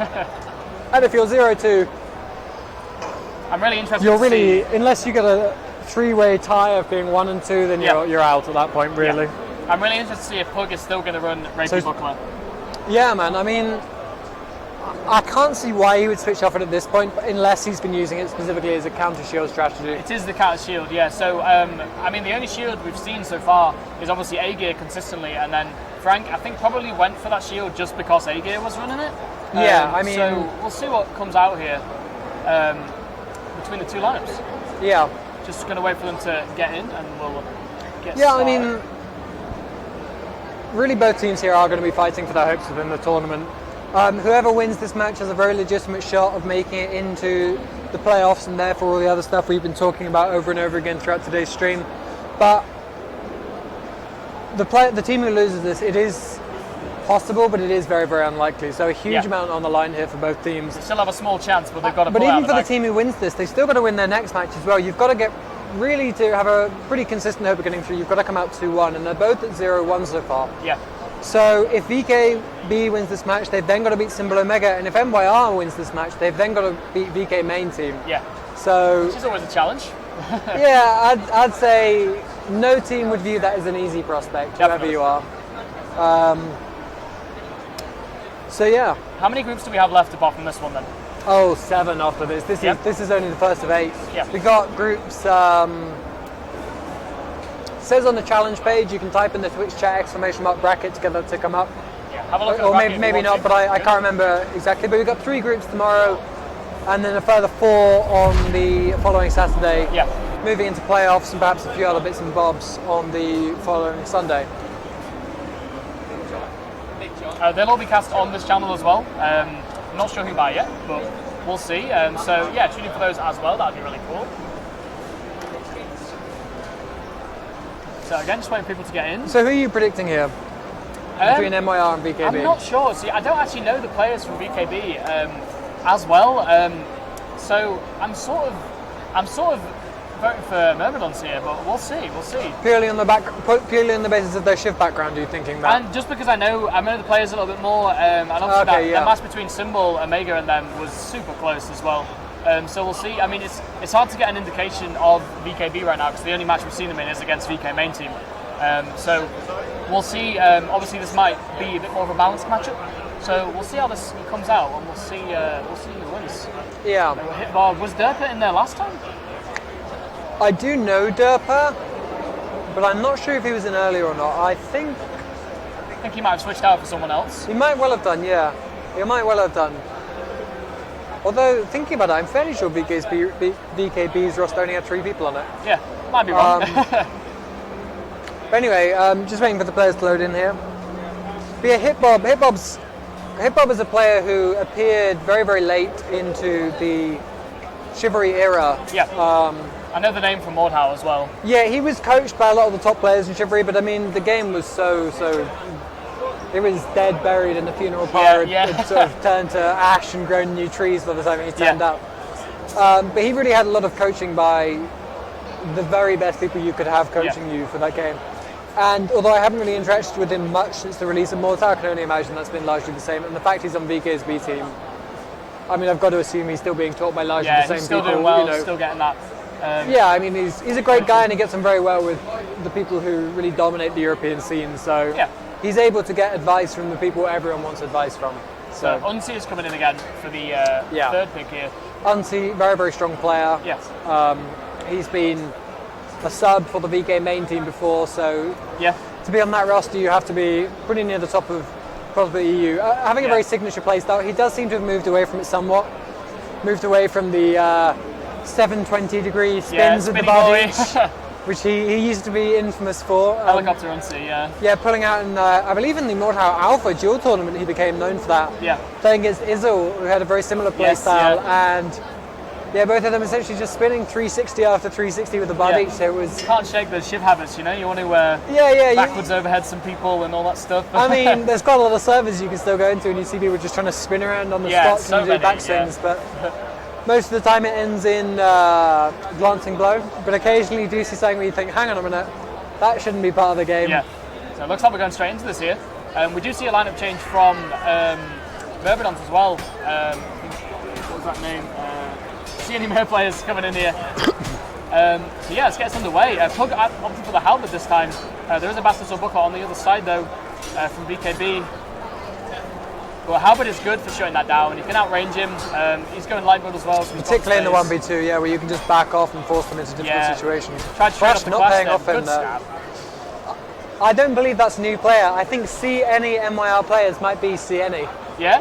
I think that might be a little play on might words. Just a small chance. I like the name change regardless. I do. Squirtle just not really seeming to interact with that last round.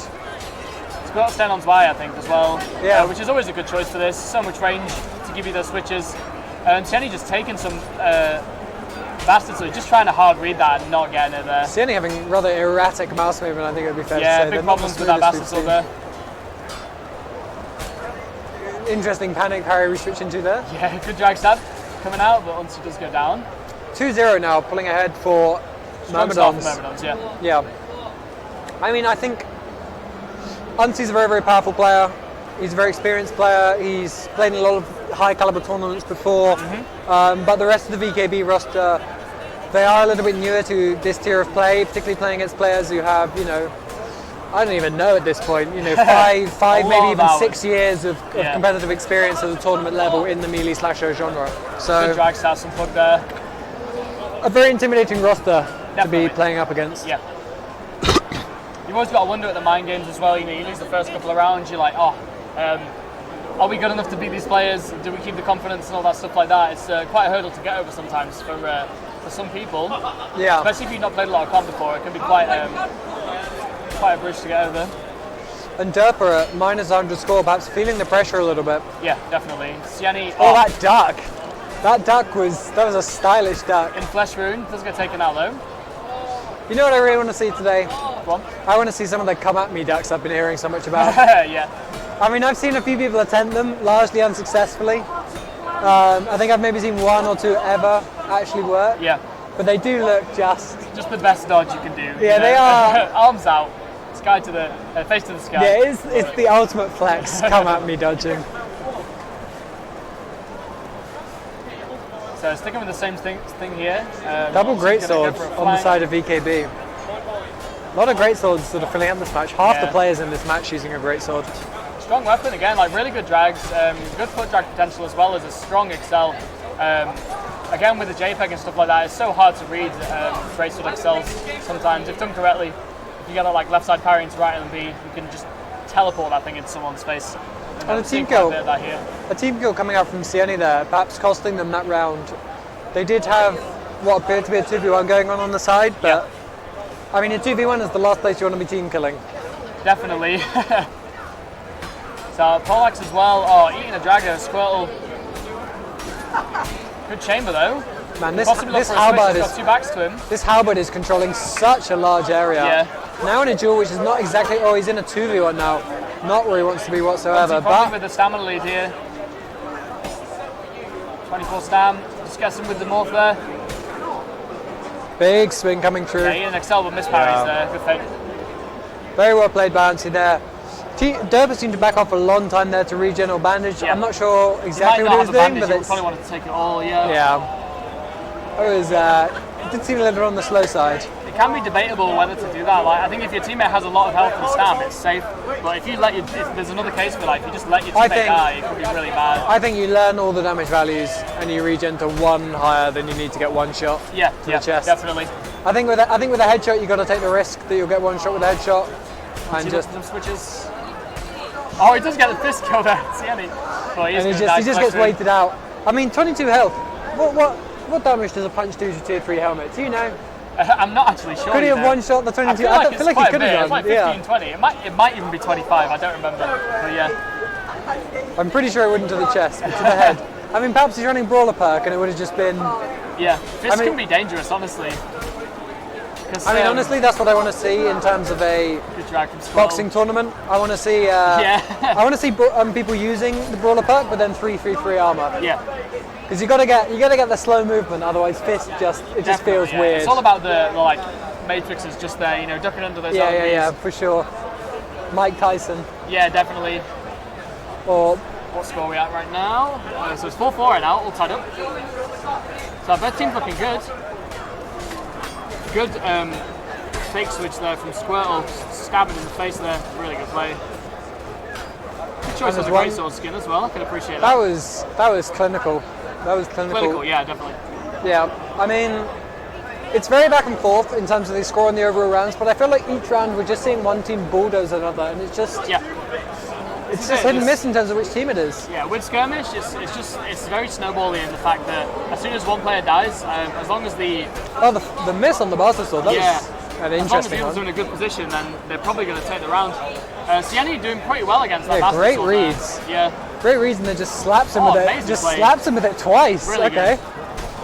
Sieni, no time whatsoever for the Bastard Sword buckler setup. Reads all the feints and then just, right, now I'm going to attack and I'm just going to twat you twice for 55 damage a hit. Ansi switching away from that now, pulling out the evening star. I don't blame him. Such a solid weapon. Probably has less value in Skirm, but still a 2-shot, still a lot of stamina damage as well. So really viable. I mean, I feel like Evening Star, we see just as many people complaining about it as we always have, but we see very few people actually playing it. Yeah. I think it's more of a dual weapon, honestly. That's where the meta That's very true. But even in the dual tournament, we saw very, very little of it. Yeah. I mean, perhaps it was pushed out by the people who were looking to cheese, were gravitating more towards the shield. Yeah. But we saw, but we saw really almost no Evening Star. Yeah. Yeah, but I want to see both teams weapon-wise now. A couple of 2-shots in there, a bit of range for both teams as well. I do think it could make a bit of a comeback though, just because. Ooh. Oh, good morphine, but he ducks the stab. That was really nice. That's probably the hardest thing in games Matrix doesn't feint to parry his chamber attempt. So VKB going to take this. Sorry, Myrmidon's going to take this. My bad. 1-0 on the first map. Yeah. 5-7, relatively close map. Very back and forth. Lots of very, very dominant individual fights, despite the overall match being back and forth. Yeah. Back to Mountain Peak. I'm really enjoying the skirmish maps on this.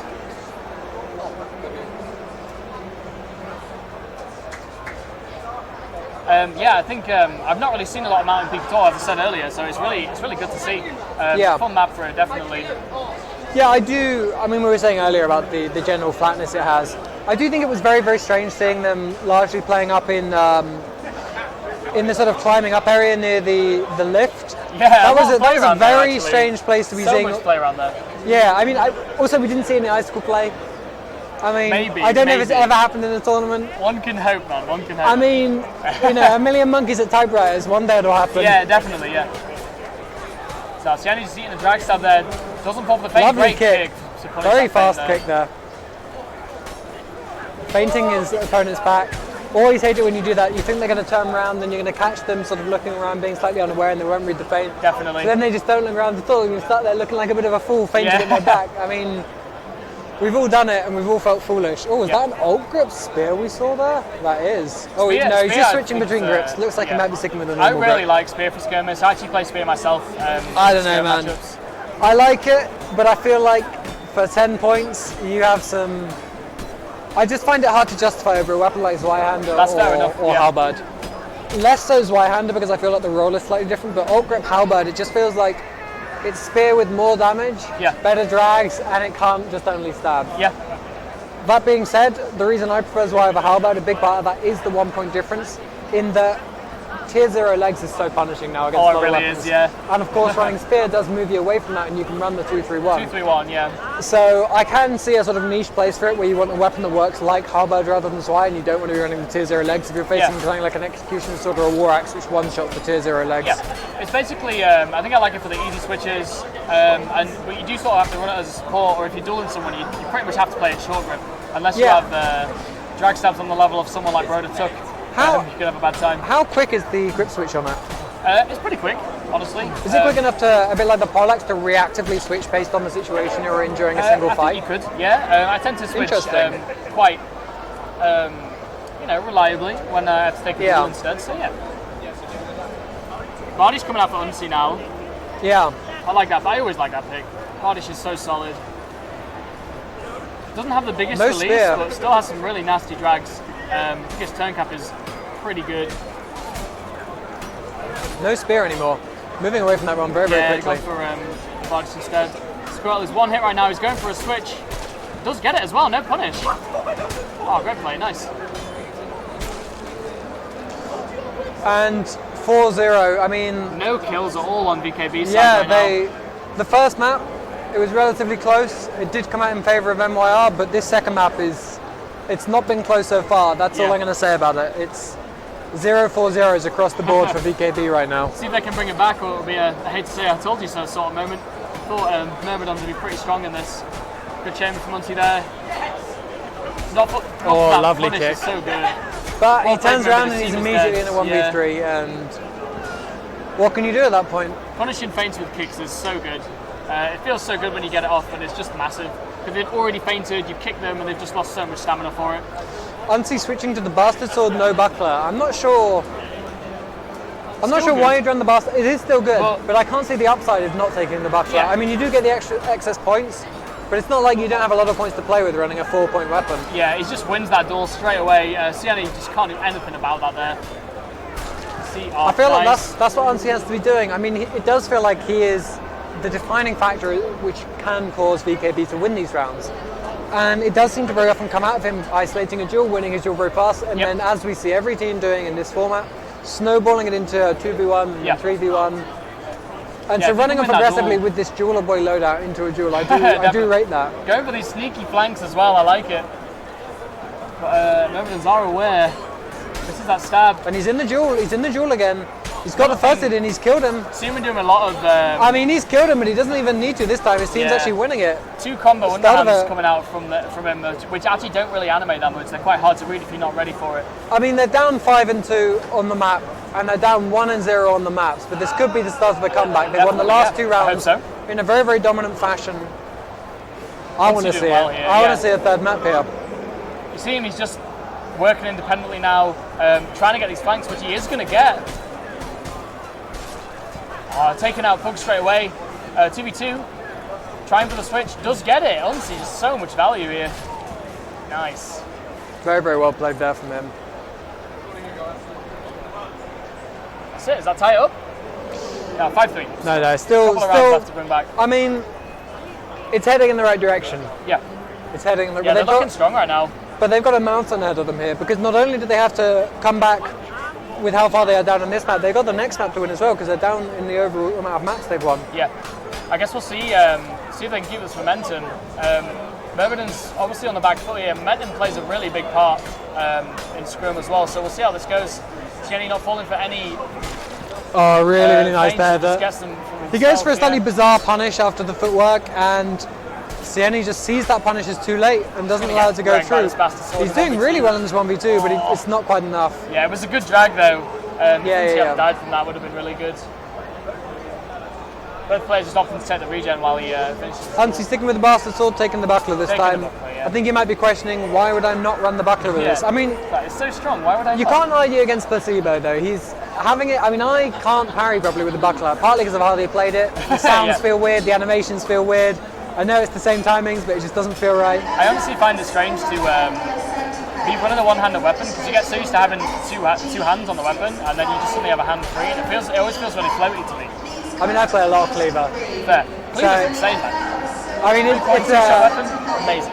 I mean, I gotta confess, I run around a lot of public servers. Yeah. I take my toolbox, Yeah, I take yeah. my cleaver, I set up my mini ballista, and I had the confidence that anyone who comes to deal with my mini ballista, I can shank them with a cleaver. You got a meme when you got a meme. It's frontline, the players, you can kill them with a cleaver, it's all good.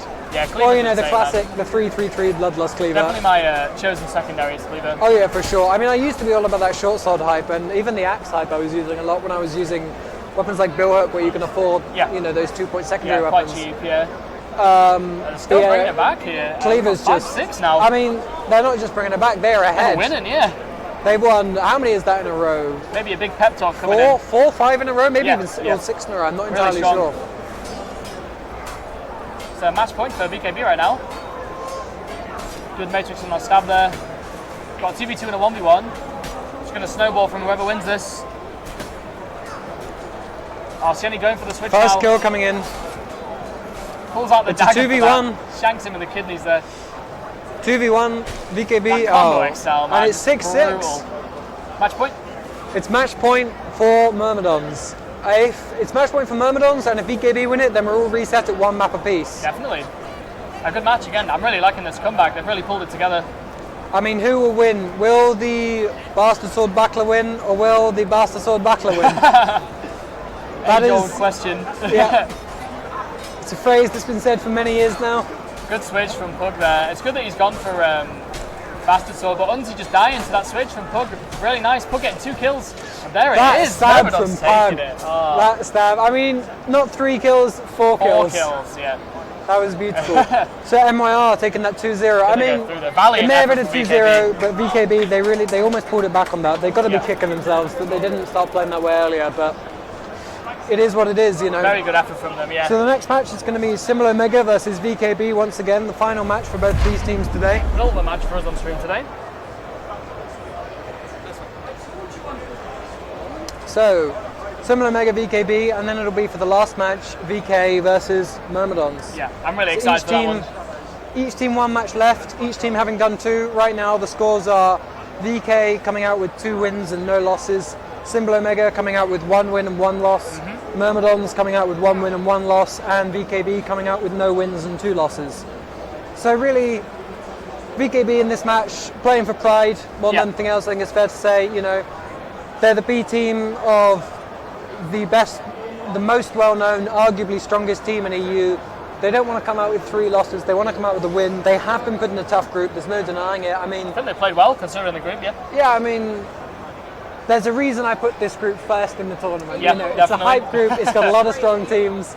So even if they come out with no wins here, it's a very tough group they're Still in. been good skirm play from every clan here. It's been really nice to watch and cast actually. So yeah, very enjoyable. Hope you guys are enjoying it as well. And thanks again for joining us. So we'll get into this match swiftly. I think we're just waiting on 1 player. Yeah, getting rid of that lovely slow-mo. This doesn't seem like the full 0. whatever it is slow-mo. This seems like budget slow-mo. I'm not a fan of this. Slow-mo, yeah. It's not quite like trying to walk your way through a... Give us real slow-mo, refs. This is Caster Revolt. So Symbol Omega are going to stick with their chosen loadouts, it seems. AD are going for Shield Messer again, Ciciori on the Executioner Sword again, and then goes fine with the Morax, still sticking with that. They've got a shield and 2 two-shot weapons, really strong skirm lineup. Might be lacking a little bit of range, but they seem to be making it work for them so far. Something has been happening. Something's gone off here. It looks like Deborah's dead. This man is not having a great time right now. See if they can 2v3 here. I'm pretty sure we're live right now. Yeah, they are. Here comes Symbol Omega. There's some. The Matrix from Mobzilla. That did not seem like your ordinary Matrix. That seemed like it went through his head. Trying for the drag stab, but just died to the Master Shield. You gotta wonder what's going on in Symbol Omega's communications right now. I mean, they walked into essentially the enemy spawn, and they just saw what must have looked like a crime scene. Yeah, they just definitely. two guys with big sharp weapons and heavy armor standing around what appeared to be a dead naked body. Yeah. I mean, you gotta question what's going on in that situation. Oh, what a great game. But it looks like there was some kind of error there, getting into a restart, getting some of the speed up rather than the slow-mo there to make the timer tick down now that all players are in and ready. Going for that restart, and first round will start right now. Let's do it. I mean, Symbol Omega, it's not impossible. If they win this match and VK loses their next match, then we're looking at a three-way tiebreaker for first place. Yeah, which is awesome. So I guess we'll see how this match plays out. Yeah, I mean, two Master XLs from Ege there. Really well played from Ege, just wasn't even looking at him. Oh, the panic parry there. Yeah, oh, good switch, but does die to the War Axe from Ghost Lion. Shiori just chilling on the Ghostlion wings just here. pops off with it. Nice. Well played. That was a chaotic first round. Yeah. Kills coming in every second. Yeah, we see so much. I think all the teams really want to flank, so we tend to see like so much play on the flanks, and obviously that space up there on the side there is just really small. So both teams fighting up there. There's a lot of opportunity for switches, but also a lot of opportunity for just slapping your teammate in the face. And obviously we have 100% team damage on this tourney, so it really hurts when you do miss switch that way. Cleaver throw coming out from back. See if they can 2v1 the shield. Probably exactly where Ege wants to be right now. 8 health against the shield is not where you want to be, though. Yeah. So that shield just excelling right there. Really, really nice play from Ege. Just knows where he's at, needs to He'll survive. die to a War Axe stab if he eats one now, and he just eats all the attacks at once. Sure, we clean it up. Makes no difference. Strength of the shield coming out there again, just lasting in that 5v5. Man, every time we see Symbol Omega, we just see both teams just team killing non-stop. What is it about them? Got some kind of team kill osmosis going on here. Bloodthirsty, man. They want those kills. Yeah, it's just infectious aggression. So we see the flank again. It's not contagious smiles, it's contagious bloodthirsty grins. Like, get down here, what are you doing? Always love the squat. I mean, you'd think he was on a Russian team with that, but apparently not. Ege just and his team just not falling for it right demanding that they come down. I mean, they know they have the high ground. Well, that was disorientating. Yeah, okay. Disorientate the viewers for a second there. Mordau just has the best team of Sullivan. It really does. They do eventually come down. Evening Star fighting shield is fine because that's such good stam drain, but not if he's just going to eat these combo drags. Obviously eating Excel there as well. Good kick. Lovely kick. The thing is I feel like every time we see these really nice kicks coming against the shield, it's never in a situation where they're actually going to be holding up the shield. Yeah. They're really getting kicks in when the shield is not seizing the initiative and attacking immediately. Yeah. But it means when the kick is landing, it's really when the shield is in wind up or maybe the very first few frames of release. There are a lot of mechanics you can use for it, just to try and like obviously baiting out a feint. So chamber to kick, so you get the micro morph to kick timing is really fast. And chamber to kick is a mechanic I see more and more, which can work really well against shield. If you chamber that Messer XL and then just kick straight away with good timing, he's going to eat that unless he has some godlike footwork. Ghostline getting dominated there in a 2v1. Yeah, just both members of VKB very, very attentive to just position themselves on opposite sides of him so that he can't consistently get his parries off. Symbol Omega really need to win this just to give them that sort of dominant position in the group. They're taking the lead so far. Yeah. So it's moving in the right direction for them. Definitely. But yeah, I mean, if they win this, then they're finishing their group with a 2-1 record, which there's not many scenarios where you don't get through to the top 16 based on a 2-1 record. Again, the team's taking the same positions here. Symbol always wanting that flank, but they're just being denied by BKB here, just refusing to approach him. Good switch from Ege there. Really clean, man. He's just LMBing until he gets parried. That was... He's going to do it again. He's not looking at him. He could very easily team kill his teammate here. Oh, I probably knew he was out of range there, but honestly, he's taking it. And the flesh wound. I mean, they do seem quite coordinated. The second Shiori goes Suri's trying to back off. The shield is trying to buy time for him so that he can regen. It doesn't work out for them. Suri gets put in Flesh Wound. The second he's in Flesh Wound, charge straight forwards. They're both in, and they close it out. Yeah. Nah, I think Just doing everything doing everything they can to avoid an even 1v1. Yeah, which is good. That's what you want to see in Skirm. I don't want to watch duels. I want to watch some good team play. They got double buckler now coming up for VKB. Yeah. Oh, Suri just taking those. Is that a rapier? Oh, really nice drag. Oh, really nice drag again. Suri. Just getting his revenge there. I'm really impressed by this Suri guy. I got to admit, throughout pretty much every match, he seems to be the linchpin for what's bringing out a huge amount of their wins. Definitely, yeah. He's played really well. But Couldn't quite get VKB there in taking time that. to save the 2v1 there. I mean, they're still ahead. They're still 4-2. Yeah. But I mean, you got to feel for Ansi here. He's been such a strong player throughout this entire tournament, and they haven't managed to pick up a single match win yet. We've got that one to do. So last two. We've got them closing in on each other right now. Eager in a duel with the Bastard Sword Buckler. Tries to go for the Excel, then but gets kicked for it. Really nice play. Oh, very nice he's in a 1v3. drag Can he around finally that. clutch it out? We haven't seen a 1v3 yet. I'm ready for it. Oh, just surrounded him. Really nice play there. As soon as you get around someone's peripheral, it's just really hard to come back.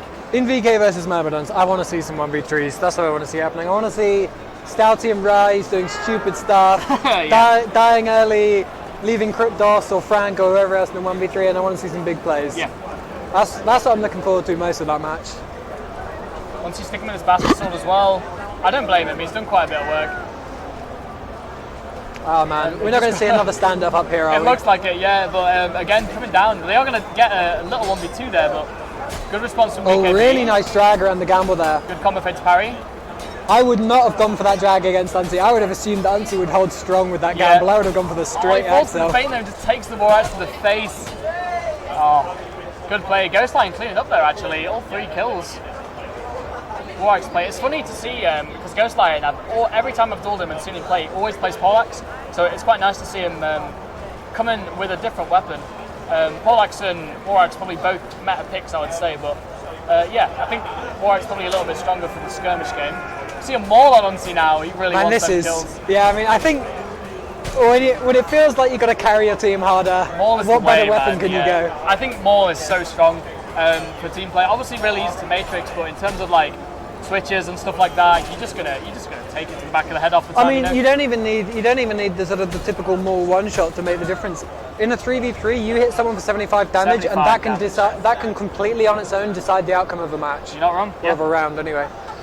So 7-2, Symbol winning the first map. Pretty decisive. I think VKB putting up a good fight though. So we'll see if they can sort of adapt again and come back in this next round. Yeah, definitely. So man to peek again. Unsi seems to be going for Executioner Sword now. Honestly, I think he should stay on ball. I think he might get a lot of work done with that ball, you know. I mean, honestly, I really want to see the Unsi Bardiche. That's what I want to see. I think fair. I think it has the range, the damage, the potential to cleave through, a lot of people. Which, and he's got. I don't know about recently, but historically, he's got so much practice on that weapon that I just feel like for him it would be something of a comfort pick. It's a solid pick for him, yeah. Any more switches? I don't think so. Oh, we have a spear. We do now. have a spear from Mobzilla. I mean, VKB now running a relatively interesting setup in the form of what appears to be longsword executioner's sword. Longsword in script? Is that a longsword or no? It's a great sword. It is yeah. a great sword. A great sword, an executioner's sword, and a spear against the Mesa Kite Shield, Great Sword, and War Axe. Oh, sorry, executioner's sword and War Axe. So 3 duels. Mobzilla's looking for a switch and he gets it. Nice. Both panic parrying in each other's face. Oh, that was really well played from Mobzilla. It's shame. Gets through a boss trade, down. but then leaves his teammate in a 1v3, and there's Solid not a play huge from him amount there, he can but do really there. good play from Symbol to just take those kills really fast. It's the thing when you've got 2 two-shot weapons in your loadout, you're just going to mow someone down if you get a good switch. How much damage does Greatsword do to tier 3 head on a swing? Do you know? 50. So the perfect amount to get Executioner Sword to kill you with a swing to tier 3 Yeah, chest. you can two-shot with Great Sword. You have to. No, I'm thinking. Head, yeah. Oh, the kick into kick, but he doesn't fall for the second. That's Oh, another the one. third kick and Insane 2 of those, Just shut and him then down headshots, there. and then headshots. Meet my boot. So he's killed 2 of them so far. He's got 1 left. Exisor versus Exisor. Gets the foot drag there. They're both one shot right now. Mobzilla on 50 health. Oh, they're fighting each other out. It's Executioners versus Executioners. And it goes down to it. So hard to read, man, because you're always expecting that just Excel to teleport into your face. Neutral Excels on Executioner Sword are borderline broken right now. So yeah, it forces an early parry a lot of the time for a lot of players. Executioner Sword gives me anxiety playing against that weapon, man. You just horrible weapon to fight. Yeah. I mean, it's a mix of people who are really good with it and just throw some horrible 50-50 Axel drags at you, and then they're like the random Juilliard pubbers you see who basically have a seizure in front of you. Yeah. And it kind of doubles down into a kind of a very confusing, difficult weapon to play against. Yeah, definitely. Yeah. And you've always got the fact that it can two-shot in the back of your mind. You make one mistake pretty much, and you just lost the fight. Nice from Siori there. Man, every time we come back to Siori, I mean, look at that score. Every time we come back to him, smashing it, man. He's doing really well. Great tourney for him. I mean, you know, perhaps this guy's massively loyal, similar Mega, and that'll all go good. But I get the feeling this Siori guy is going to get some offers from some of the very top teams after this showing. He's doing really well. Symbol are quite a well-known clan, so it's really nice to actually see them doing well here. Yeah, man. Perhaps this is going to be the start of one of the new teams which a few years down the line will be in competition with the teams like VK and Powerfuel. Yeah. I mean, definitely they're putting up such a dominant round there, like just winning the 1v1 and the 2v2, just with no qualms at all. I mean, the thing about what I'm seeing here with Symbol Ultimate is none of the shit talking we're at all, but their team play is lacking. But really, that's a good thing at this point because they're getting by and they're getting these wins through sheer mechanical individual skill. Yeah. And that just shows that they've got a lot of room to improve if they can improve their team play, get some real practice in together. And because I imagine, given that the Symbol team is essentially divided into, well, for this they've divided into 3 teams of 3. I guess that each individual 3 hasn't practiced a huge amount together. Yeah. That was an amazing play from AG there. To just not get kicked for so long. He was looking for a switch. The amount really of hard, kick clashes we saw there was that was quite interesting for a comp match. He has had a lot of practice in the last few weeks on this loadout, so yeah, I'm not surprised he's actually performing all right with it. But see, look at these kills, man. 8 for 1 right now. He's absolutely killing it, man. See if he can carry his team all the way. They get 7 on this map, and they're most likely into the top 16 into the 5v5. Yeah. Good that kick was from up. Beautiful. Follows it up with the Excel. He does it again. I think he's become slightly wise to it now. He gets counter kick that time. Yeah. See these like dirty Excel like foot drags. Oh man! And he misses it. Oh, and man! That was so unlucky. Yeah. The press F warfare not working out for him that time. Huge, man. Goes and Ansi, oh no, it's Durper in the 1v2 this time. He has no stand. Oh no. He was this close to getting a kill on Ghostline there, but he opted for the bandage at an Man, interesting time. that miss after the kick on the shield, that probably changed the outcome of that whole round. Yeah. Insane. But man, I'm loving seeing the way in which these people are playing at shield now, just so aggressively with these kicks. And I feel like want it, man, I feel like as the shield user, if you're running something like the Frank or Rob setup or the Russian setup where you're running very little armor, you can do stuff against that, but in these heavier setups, you have to be more or less instant with your reactions to avoid that. Yeah, definitely. It's definitely got some strengths. And the fact that you're not going to get switched on and just die in 2 shots if you have decent armor on as well. So you're already 1v3 here. Can he clutch it out? Good double parries. He's holding it. He's got one. One of them's backed off to regen, but then he gets it from behind. He's trying to, and Mopzilla there just at the end, failing to hit the icicle off. Yeah, that was really, really good attempt. Yeah, I mean, you just have to question what more could he do there for his team. Yeah.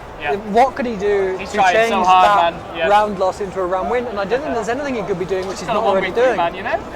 Yeah, I mean, and that was, the stars almost aligned there. He had one player backing off to regen, he got 1 kill, but then, he just didn't have the health to tank the person behind him. Yeah.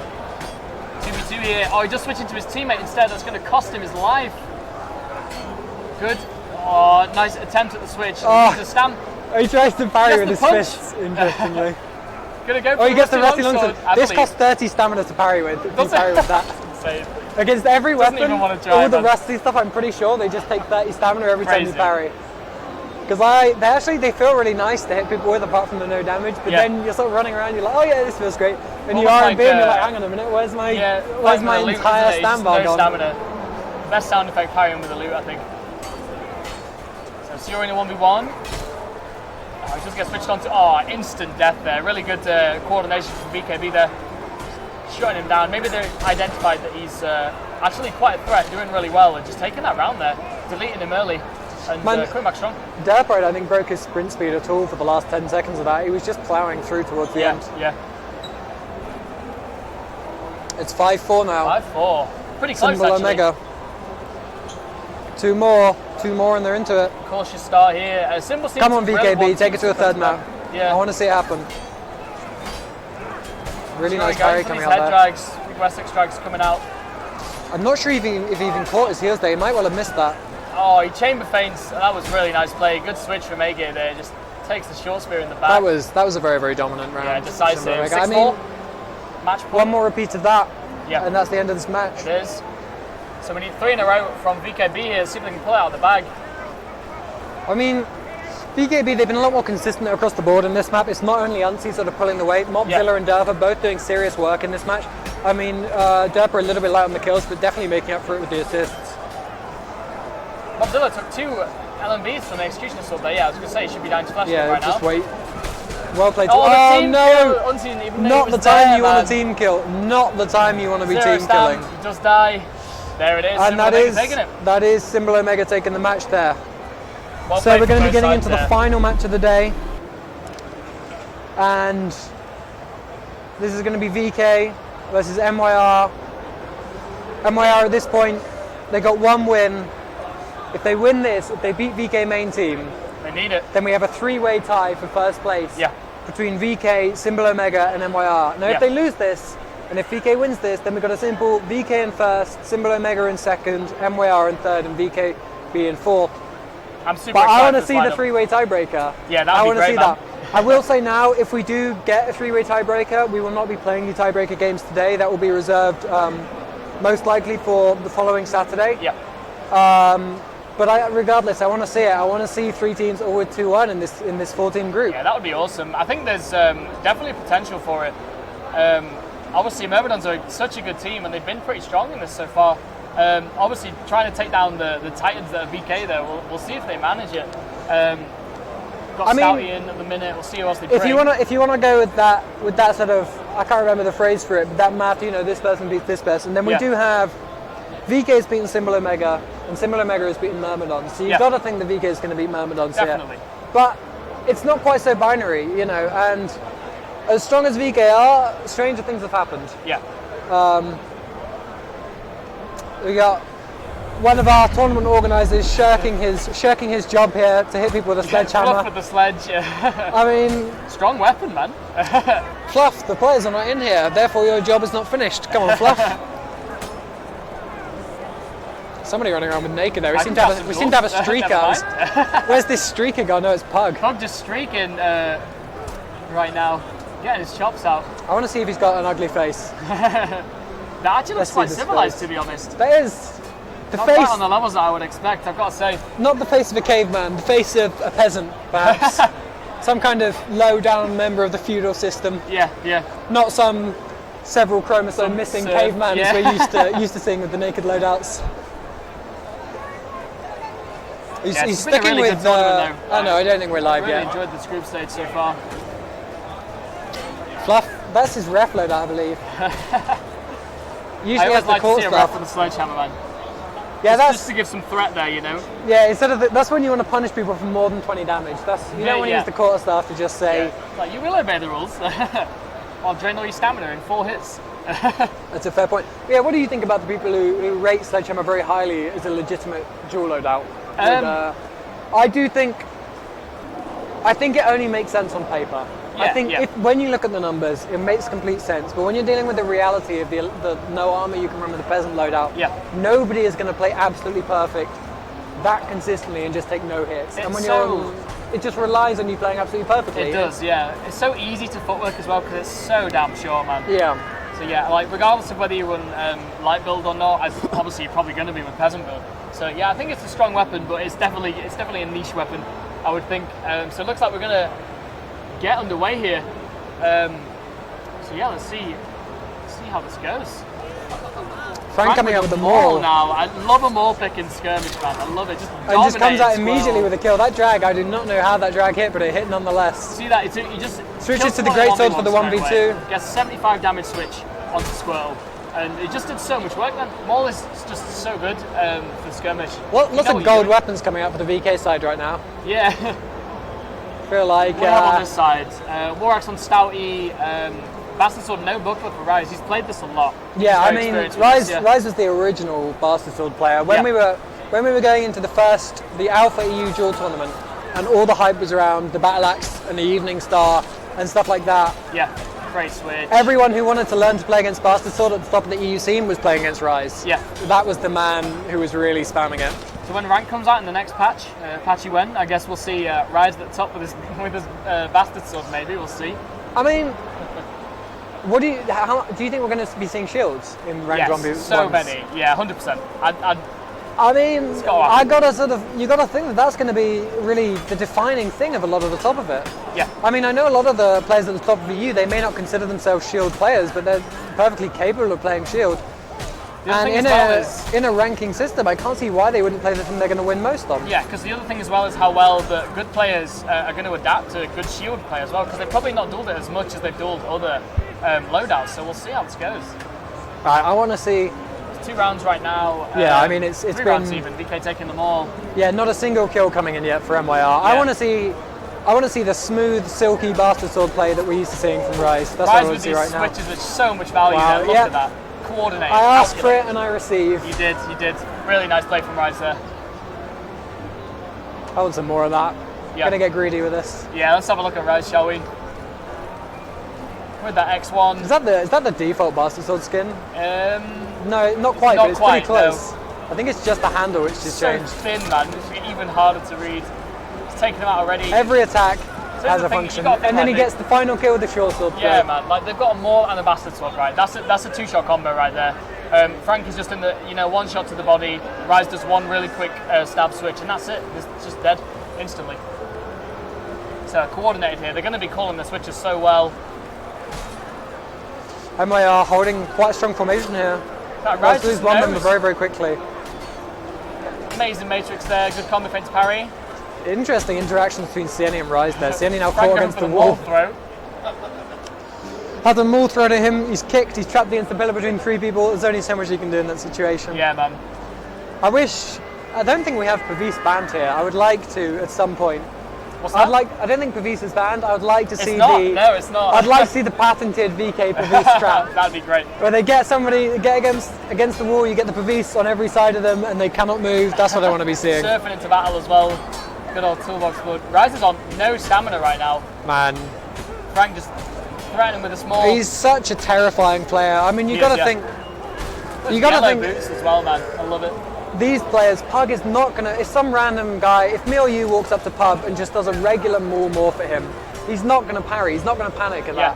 But just because it's Frank and you're afraid of all the bizarre Frank stuff that's coming out, he just walks up and he just goes stab into swing with a Maul, and they're like, yeah, the stab, I'll panic parry on that. Yeah, definitely. The swing will be coming out, and it's not like playing against the majority of players you're used to playing with. It's far more intimidating. There's a lot of scary animations which you don't know when they're going to come out. Yeah, for sure. Yeah.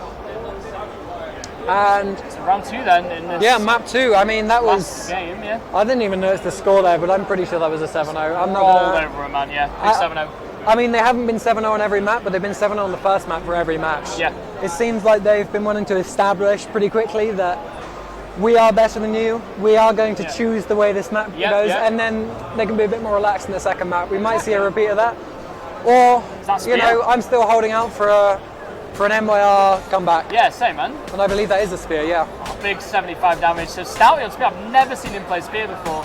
Coming out with his drag stabs though, he's going to put Sieni in a bad spot. Oh, that switch! I mean, it looked from Sieni's point of view like it was coming for him, but really nice switch. Really, really nice. Frank going to take it. Rise even with the Almond Sword, sorry. Yeah, I like this thing which you see really at the very top of the scene, but it hasn't permeated that much down to the other sort of tiers of the scene. It is pulling out these secondaries and just lobbing them at people in 1vx. It's really strong, man. It is really strong. If you get it like in their camera as well, it makes it so much harder to play. Oh the yeah, I game. mean, going into a fight when you got like a throwing axe or like a cleaver or whatever just in your face, it's just a unicorn, you know. Regardless of how much it obstructs you, it just tilts you instantly. Yeah. Stouty's actually that really stab well drag, that was so nice to be parried. Nice he misses that stab though, gambles that one. Yeah. The thing with and the then stab parries his teammate. Yeah, it's so quick, man. Like you can really, if if you're confident in that stab, you can throw that out. Even in long grip there, as he was in. It's really nice play. I mean, I was really surprised to see that parry. That was like, it felt like the spear was almost being pulled back towards him by the time they got parried. Yeah, right? Going for the good champion skin as well, so massive respect for that. Best skin in game. So Siani just running and feinting there, but he's just going to get switched on if he does that. And yeah, his positioning there, ruined. watching that from his point of view, you could just see the chaos and pandemonium. You get into that situation with that short weapon, you've got someone on every side, you're just getting ping-ponged like, around. What am I going to do, man? He's just getting hit from 3 sides at once, yeah. You just get completely ping-ponged. So we got the longsword ult grip now coming out for Rise. I mean, interesting choice. Rise no is known for these Jeweler Boy setups. It's why he's known for the Bastard Sword when it was very heavy in duels. It takes 90 damage straight away though. I mean, even from the early days of Shiv, Rise was always known as being one of the best duelists the game ever saw, regardless of how good he was in team play. Yeah. He was really known as a duelist. Oh, he got the help that he needed there. Can Frank pull this back? 0 stam on Siani. Frank knows it. Oh, he's got one. The headshot, and that's Frank. Oh, he's got 2. Frank, you beast.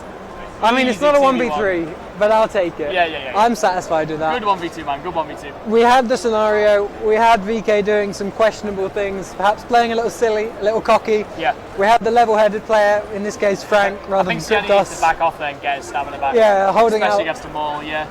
Oh man, I love that longsword skin. The coloration Rose has got is really nice as well, actually. Yeah. So nice. And yet, very cheap. Really? Yeah. How much is it? It's like 5k, I think. It's really cheap. Wow.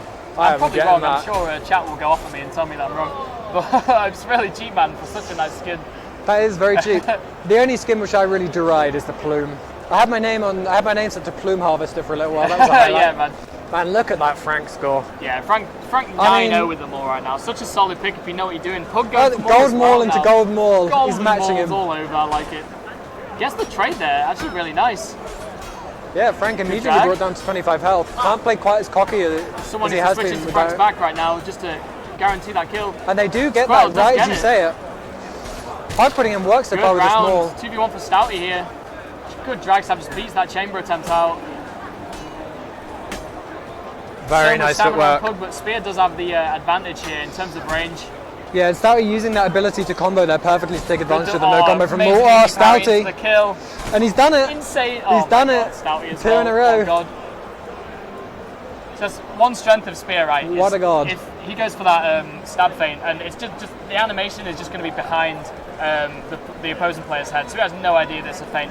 Actually unreadable. You have to try and chamber that, because if you parry, you're just opening yourself up to an easy death.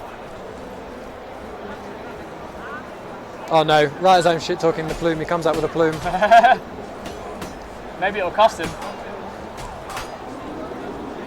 Good switch there. Really nice from Stouty. Frank. Stouty not really done much in this round so far. He's just a lot of stamina. No, he's keeping an eye around him. He's looking for switch opportunities. Yeah. He can't see them. Good I like the drag. fact that he's not doing the full 360 turns you see some people doing when he's looking for a switch. Yeah. He's really keeping his eye on. What Doesn't go for the feints, tries to that kick was the an punish, interesting but- kick attempt. Yeah. Very nice stab around his teammate there. See, Just look stabs- at this, like perfect Spear play. Just sat behind Rise. He knows he's got the range of match. Just poke over his shoulder. Just really nice, and they're going to take it there. Yeah, I mean, I couldn't count how many stabs he got on his teammate there, but it was roughly the same as he got on his opponent. Yeah, definitely. But anyway, that concludes day 1 of the 3v3 tournament. So that was Group B. We now know who is advancing from that group and who is not. Advancing in first place is VK with a 3-0 record. Advancing in second place is Symbol Omega with a 2 wins, 1 loss record. And advancing in not advancing in third place is Myrmidons with 1 win, 2 losses. And unfortunately in fourth place we have VKB with no wins and 4 losses, but a valiant attempt given the quality of the group they were put in. Definitely well played to every clan. Yeah, everyone here today has proved that they deserve to be on this stream playing 100%. competitively for sure. So thank you very much and we'll see you next time. Thank you very much, guys. Cheers.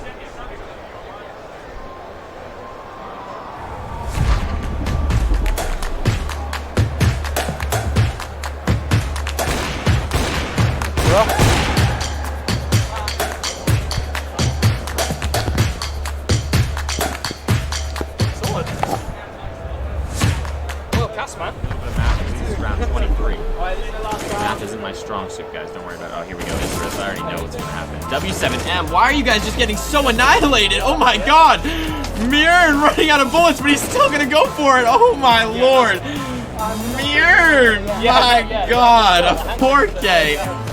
What is that? What is happening right there? I might die. Do you want to nick a band off someone? Do you want to nick a band off someone? Yeah, I'll meet you back here, man. Yeah, where is the band? If you go out the door and just to the right, it's like just there. It's really close. That's fine.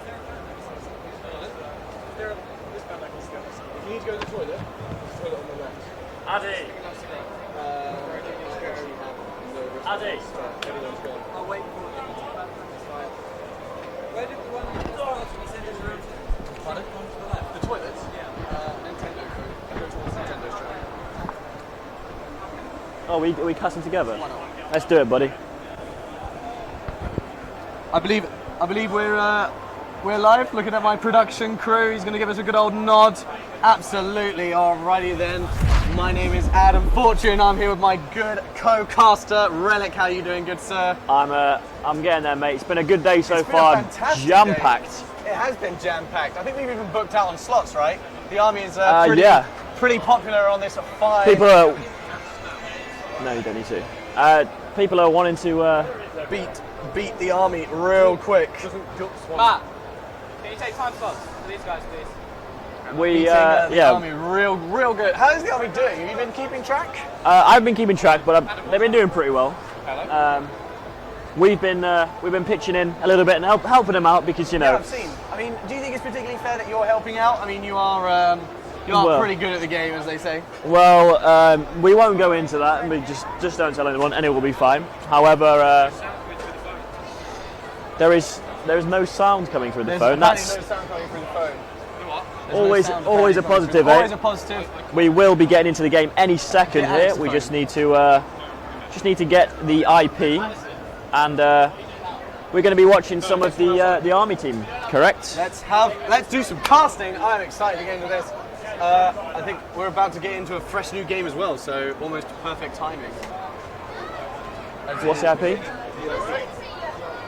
192.168. And literally just tell John to find it. 175. Code on 27. Oh yeah, 20. Sorry. Yeah. There we go. Right, so we're all loading into the server now, and when was the last time that we casted together, Adam? It was quite a while ago. Quite a while back. And it wasn't even in person like this. No. This is even more professional. So I'm excited. Where are we, Relic? We're off on Mirage. On Mirage, how do you find Mirage? I've been quite enjoying it myself. I have seen you've been online Steam playing a lot of Counter-Strike recently. Do we discuss my rank though? The old Gold Nova scrum. We don't discuss the Gold Nova one. It's fine. We've all been there. We've all been there. However, I am slowly climbing though. Yeah, well, mate, that's all it's all about. That is what it's You have to all keep about. on grinding, and eventually you'll get that global elite. Absolutely. It does look like we've rocked up in the middle of the game actually. So I do think people are swapping. I believe I did hear a server reset was happening. Yeah. But otherwise, it's a bit of a one-sided affair. I mean, the economy on the terrorist side isn't doing too great. No, it's not looking too great right now. Too hot. And everyone is kind of standing. I want to hear your personal analysis on this game right now. Tell me something. So, I mean, it is 9-9, so the score's looking pretty even. How's it going? So the counter-terrorists are looking pretty good right now. They're on a bit of a win streak, starting to get that momentum going. And that looks like that is the army team. We've got Tyler over there, big boy Tyler, big boy Josh. Oh no, never mind. The army guys have proceeded to leave. There is only one army guy remaining. One army guy who is, I don't even know who that is. I'm not gonna lie. And I believe the reset has happened now, so we'll be getting into a fresh new game. Fresh as a Pistol round daisy. and co. Alright, so when it comes to pistol rounds, Relic, I have to say I much prefer being on the terrorist side when it comes to pistols. You prefer the Glock, do you? No, I don't prefer the Glock, right? That's not what I'm Tech saying. 9. No. So I like just the rush B. Doesn't matter what map, doesn't matter what side, doesn't matter what spawn, rush B, all as a big group.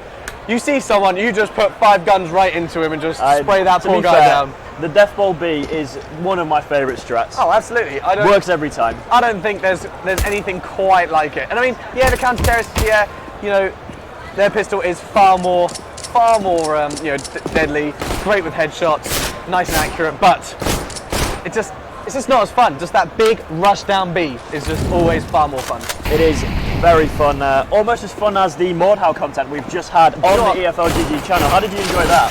I've actually played quite a few hours of Mordhau. I'm horrific at it, but I think that's kind of the point sometimes. I think it's one of those games that you're allowed to be bad at because it's just sheer chaos. Just nobody knows what's going on. Just like in this game, I don't even know if they're actually playing at this point. Or, it's been a bit chaotic.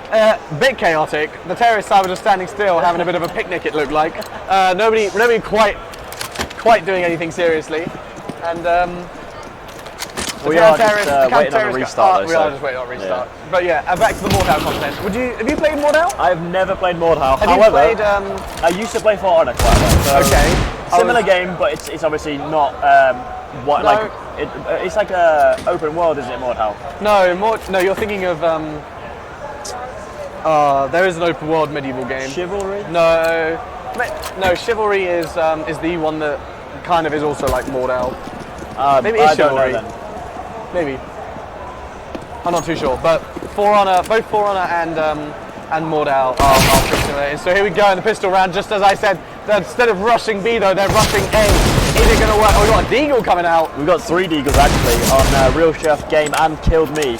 Game's going to open up that round with his Deagle, and the 3 CTs left over here, they just don't know what to do with themselves. No, absolutely. And I mean, would you have advised buying a Zeus? Some nice pot shots onto Tyler there. Not quite Tyler, but is that a trick question? Of course, I would advise buying a Zeus. Always get the Zeus's. If you can get a Zeus kill and tilt your enemies early, that's it, you've got it. Do you know what? People don't appreciate the mind games, but it's 2 versus 5 right now as he comes down mid trying to get onto that A site. Bomb has been planted, so CTs do obviously have a bit of pressure to obviously get onto that site, but it doesn't look like they're doing a very good job, huh, Reddick? Yeah, Big Pants remaining, and he actually did get caught with his pants down. Absolutely. Which does tailor towards his name, and it's 1-0 for the terrorists. I mean, that rush, rather than rush B, rush A, got on a nice start on their economy.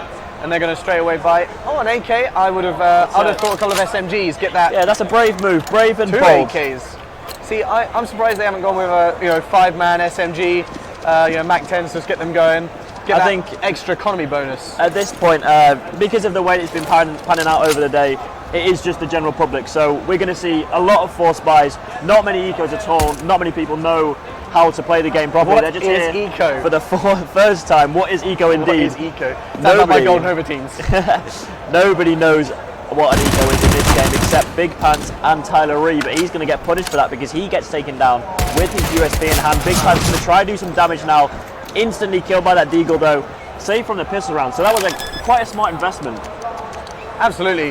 And I mean, the force buy from the CTs, I mean, a scout, that's not going to do very well pushing onto B. And I'm liking the rush B. We finally get a rush B. Second round in, they're hearing my chants when we were literally playing right next to them. So I don't really think they've got soundproof headphones on. I mean, it is quite loud here in INSOMNIA65. It is quite loud, yeah. But Molotoving the middle of sight it was. Yeah, and probably getting the explosion. I can't even think of the word. Bomb I'm looking for is the word bomb. He Molotovs the bomb so he can't defuse it himself. Fantastic Molotov there from the CT guy.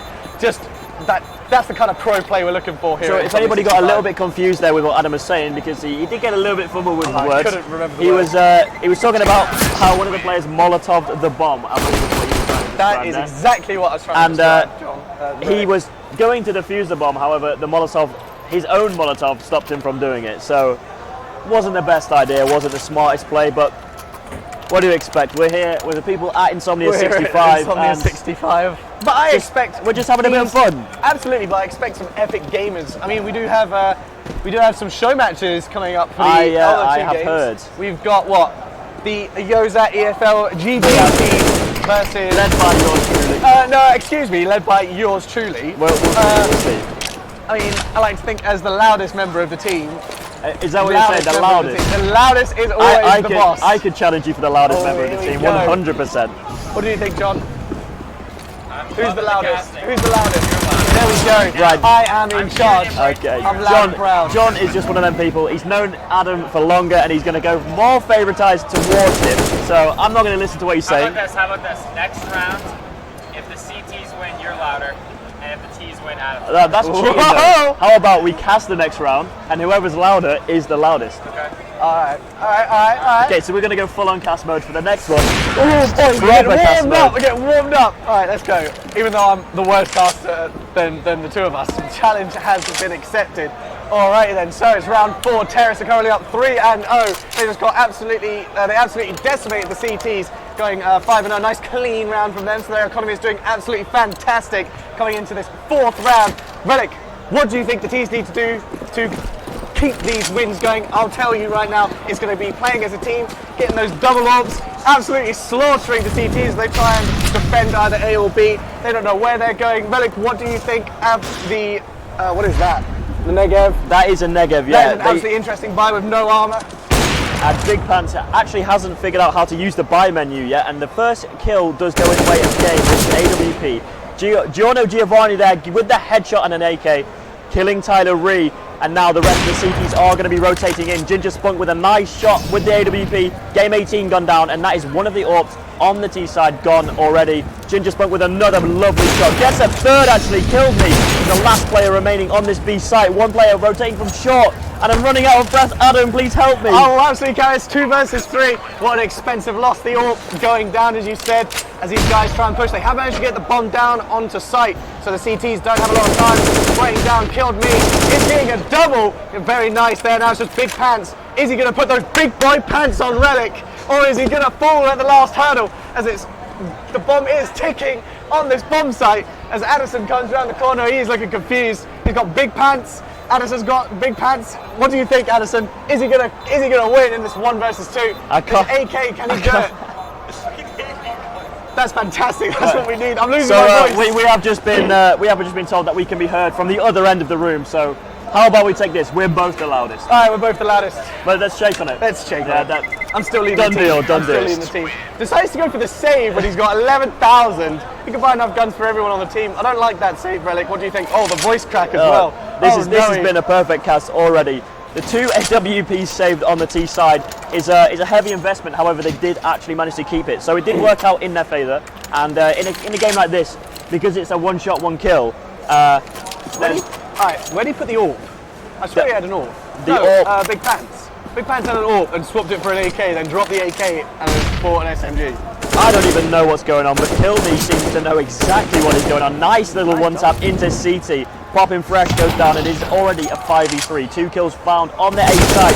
Third, that's not even the T side. I can't count. Ginger Spunk making the trades, and Game 18 missing a crucial shot. But he makes up for it with that headshot with the AWP, and it's Game Ginger Spunk going down. Game capitalizing. Tyler Reed chiming in now. Avex, he's going to go down on middle. And Tyler Reed, what is this man doing? He's an absolute monster. Absolute monster. But 1 versus 2, there's AWP on A site as he defends his spots. Takes quite a long time to react to that. Definitely could have got that shot off a little sooner. Maybe just waiting just a little bit longer for that peak. Just to absolutely clarify and get that shot. And now 1 versus 2. Big Pants, is he once again going to put his Big Pants on? We saw him not do so last round. Brave going this way around towards sort of Sniper's Nest and around. I don't think Big Pants knows exactly where he's going. He looks a little bit lost. However, game is on 22 HP, so it's only going to take a couple of shots from that PP Bison, and that is it. But I did think that Game 18 was going to spot him. I don't know what Big Pants was looking at. I'm sure he shot a little bit, trying to maybe pre-fire to take down Game 18, but not meant to be. 5-0. Terrorist side is absolutely dominating. It's not looking great for the CTs right now. Their economy is in absolute tatters, and Big Pants still hasn't learned how to drop his teammates, so we're not quite sure what's going on there. However, the terrorists, they seem pretty coordinated. They've got 4 AKs and an AWP, full utility on everybody except Real Sheriff. So how much heavy machine gunnery do we need on one team? The CT side just wants to spray and pray, Relic. I'm pretty impressed with that game with a missed shot there. Negev in spawn for Josh. And he's just going to sit there. I reckon he's going to sit there all of the round. Oh no, he's moving. He's found his foot in there.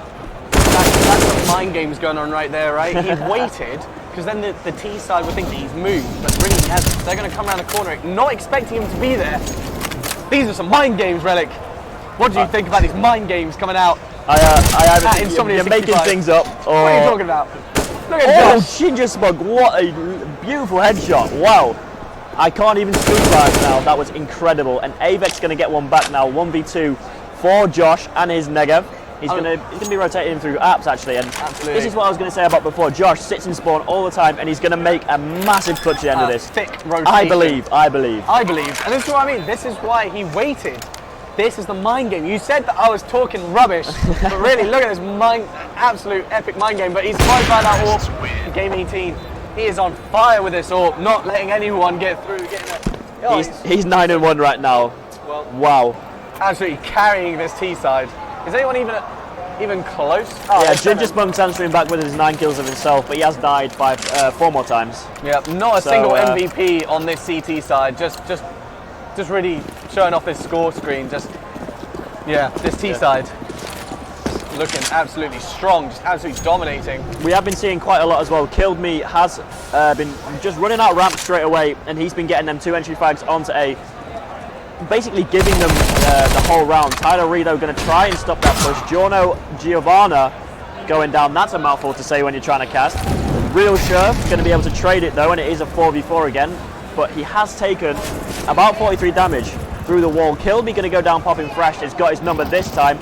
And game 18 is rotating in through stairs. Gets the headshot onto Popping Fresh. And it's trades galore on this A site.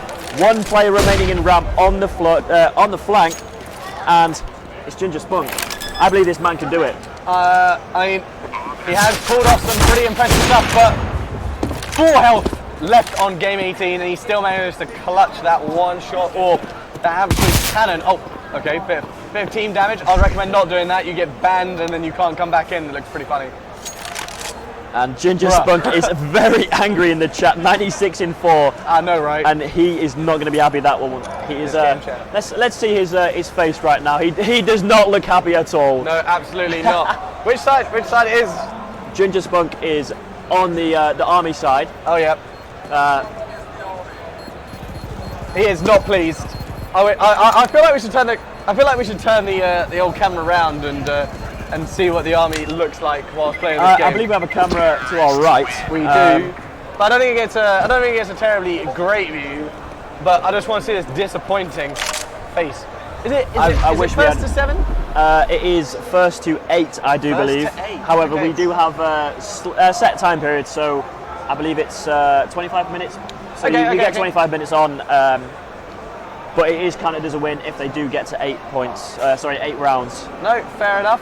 Which I think they will be able to do. Oh, easily. And after this, we'll be going to some interviews that we did a little earlier. Can you give us a little sneak peek beforehand? What interviews we got in store? Got some cosplayers coming in to say hi. Yes, we did. We've got an MMA fighter. Oh yes, I remember yesterday we did have that guy was built. He was. I mean, he was. I think I'm a bit of a gym lad, but he was a gym lad, right? That dude takes protein. That dude takes protein like water. He drinks chicken. He doesn't drink protein. He drinks whole chicken. I have heard that his protein shakes are made up of just ground up chickens in a blender. And nails. That man was hard. But yeah, we will be cutting very shortly to a few interviews once this round is over, and it is soon to be Popping Fresh, the last one alive. Avex and Killed Me versus this man and his AWP. Is he going to get caught in underpass? Nearly Killed Me, nearly gets a headshot, and he does finish the round. Doesn't quite manage to make it. We will be back very shortly. We will be back very shortly as we look lovingly into the camera relic. Hi, camera. We'll see you later. As we pass over to the interviews. See you guys in a minute. All right, everybody, hello. I'm here with the lovely AJ. AJ. Now, AJ, what is this booth behind us? This is Game T. Now, this is a company that my sister and I founded. We focus on role-playing games and the merchandise surrounding them. Everything that you see here has also been designed by ourselves. Now, is there anything you'd like to highlight real quick? Is there any big pieces you're proud of, or? Absolutely. So we are featuring at the show today the world's rarest gemstone dice. The world's rarest gemstone dice? Oh, you already had it in your hand. What? You already had it planned. All right, what is it? What's up with it? These are made by jewelers. They are engraved by hand, and they feature some of the most precious gems that are currently available on the market. Things like strawberry quartz, fluorite, lapis lazuli, amethyst. Oh, there's amethyst in there combined? Now, how much does that cost you? These sets retail at £60 each, and that is a show exclusive price. Wow, that's a big deal. Now you also got some art over there. Any favorite pieces with the art? Are you the maker of the art, the creator? Absolutely. So all the art that you see here is either a product of my colleague Jake Briggs or myself. I personally am partial to the Dark Souls artwork. It's one of my favorite games of all time. But I do also like art. Pull it out, grab it out, grab it out. The lovely, sexy night elf right there, right? Our racy ladies. Yeah. Racy ladies. Absolutely. And she's got the dice too, the gemstone dice. She's doing good work advertising those gemstone dice as well. Yeah, she is. Now, what are your thoughts on Insomnia this year? What are your thoughts on INSOMNIA65 this year? I'd say the show has an extremely lively atmosphere this year. The halls are looking good, they're looking crowded. Everybody's friendly, and the BYOC is better than ever. Now, how many Insomnias have you been to? Oh gosh, I've been doing this since I-47. 47, damn! Oh my God, this is my first. I'm not even from here though, so I have an excuse. But whereabouts you from? I'm from 20 miles away actually, so it's not very long at all. It's a short drive. Oh wow! A place called Tamworth. And now, is there anything you'd like to plug? Can you give a final shout out to your store? You guys have an online store, I presume? We do, absolutely. We are gametea.co.uk. Do come and visit us if you do enjoy tabletop games and goods of high quality. We'd be happy to serve. All right. Well, thank you very much. Oh, do I get any dice for free? Is there any way I can get a free gift? Yes? Yes, those are yours. Oh my God, thank you so much. It's been a pleasure. Yes, absolutely. We'll see you guys soon.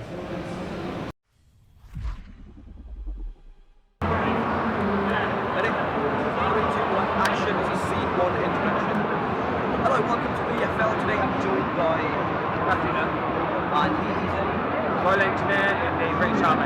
There we go. And is it your first time in Insomnia? Yeah, this is my first time at INSOMNIA65. I came last year in INSOMNIA64, came and had a look at everything, and then got told, well, that I still wanted to come join INSOMNIA65, and here I am today. Okay, well today's an exciting day. Yeah, experience the event. Yeah, brilliant. Let's go for it. Okay, so now, tabletop zone. How are you with tabletop zone? Not very good. Not very good, okay. You know what, let's try something else. Yeah. Okay. Okay.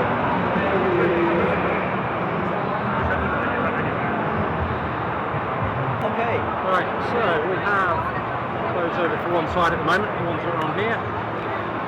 So the idea is you work as a collective to guess a total of 12 cards.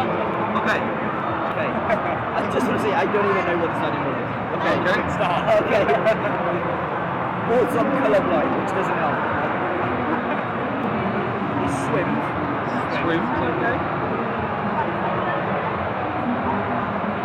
So you've got size, you've got how fast it moves. You might not know. Basically, yes. I don't know. Let's make the guess as generic as it possibly can. What is blue and lives in the water? It swims. Shark. That's general. A fish. A fish. That's a start. I'm gonna take that. You're going to take that, are you? Take that. It's Oh, flying fish, okay, yeah. Does that actually fly on the ocean? Yeah, that flight. So the flying fish will jump out of the wave, fly for a distance before it lands. Never seen that. You need to have a look. I'm going to Google that when I get home. Yeah, Google it, whatever, yeah. So if we... Let's make it more difficult. Oh, you're going to make it more difficult. Once they're used, they're used. That's what we got. That's what we got. Right, okay. Right. So I know it's black and white. What kind of black and white? Yeah. Black and white spots. So, let's say, yeah. I'll go with that. In the jungle. Yeah, definitely that. Well, I'd say it lives in the jungle, but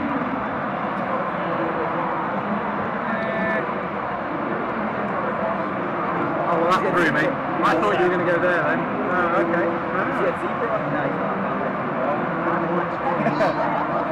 Trees. Is he a blender? Straight off the bat. There you go. Good. Lives on the farm. I'm glad I'm good at this game for kids. Like, I'm so proud of myself. Thank you so much. That's how it works. Play. Enjoy.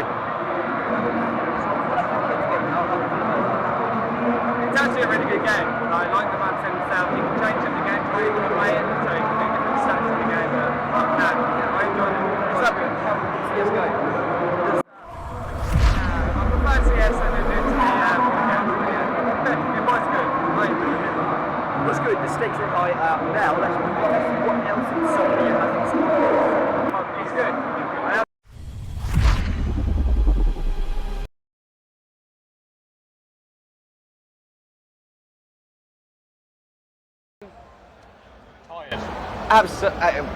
Fantastic. Energetic. Energetic, let's go. So, are we about to have a round restart or are we joined about halfway?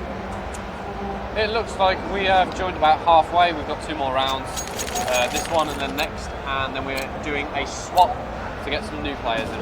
Alright then, so as we were discussing with Relic, nobody likes to save. Everyone just wants to buy a weapon. No such thing as saving when it comes to the army versus gamers.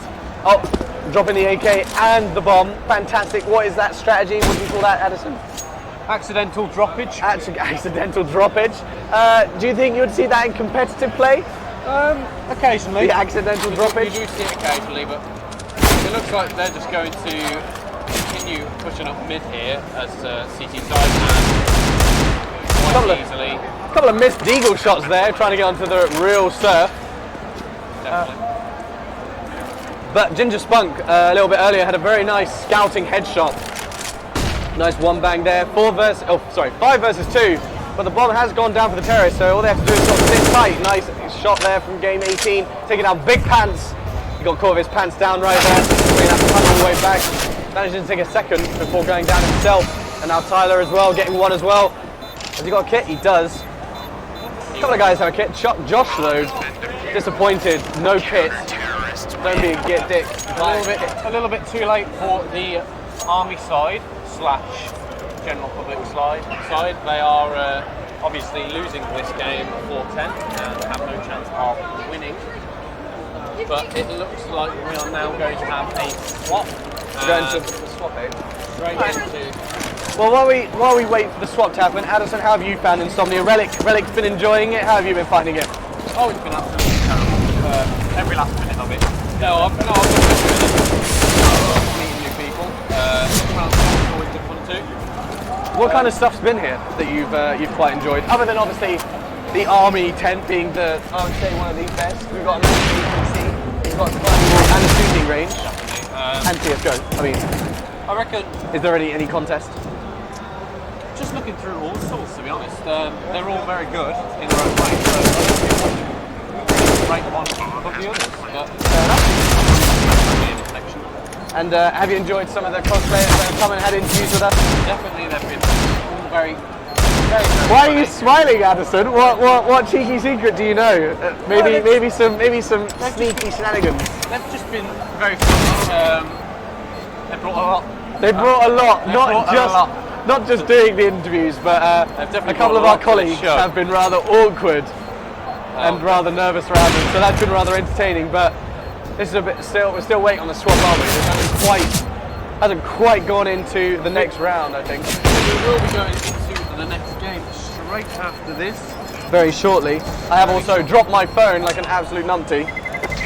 We do also have coming up at 5 o'clock MGL, a bit of an interview with MGL in a little bit. They're sort of an American-based company doing gaming with the military. So it'll be good to hear from them. John will be doing that interview, so look forward to seeing that. As what other content do we have lined up? Oh, we've got Team Yozat and EFL GG versus the Army on Monday. So are you going to be on that team, or do you want to cast it? I'm going to be on that team. You're going to be on that team? Who do you think our lineup should be? I think we're going to have myself, Alec. Yep. And then Nobody else. nobody else. Nobody else. Not really needing anyone else. Maybe Alex will tag along. This Alex. Oh no, Willany will be with Willany. us. He's Willany not will been be here with us. since Friday. No, Willany. Oh, will yeah, be the with us B-Tech Willany. On The our guy that team. kind of looks like Willany. Yeah. So he'll be with us on Monday. No, you don't have one in Palace. Shh, all dearie. Bit of a communication. So I actually think the sides have been swapped. Some new guys have come up as we go into the pistol round. I do enjoy a bit of a pistol round on that. Ooh. Tyler sitting around doing nothing, bit of an AFK. Do we have one player now? No? Oh, we do. We do have one player down. So the terrorists are at a bit of a disadvantage with it being 4 versus 5. I wasn't too sure if it was a technical error, but no, there just isn't somebody sat down on that seat.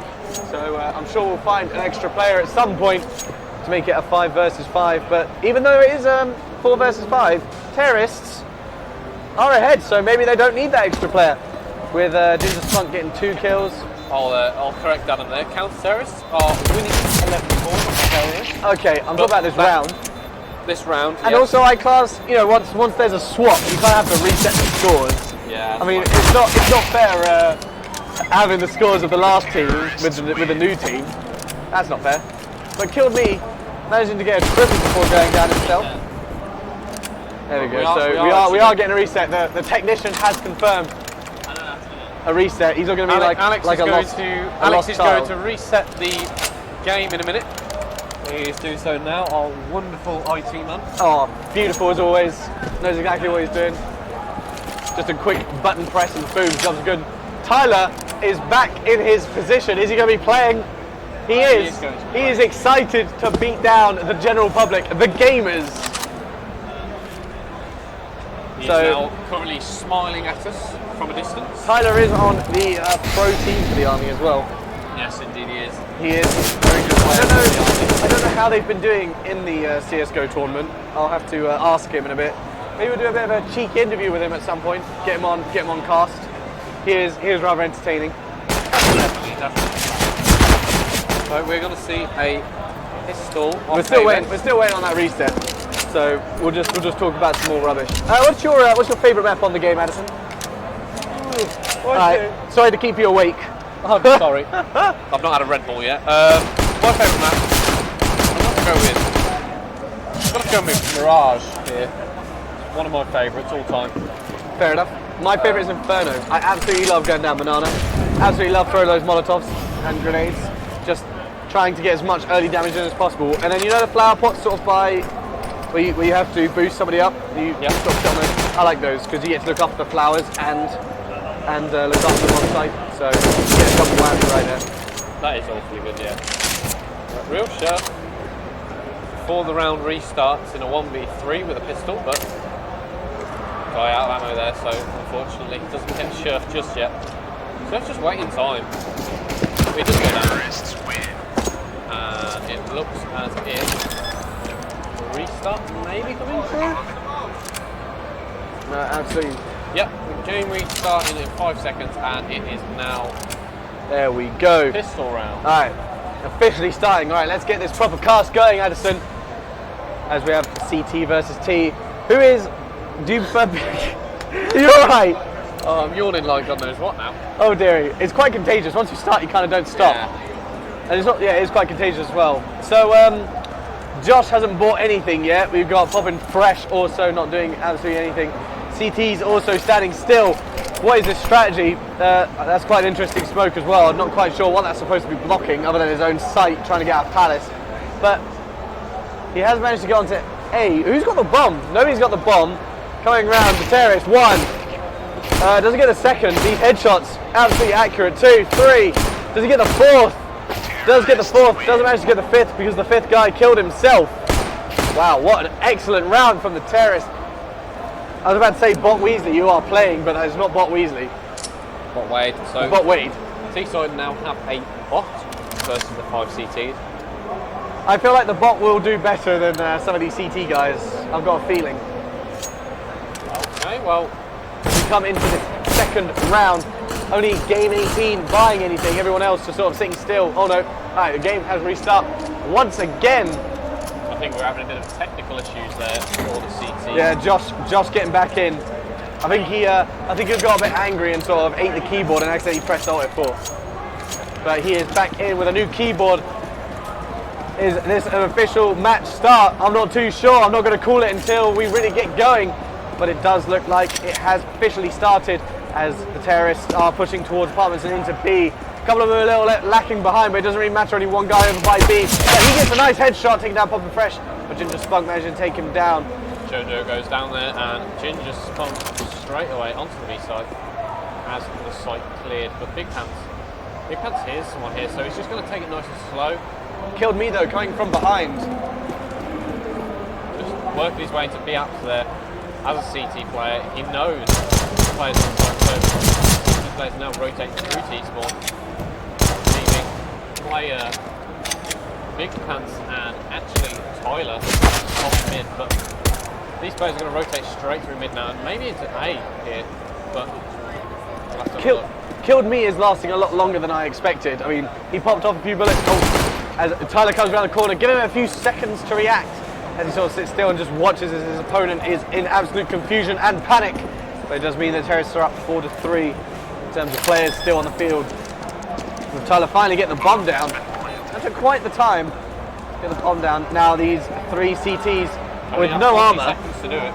No armor. 5 seconds. Just deciding to go absolutely butt naked. Against these Glocks is a brave choice for Josh with that nice headshot. Managed to find one.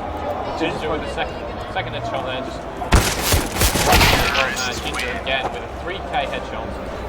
Yeah, nice and accurate with also swapping out for a bit of a CT weapon. Doesn't like that Glock, it seems. Decides that he's going to betray his fellow T-sided weaponry and go for the USP. USP. Yeah. I'm guessing your weapon of choice for pistols? Sometimes I like to go with deal, but whatever you feel in that game. Whatever you're feeling in that game. CTs though, even though behind, do go for a bit of a force buy. P90 and MP5. What do you think about these buys, Anderson? I think they're quite... There goes that P90. Quite good money spent. Quite default buy-wise, but I would have liked to full eco out of the CTs here. Try and get some more money. With a buy, but all of them go down pretty much. But Big Chef hiding, but spots him straight away, and that is going to be the second round through the T side here. Absolutely, managing to get quite the number of rounds off before being able to shoot. But hey ho, who knows? So it goes into a buy round now. CT's buying M4s and some UMP. The real surfing gaming. Sorry, Anderson, carry on. And the money on the T's is looking spectacular. CT's also opted for 2 pistols here, so I'm not too sure what their plan is for the being on B. But let's have a look. Yeah, 5k, you just thought they were able to evolve something a bit more useful than just a couple of pistols. But you know, maybe they're going for that, you know, real big save. And instead of buying a weapon, they're going to find one. But so far, it doesn't look like they're going to be able to find one. However, manages to get 3 there from Jojo. Turns into a competitive round here. Needs the third, the fourth, but he's not going to do anything just yet. He's waiting for his teammates to rotate over. Unfortunately, Ginger manages to take out Scherf there. And Big Pants win the whole of Pon alongside Ginger. Manages to take out the one in mid there, and it looks as if Game 18 is just going to die to Ginger, giving him a 4k in this round. As you see, 3 rounds now to the T side and 0 to the counter-terrorists. The CTs have all the money here. They should be able to come back. They should be able to buy something and put some use to it. However, we did see a big waste in money on Game 18 side. He just bought P90 and then instantly died, so not too sure if all of the money is sometimes well spent. So we'll have to see, as still Real Surf and Game 18 are buying absolutely nothing. But two of the players here on the CTs haven't bought a gun in like 3 rounds. They're just having a good time. They're not here for a long time, they're here for a good time, right, Anderson? Just playing about with pistols, not popping fresh, looking popping fresh with his fantastic kill onto game 18 there down there, sort of coaxing him out with that nice Molotov, but didn't get that molly kill. I'm looking for someone to be set on fire and molly. Yeah, I'm just waiting for it because, you know, I could almost imagine the absolute confusion. What is going on down mid and Sniper's Nest?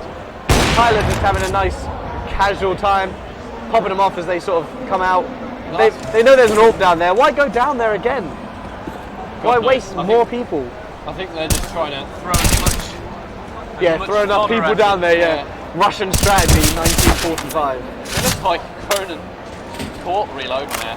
Takes a lot of damage, 98 points to be exact, left on 2 HP. But it looks as if the teams know exactly what they're doing. Tyler with your, he's been playing immaculately with it the entire day now, and there's no.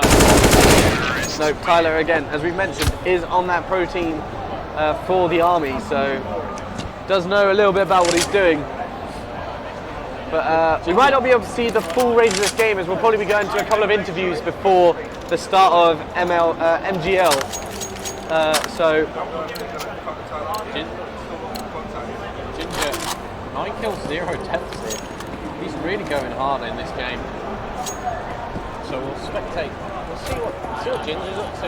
Yeah, see what Ginger and Tyler are up to. Although sitting up base, not doing anything too interesting. Going on a bit of a lone wolf mission with the bomb over to A. Game 18 here. He's trying to sneak round in ramp, but it looks as if Joy to pants there and Avex. I feel like someone should help out Game 18 in real surf. I'm not too sure if they actually know how to buy weapons, because they are sitting on 11k, and yeah, their team's not doing too great. Yeah. So trying to just walk straight out on A here. He knows no one's there. Just gonna plant open and do whatever he wants really. Pop in, now knows who the players are. Real Surf goes down. Avex has no idea. Also, Avex takes down Pop and Fresh, who's actually taking his suppressor off there. I mean, I don't use the suppressor. But at the same time, you could use it in 4A4. No. Take the suppressor off. Take the suppressor off. Make it less accurate. Like on the UPS, you take the suppressor off, right? Right, Anderson? Never take right, Anderson? Take the suppressor off, guys. Extra accurate. I'm just going to ignore Adam now and... Fair enough. Take the suppressor off. Don't do it. In some games, though, it does do less damage, though, if you have the suppressor on. So I'm wondering if they're going, oh, if I take the suppressor off, it might do more damage. More damage means more wins. Some players here haven't really played CS that often, so they might think that doing certain things may benefit them. Nice grenade there, maybe baiting out a couple of guys. But look at this B defense. 4 guys on B. There's an absolute, you know, they're expecting that B push, but I don't think it's coming, Addison. I don't think the T side is going to fall for that. I think they're playing very passive here on the T side. Kind of like trying to get as much information as possible. They don't want to give away any frags. They don't want to lose the advantage here. They're already 4-3. So if they give the CTs a kill, they might be able to take this back.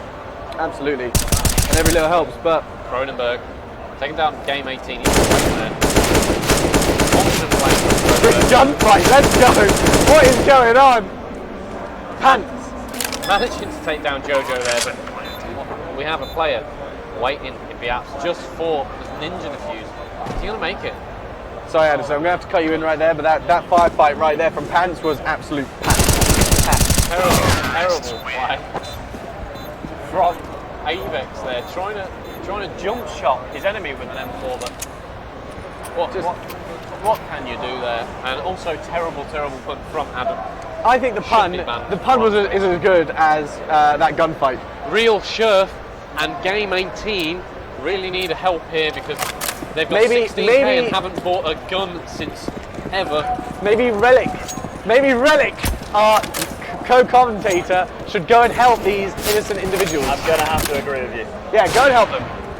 There we go. See, Ioza and EFL GG helping out, not only on casting, but also giving some tips. He's trying to find them. I think he spotted them.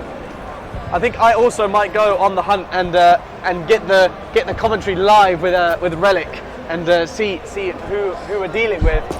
Let's see what we got going on.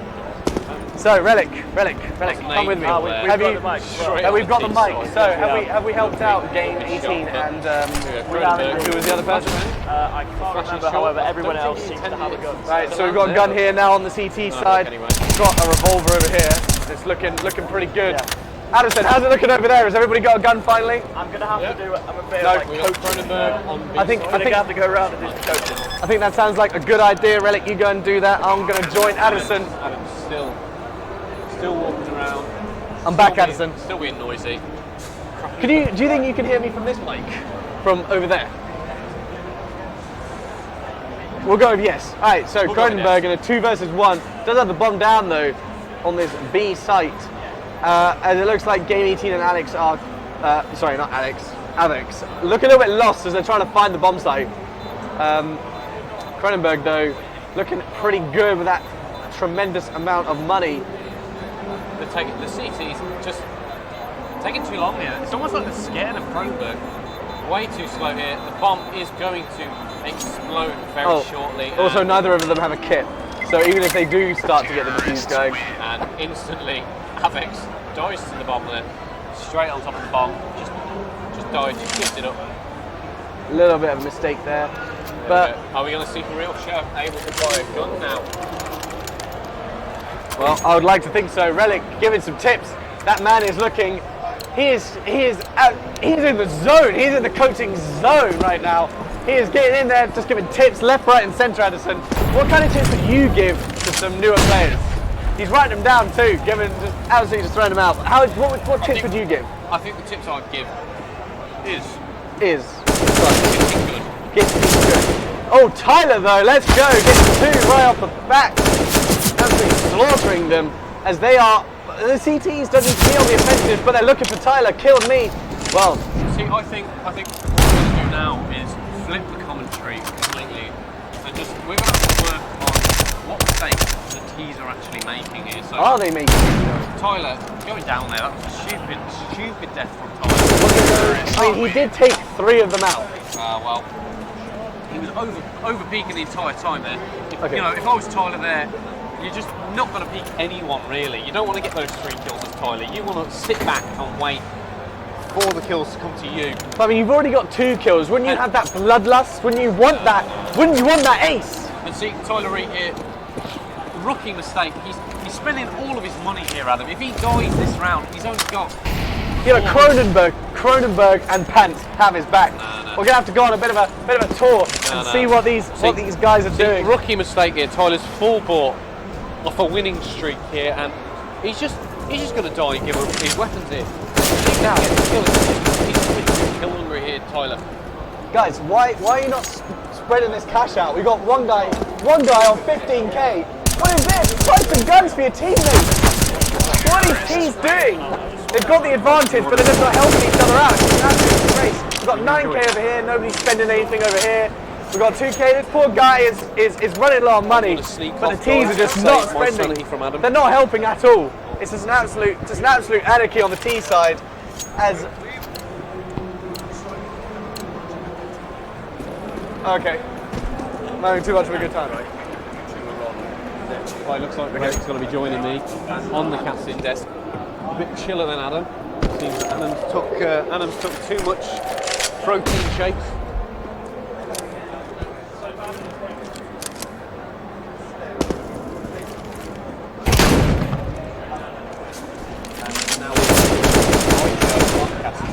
Ladies and gentlemen, I am back, and Adam just had to shoot off really quickly, so unfortunately I can't be casting with him anymore. But you've got me instead, so even better, I guess. Much better. Adam, I won't tell him you said that.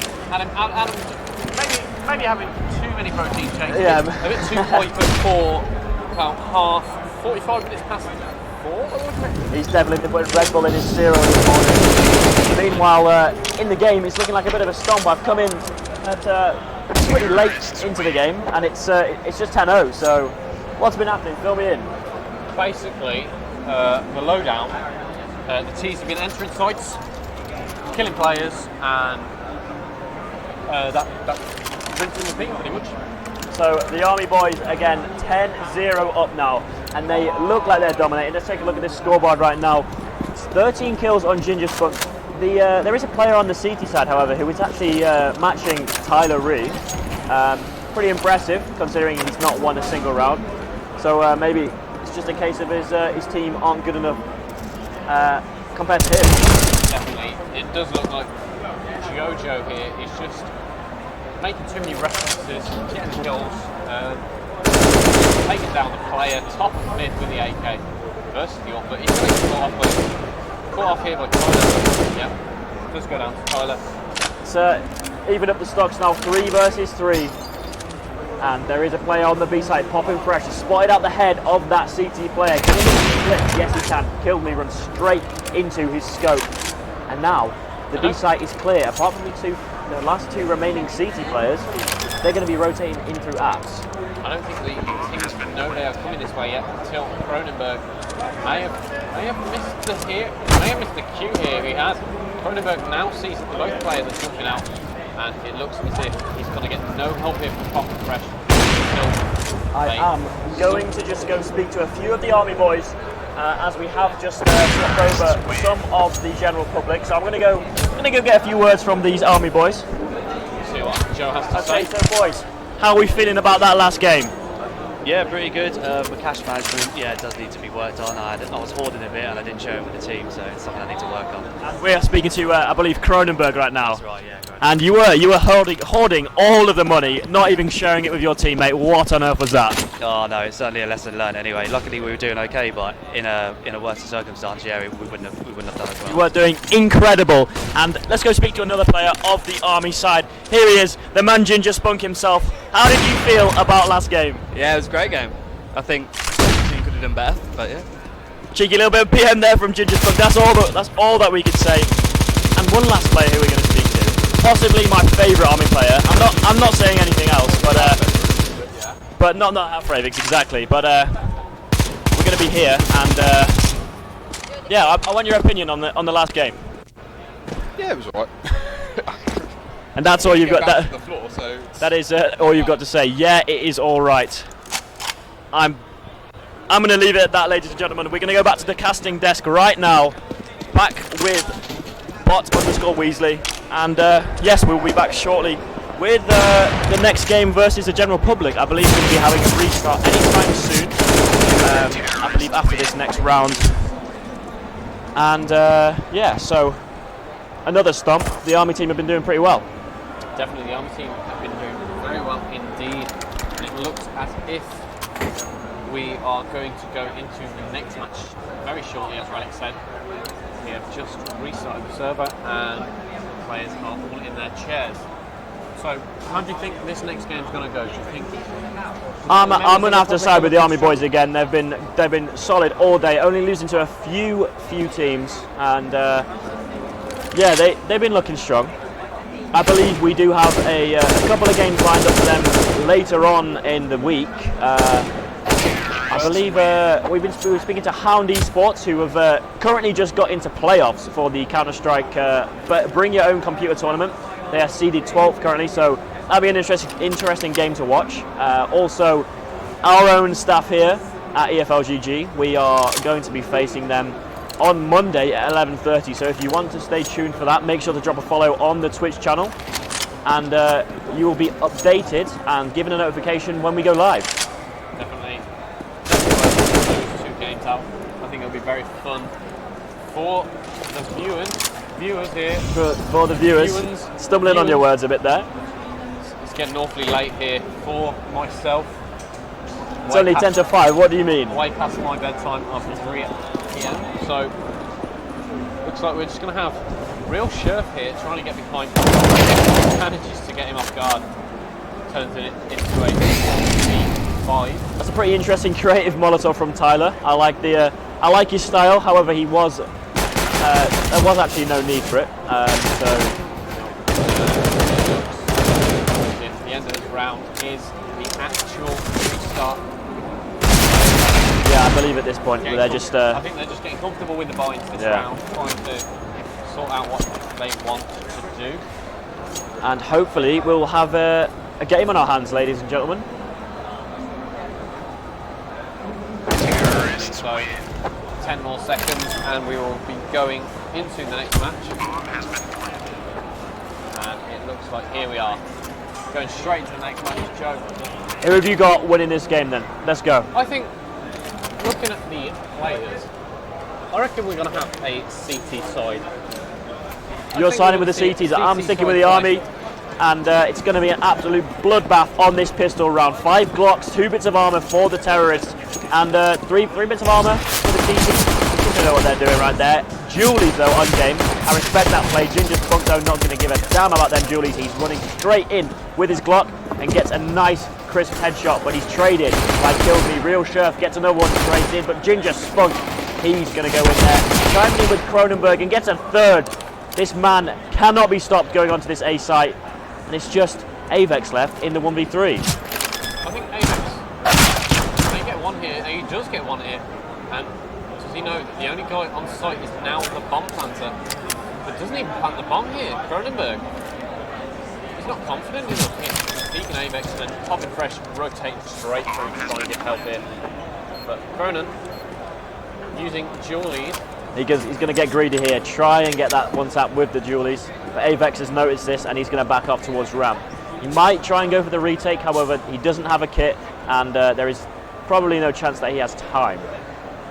Definitely no chance at all. So we are going to see Poppin' Fresh hearing Avex here, and he's just going to turn around and that goes Avex. He was going to wait a little bit, try and maybe get a knife there, but Avex just ran straight past him and didn't slow down, so there wasn't that opportunity to grab. And now that is the first round for the terrorists. They don't instantly buy into AKs, which is something we've been seeing quite a lot. A lot of the members of the public, they have been force buying on this second round, as they may be quite new to the game or they don't have the knowledge yet to understand how the economy system works within Counter-Strike. So the AK probably is the better choice, and Poppin' Fresh saves the Deagle though, and Avex, what a shot from him. 1 dig onto Ninja. He's not going to be happy with that. And he gets a second as well. This is Avex. Can do with a Deagle and rifle here. Pushing straight to the pallet on the behind by the look of it. But bomb's going down on B. So we are going to see a rotate through the CT side. Tyler just holding, maybe trying to catch the guy block, which he will do. And Jungle left in a bit of a predicament here. Can't tell if bomb's planted A or B. Down. Tyler. Can he tell? What a shot. Cronenberg missing. Too many shots here. So Poppin' Fresh just holding this doorway, and Avex open defuse here. Is he going to stick it? Avex is sticking the defuse and gets it. And we will be now going into some interviews just before, and just so we can set up for an, I believe we are getting the MGL coming in for a chat, which is the Military Gaming League. So we will be back very shortly after some interviews with them. See you shortly.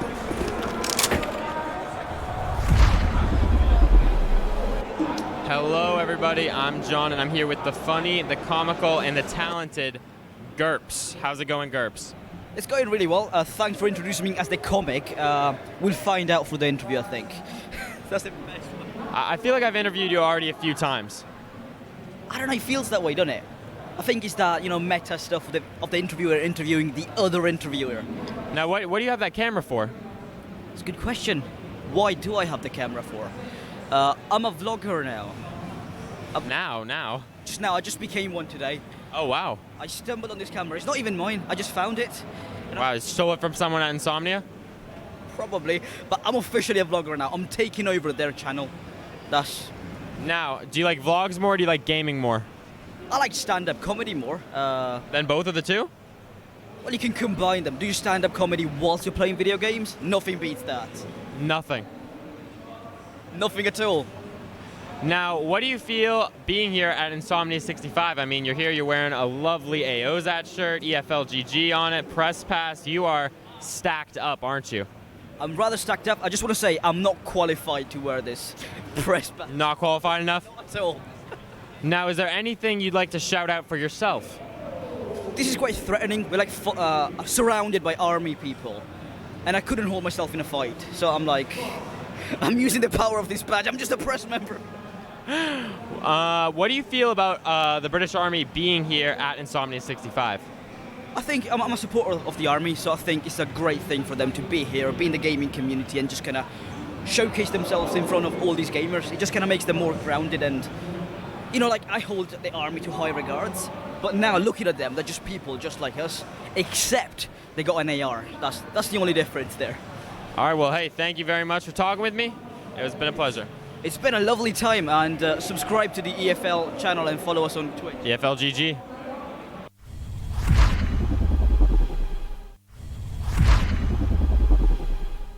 Hello, we're here at the Army base camp. I'm joined here with James. Say hi. Hi. So, obviously James is here with the Army, and I would assume the most popular question would be, would you ever expect yourself being here at Insomnia running up essentially a gaming booth? No, you know, when I joined the Army, which was a very, very long time ago, I have to say, I could never envisage that I would be at an e-gaming festival in Birmingham. Are you excited to be in here? Do you know, so this is the second time I've come to Insomnia, and each time I go away just having really enjoyed myself.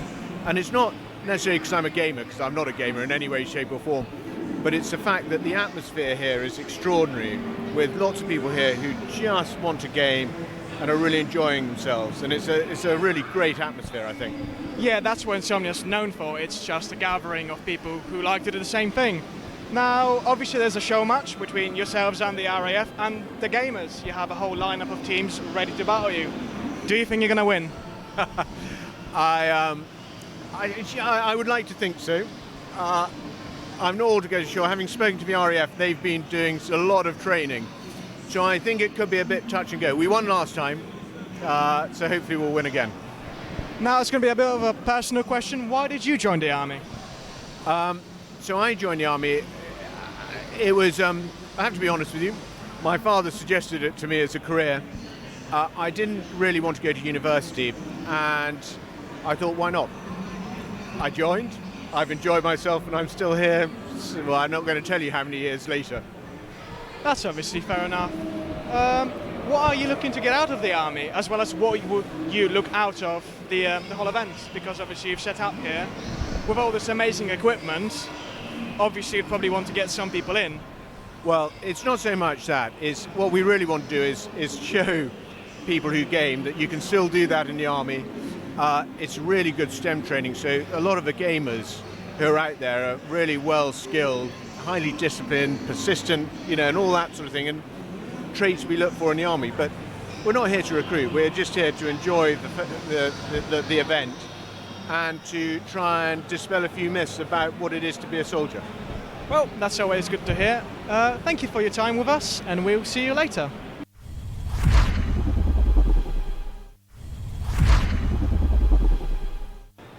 All right, hello everybody. We're here at the Be the Best interview area, and I'm here with Neil, a member of the British Army. How is it going? I'm not bad. How are you doing today?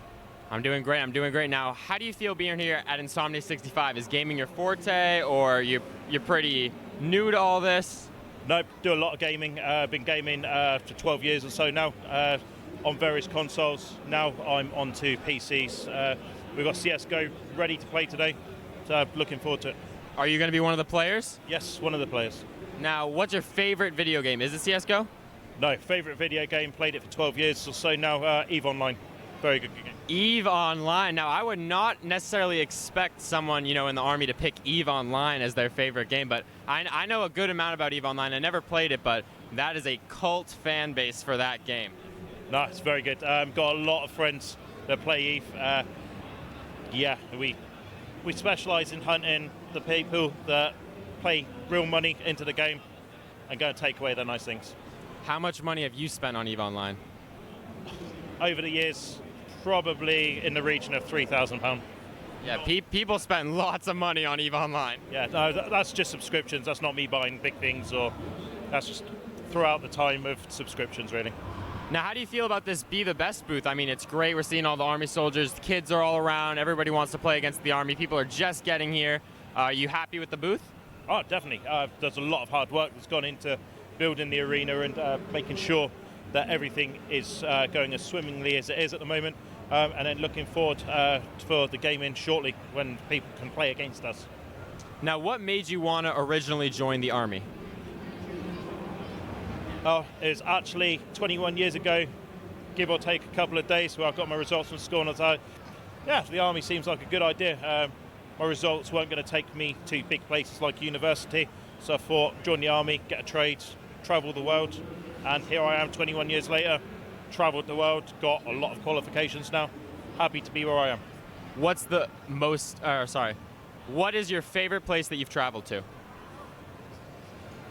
Been quite a few places now. I've been to Canada, went on an expedition up to the Arctic Circle, also had the opportunity to go to Australia for 3 months on exercise long look and work with the Australian forces, which again was very beneficial, and it was a good look to see what we can do with the Army. Not many people manage to get on it, but I've been fortunate enough to get there.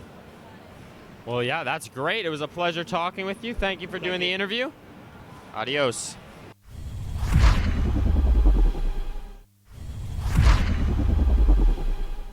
Hello, we're here at the RAF booth, joined with Leon and Callum. We're going to ask them a few questions. So, first question is going to be to you. Are you excited about the show match? Super excited. It's going to be awesome. How about you? Oh, this is insane. It's so much fun. It's unbelievable. I can't wait. Obviously, these guys, I would assume you wouldn't know when you've joined the Royal Air Force that you would be standing here in a gaming event at Insomnia, about to fight it out with the Army. What do you think of that? I never expected it in a million years, but there's been so many changes and developments over the last few years that it's just breathtaking to see it all coming into fruition. They're just the same there. I never thought in a million years of playing computer games with the RAF, and we're now in a massive event in such a short space of time. It's just insane. So good. So why did you guys join the RAF in the first place? I joined for the career prospects. I've got a long family history in the RAF, so it was just something I've always wanted to do, is to be part of the military. Yeah, so I joined because it's just something I've always wanted to do since I was a kid, and I just thought, well, instead of waiting, I just jumped in and did it, and it's the best thing I've ever did. It's such a great job. Now, this is a pretty important question. Are you going to win? Obviously. Army's going down. Yes. Army stand and no hope. Well, Army stands are nowhere, according to the RAF guys. Hopefully, they can show us what they have.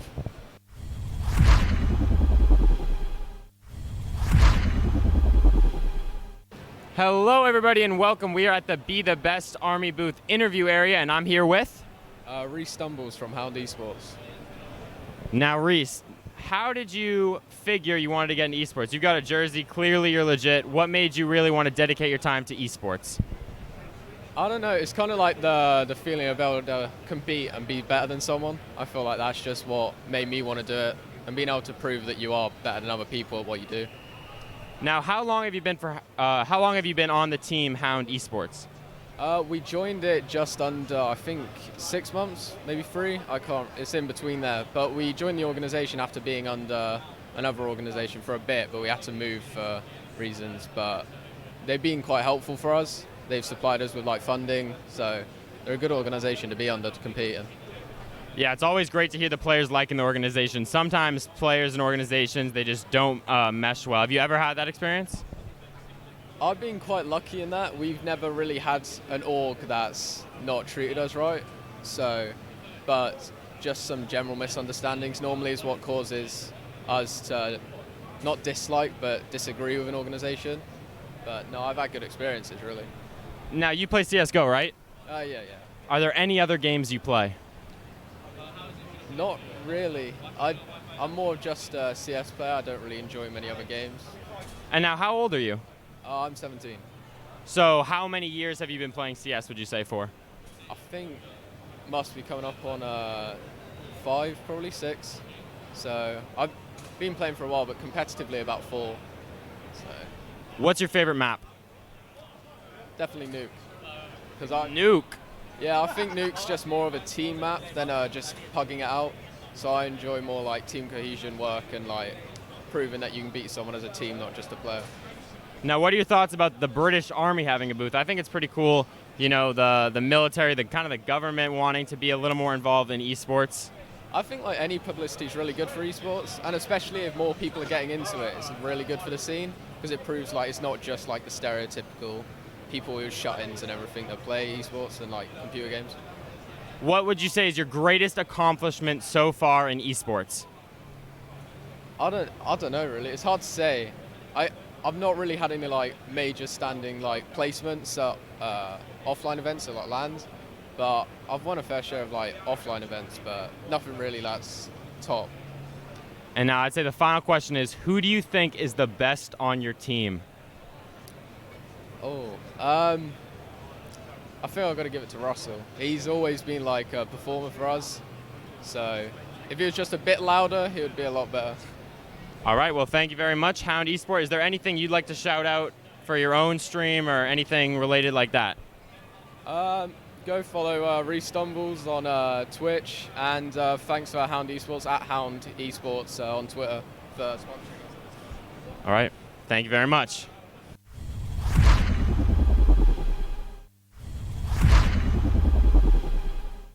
Hello, everybody here.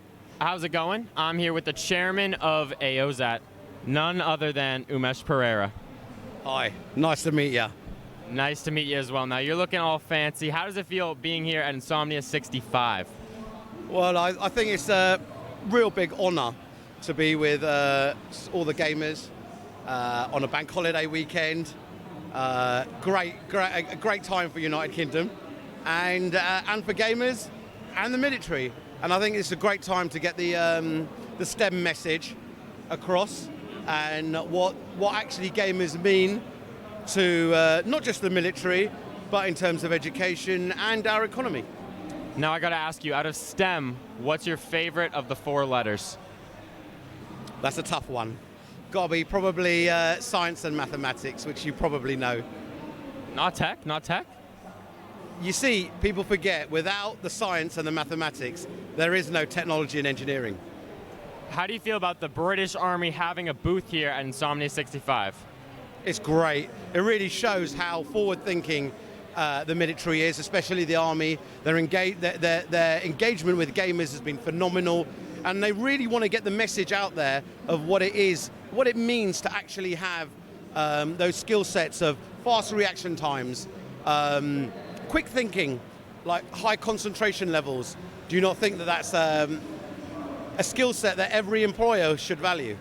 Oh, absolutely, absolutely. Well, thank you very much for talking with me. My pleasure. And I hope you have fun.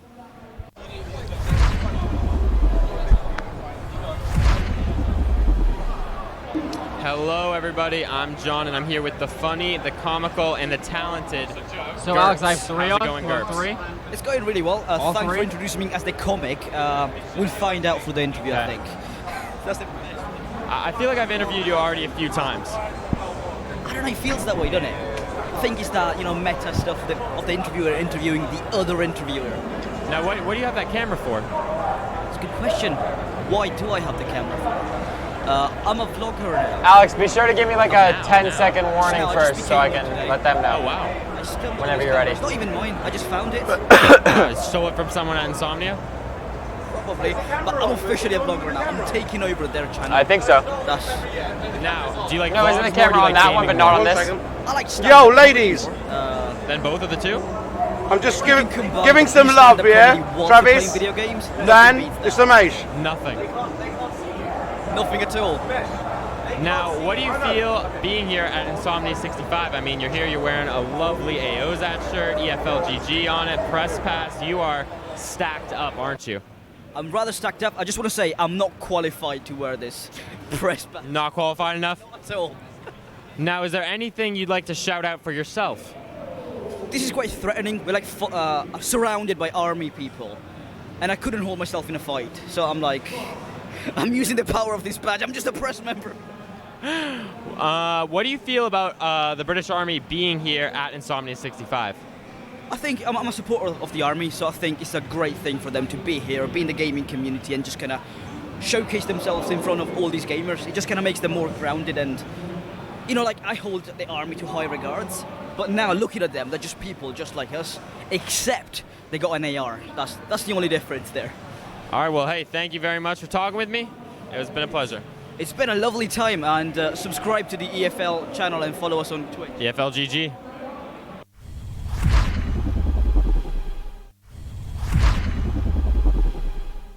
Hello, we're here at the Army base camp. I'm joined here with James. Say hi. Hi. So, obviously, James is here with the Army, and I would assume the most popular question would be, would you ever expect yourself being here at Insomnia running up essentially a gaming booth? No, you know, when I joined the Army, which was a very, very long time ago, I have to say, I could never envisage that I would be at an e-gaming festival in Birmingham. Are you excited to be in here? Do you know something? This is the second time I've come to Insomnia, and each time I go away just having really enjoyed myself. And it's not necessarily because I'm a gamer, because I'm not a gamer in any way, shape or form, but it's the fact that the atmosphere here is extraordinary, with lots of people here who just want to game and are really enjoying themselves, and it's a really great atmosphere, I think. Yeah, that's what Insomnia's known for. It's just a gathering of people who like to do the same thing. Now, obviously there's a show match between yourselves and the RAF and the gamers. You have a whole lineup of teams ready to battle you. Do you think you're going to win? I would like to think so. I'm not altogether sure. Having spoken to the RAF, they've been doing a lot of training. So I think it could be a bit touch and go. We won last time, so hopefully we'll win again. Now it's going to be a bit of a personal question. Why did you join the Army? Alex, what's going on right now? So I joined the Army. It was, I have to be honest ready? with you, my father suggested it to me as a career. Yeah, all right guys, we are officially ready. You guys still hear me, right? And I thought, why not? All right. I joined. So I've Alex, give me enjoyed like myself, a and I'm 10 still second here. countdown, then I'll lead off. Well, I'm not going to tell you how Or many give me like a 5 years second later. countdown. That's obviously fair enough. What are you looking to get out of You the hear him Army? good, right, As Alex? well as what would you look out of the whole events? Because obviously you've set out here with all this amazing equipment. Obviously you'd probably want to get some people in. Well, it's not so much that. It's what we really want to do is show people who game that you can still do that in the Army. It's really good STEM training, so a lot of the gamers who are out there are really well skilled, highly disciplined, persistent, you know, and all that sort of thing, and traits we look for in the Army. But we're not here to recruit, we're just here to enjoy the event. Of the interviews? And to try and dispel a few myths about what it is to be a soldier. Well, that's always good to hear. Thank you for your time with us. All right, and well, we're we'll about see you to later. start the interview, so we'll just do this live interview anyway, but thank you for the heads up anyway. All right, hello everybody, and welcome, welcome. We've got a lovely interview with two of our good friends over at MGL, the Military Gaming League. How are you guys doing? They're all the way over in the US right now. What is up? I'm doing great. We've been here at INSOMNIA65 all day. What time is it in the world for you guys? Right now it is 5:15 over here.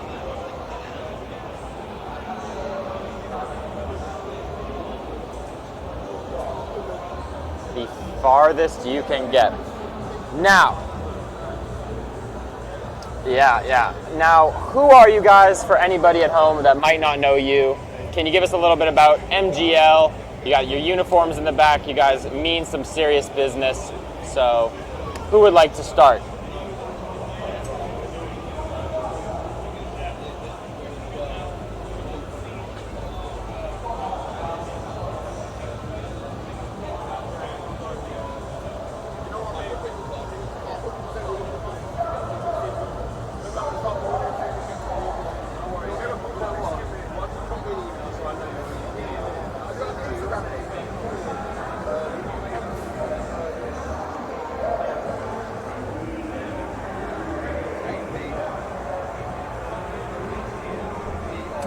Now, what made you guys want to join the military originally?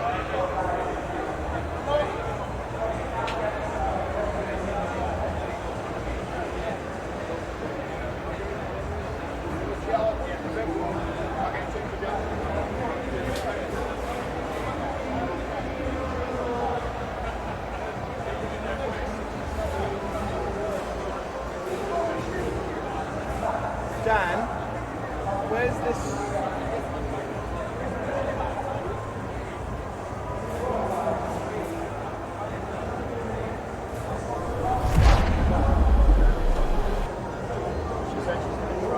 That's great to hear. And what about you, my friend Travis? What's your story?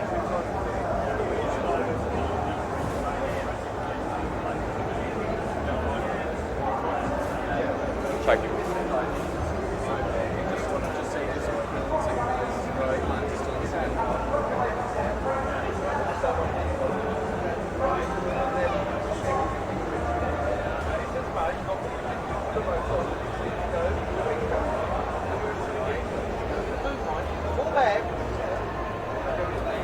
Great. Now, what got you guys into gaming originally? Like, well, what's the story between gaming and the Army? Or did they combine? Did you find your love separately?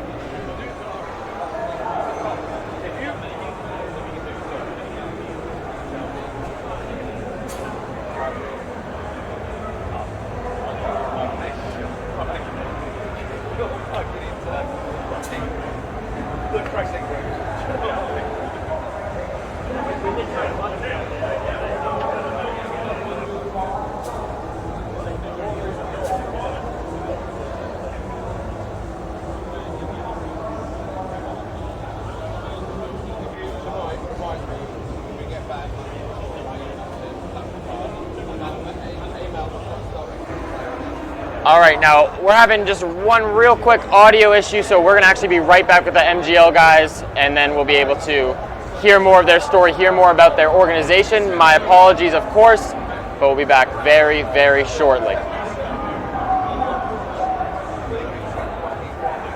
You switched it, Alex? Hello, everybody. I'm John, and I'm here with the funny, the comical, and the talented GURPS. How's it going, GURPS? Yeah. It's going really well. Really sorry, guys. I don't want it to be like this. We'll find out for the we just gotta fix up the audio so we can get your stuff. I feel like I've interviewed you already a few times. I don't know, it feels that way, doesn't it? I think it's that, meta stuff of the interviewer interviewing the other interviewer. Now, what do you have that camera for? It's a good question. Why do I have the camera for? I'm a vlogger now. Oh, shit. Now? Just now, I just became one today. Oh, wow. I stumbled on this camera. It's not even mine. I just found it. Wow, you stole it from someone at Insomnia? Probably. But I'm officially a vlogger now. I'm taking over their channel. Now, do you like vlogs more or do you like gaming more? I like stand-up comedy more. Then both of the two? Well, you can combine them. Do you stand-up comedy whilst you're playing video games? Nothing beats that. Nothing. Nothing at all. Now, what do you feel being here at INSOMNIA65? I mean, you're here, you're wearing a lovely AOZAT shirt, EFLGG on it, press pass. You are stacked up, aren't you? I'm rather stacked up. I just want to say I'm not qualified to wear this press. Not qualified enough? So ask them to talk. Now, is there anything you'd like to shout out for yourself? This is quite threatening. We're like surrounded by army people. And I couldn't. Right, that's what the second take is for. I'm using the power of this badge. I'm just a press member. What do you feel about the British Army being here at INSOMNIA65? I think I'm a supporter of the Army, so I think it's a great thing for them to be here, be in the gaming community and just kind of showcase themselves in front of all these gamers. It just kind of makes them more grounded and, I hold the Army to high regards, but now looking at them, they're just people just like us. Yeah, do you guys want me to go like individual one by one, or do you kind of want me to give a question and then you both do your take on it? What would you guys prefer? I'm thinking probably one-on-one would be a little better. Subscribe to the EFL channel and follow us on Twitter. EFLGG. Yeah, I'll be like, oh, what's your thoughts on this, Drake? First, hello, what's your thoughts on this? Army You know what I mean? This might be really loud, John. James. Hi. Hi. So, obviously, James is here with the Army, and I would assume the most popular question would be, would you ever expect yourself being here at Insomnia running up? I don't hear it. Essentially a gaming. You don't hear it at all? No. When I joined the Army, which was a very, very long time ago, I have to say, I could never envisage that I would be at an e-gaming festival. Even though it's coming through the same in Birmingham. You don't hear it at all? No. Are you excited to be in here? This is the second time I've come to Insomnia, and each time I go away just having really enjoyed myself. And it's not necessarily because I'm a gamer, because I'm not a gamer in any way, shape or form. No, and I don't But it's the fact that the atmosphere here is extraordinary, with lots of people here who just want to game and are really enjoying themselves. And it's a really go great get the footage. atmosphere, I think. Yeah, that's what Insomnia's known for. It's just a gathering of people who like to do the same thing. Now, obviously there's a show match between yourselves and the RAF and the gamers. You have a whole lineup of teams ready to battle you. Do you think you're going to win? I would like to think so. I'm not altogether sure. Having spoken to the RAF, they've been doing a lot of training. So I think it could be a bit touch and go. We won last time, so hopefully we'll win again. Now it's going to be a bit of a personal question. Why did you join the army? So I joined the army. It was, I have to be honest with you, my father suggested it to me as a career. I didn't really want to go to university, and I thought, why not? I joined, I've enjoyed myself, and I'm still here. Well, I'm not going to tell you how many years later. Sounds about right. All right. Hello, everybody, and welcome back. We just have instantly returned. We fixed the issues. How are you guys doing? What's up? What's up? We're ready to go. Ready to go. I once again apologize for the delay. For any of you that missed it, these guys are from obviously the Military Gaming League. You can see a beautiful flag. How'd you get that flag right behind you? Are you talking about this one here? I'm talking about the big old MGL flag, or maybe it's a band or something. Yeah. You're talking about our shield. Yeah, this is our logo. So we just put it on a big old black cloth to put up where we need it and make it look good. So yeah.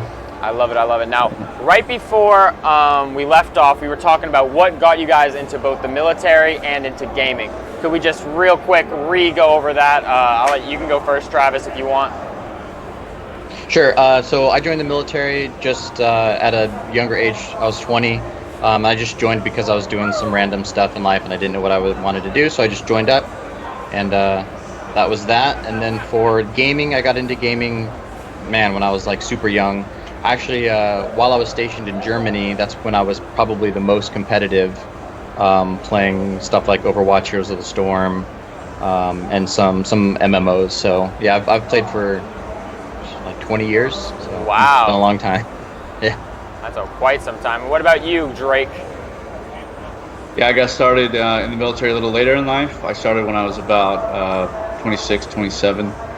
And I wanted to change of pace, wanted to learn some new skills. My brother was in the intelligence field in the military, and there was just so much they were teaching and so many things, job opportunities that it opened up. So I switched gears in life midway, and it was a really good decision. I'm really happy I did.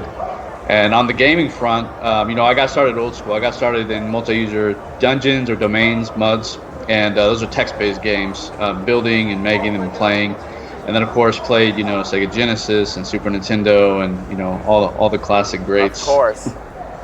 Now, one thing that people may not realize, but I think we all realize that, we're here once again at INSOMNIA65 with the British Army at the Be The Best booth, but the gaming world and the Army world, gaming and Army, they both have very similar, skill sets and similar, people love both, it's pretty converged markets. What are your guys' thoughts on that? What kind of skills do you think are really combined with both gaming and the military? For me, every base I've been to, I've seen a very large amount of military members play video games. That's what we do on our downtime when we get home from a long day of work or pissed off at somebody. Like, we kind of get all of our energy out on video games, which is really nice to come together in that platform. For the how does it correlate Army or the military rather, and then just video gaming? A lot of attention to detail goes, especially when you're getting into the competitive mode in esports, that translates directly from the military. In the military, everything is attention to detail. You need to make everything perfect. You need to make everything squared away so that your friends, your battles are not injured in combat or in whatever mission that they're taking on. So I think that directly correlates into esports, definitely. Yeah, and we're seeing that correlation right now, obviously with you guys and with us over here at EFLGG. We're working hand in hand with the military. Now, my next question would be, what do you guys have coming up? Do you have anything big planned for the future that the people at home viewing should know about? Yeah, so we have a huge finals event for Rainbow Six Siege that we're playing right now. That's sick. qualifier season. Yeah, it should be a lot of fun. We're doing a big charity stream on September 22nd. That is kind of a culmination of, it's going to be kind of the finals event for Rainbow Six Siege, but it's also about September Suicide Awareness Month, and so for us it's a big deal as far as in the military community and a lot of the things that we deal with in the side mission that we do, because esports and gaming is a great platform for us, and it's a great way for us to all connect. But at the end of the day, we do have some real things and real issues we want to be able to approach, handle, and address. And suicide prevention is a big part of that. So that's Definitely. in the very, very immediate future. We're doing some cool stuff with PUBG coming up even sooner than that on September 7th. We're going to be, that's also kind of focused on veterans and service members, but we're actually going to be opening phase 3 of MPL with at the OG and Super Arena in Hollywood. And that's a cool connection because we have a great relationship with PUBG, and being able to bring these veterans and these guys out to the actual a pro scene like that, meet all the pro teams that are going to be playing, be able to see kind of a very top end, top of class esports production like that, like all that stuff's really great. Yeah, I love that. I'm hearing you guys working with all sorts of charities. I mean, I'm sure suicide prevention is something that definitely would affect the lives of lots of soldiers, like suffering from stuff like PTSD. So it's great to hear you guys are pretty much working hand in hand with that sort of stuff. My next question, we're almost done here, but my next question would be, what's the connection with you guys and STEM? Because I know STEM is really big here, especially with all the Army engagement stuff we're doing over here at INSOMNIA65 alongside the British Army. So I'm curious what your guys' thoughts are on STEM. Do you guys have a particular favorite bit of STEM that you guys like? What are your thoughts on that as a whole? I think over here we're not as involved as you guys on that side. I think that the program is phenomenal. I think that it does a lot, especially as far as kind of research and development side, and getting some newer emerging technologies in front of folks. And it has some phenomenal byproducts. We're actually not as involved. I know EFL, you guys have some great tie-ins over there, Yeah. but that's just not something that is as on the forefront for us. But what's interesting is we have a lot of peripheral tie-ins, folks that are kind of indirectly associated with it that we work with, and that's usually been our kind of tie-in.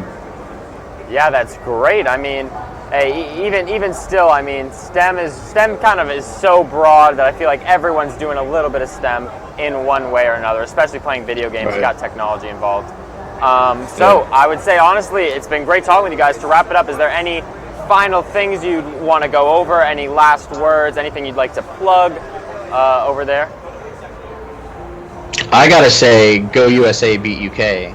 Oh, yeah. Oh, what? After we had a nice interview, you're gonna drop down to the UK guys? I gotta put it out there. Yeah, our guys are going to be playing tomorrow. So for those of you that are watching right now, they're a little bit of a disadvantage because the server's in London, so we have a little bit of a delay. But that's okay. These guys are going to be pre-firing every corner. They're going to be they're going to be ready. They're just going to have their fingers on the trigger, ready to knock some heads around. Oh, we'll see. We'll see about that. I'll hold you to it. All right. We'll be sure to play that back when you guys lose.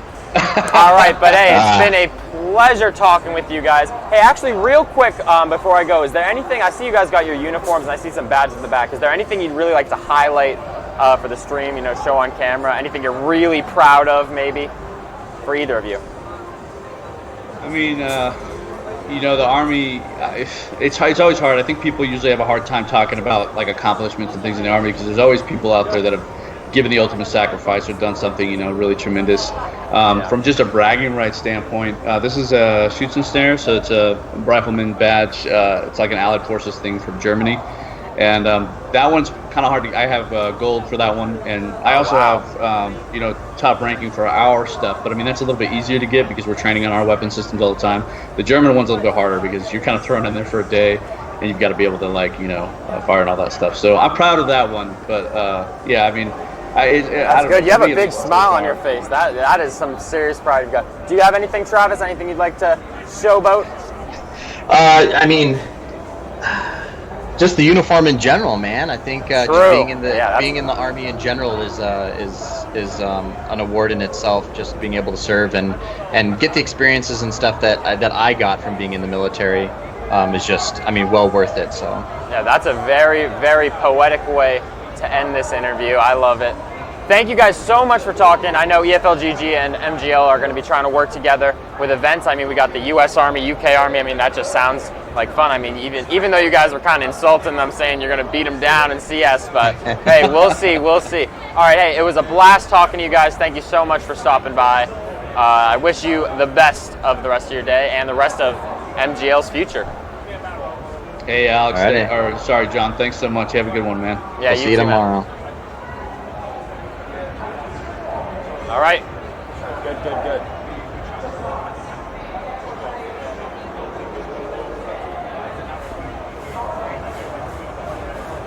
All right, everybody, so that is the end of the show, of course. Thank you so much for watching and staying tuned. We had a blast at INSOMNIA65 this year. There was so many people. Saturday was just packed with people. We had so many interviews. The cosplay contest was today. Mordhau has played. We just talked to the MGL guys. It was a blast. STEM is in the air. Army members are just smiles all around from everyone here at INSOMNIA65. I'm John Steezy. I've been your host for this whole day. It's been gorgeous inside and outside here at INSOMNIA65. Thank you everybody for watching. We will be here tomorrow and the day after with tons of more action, so be sure you hit that follow button. Stay tuned, stay happy, stay hydrated. I know my good friend Umesh Pereira loves when I say that. I'll see you all tomorrow, and so will we here at EFLGG. Thank you.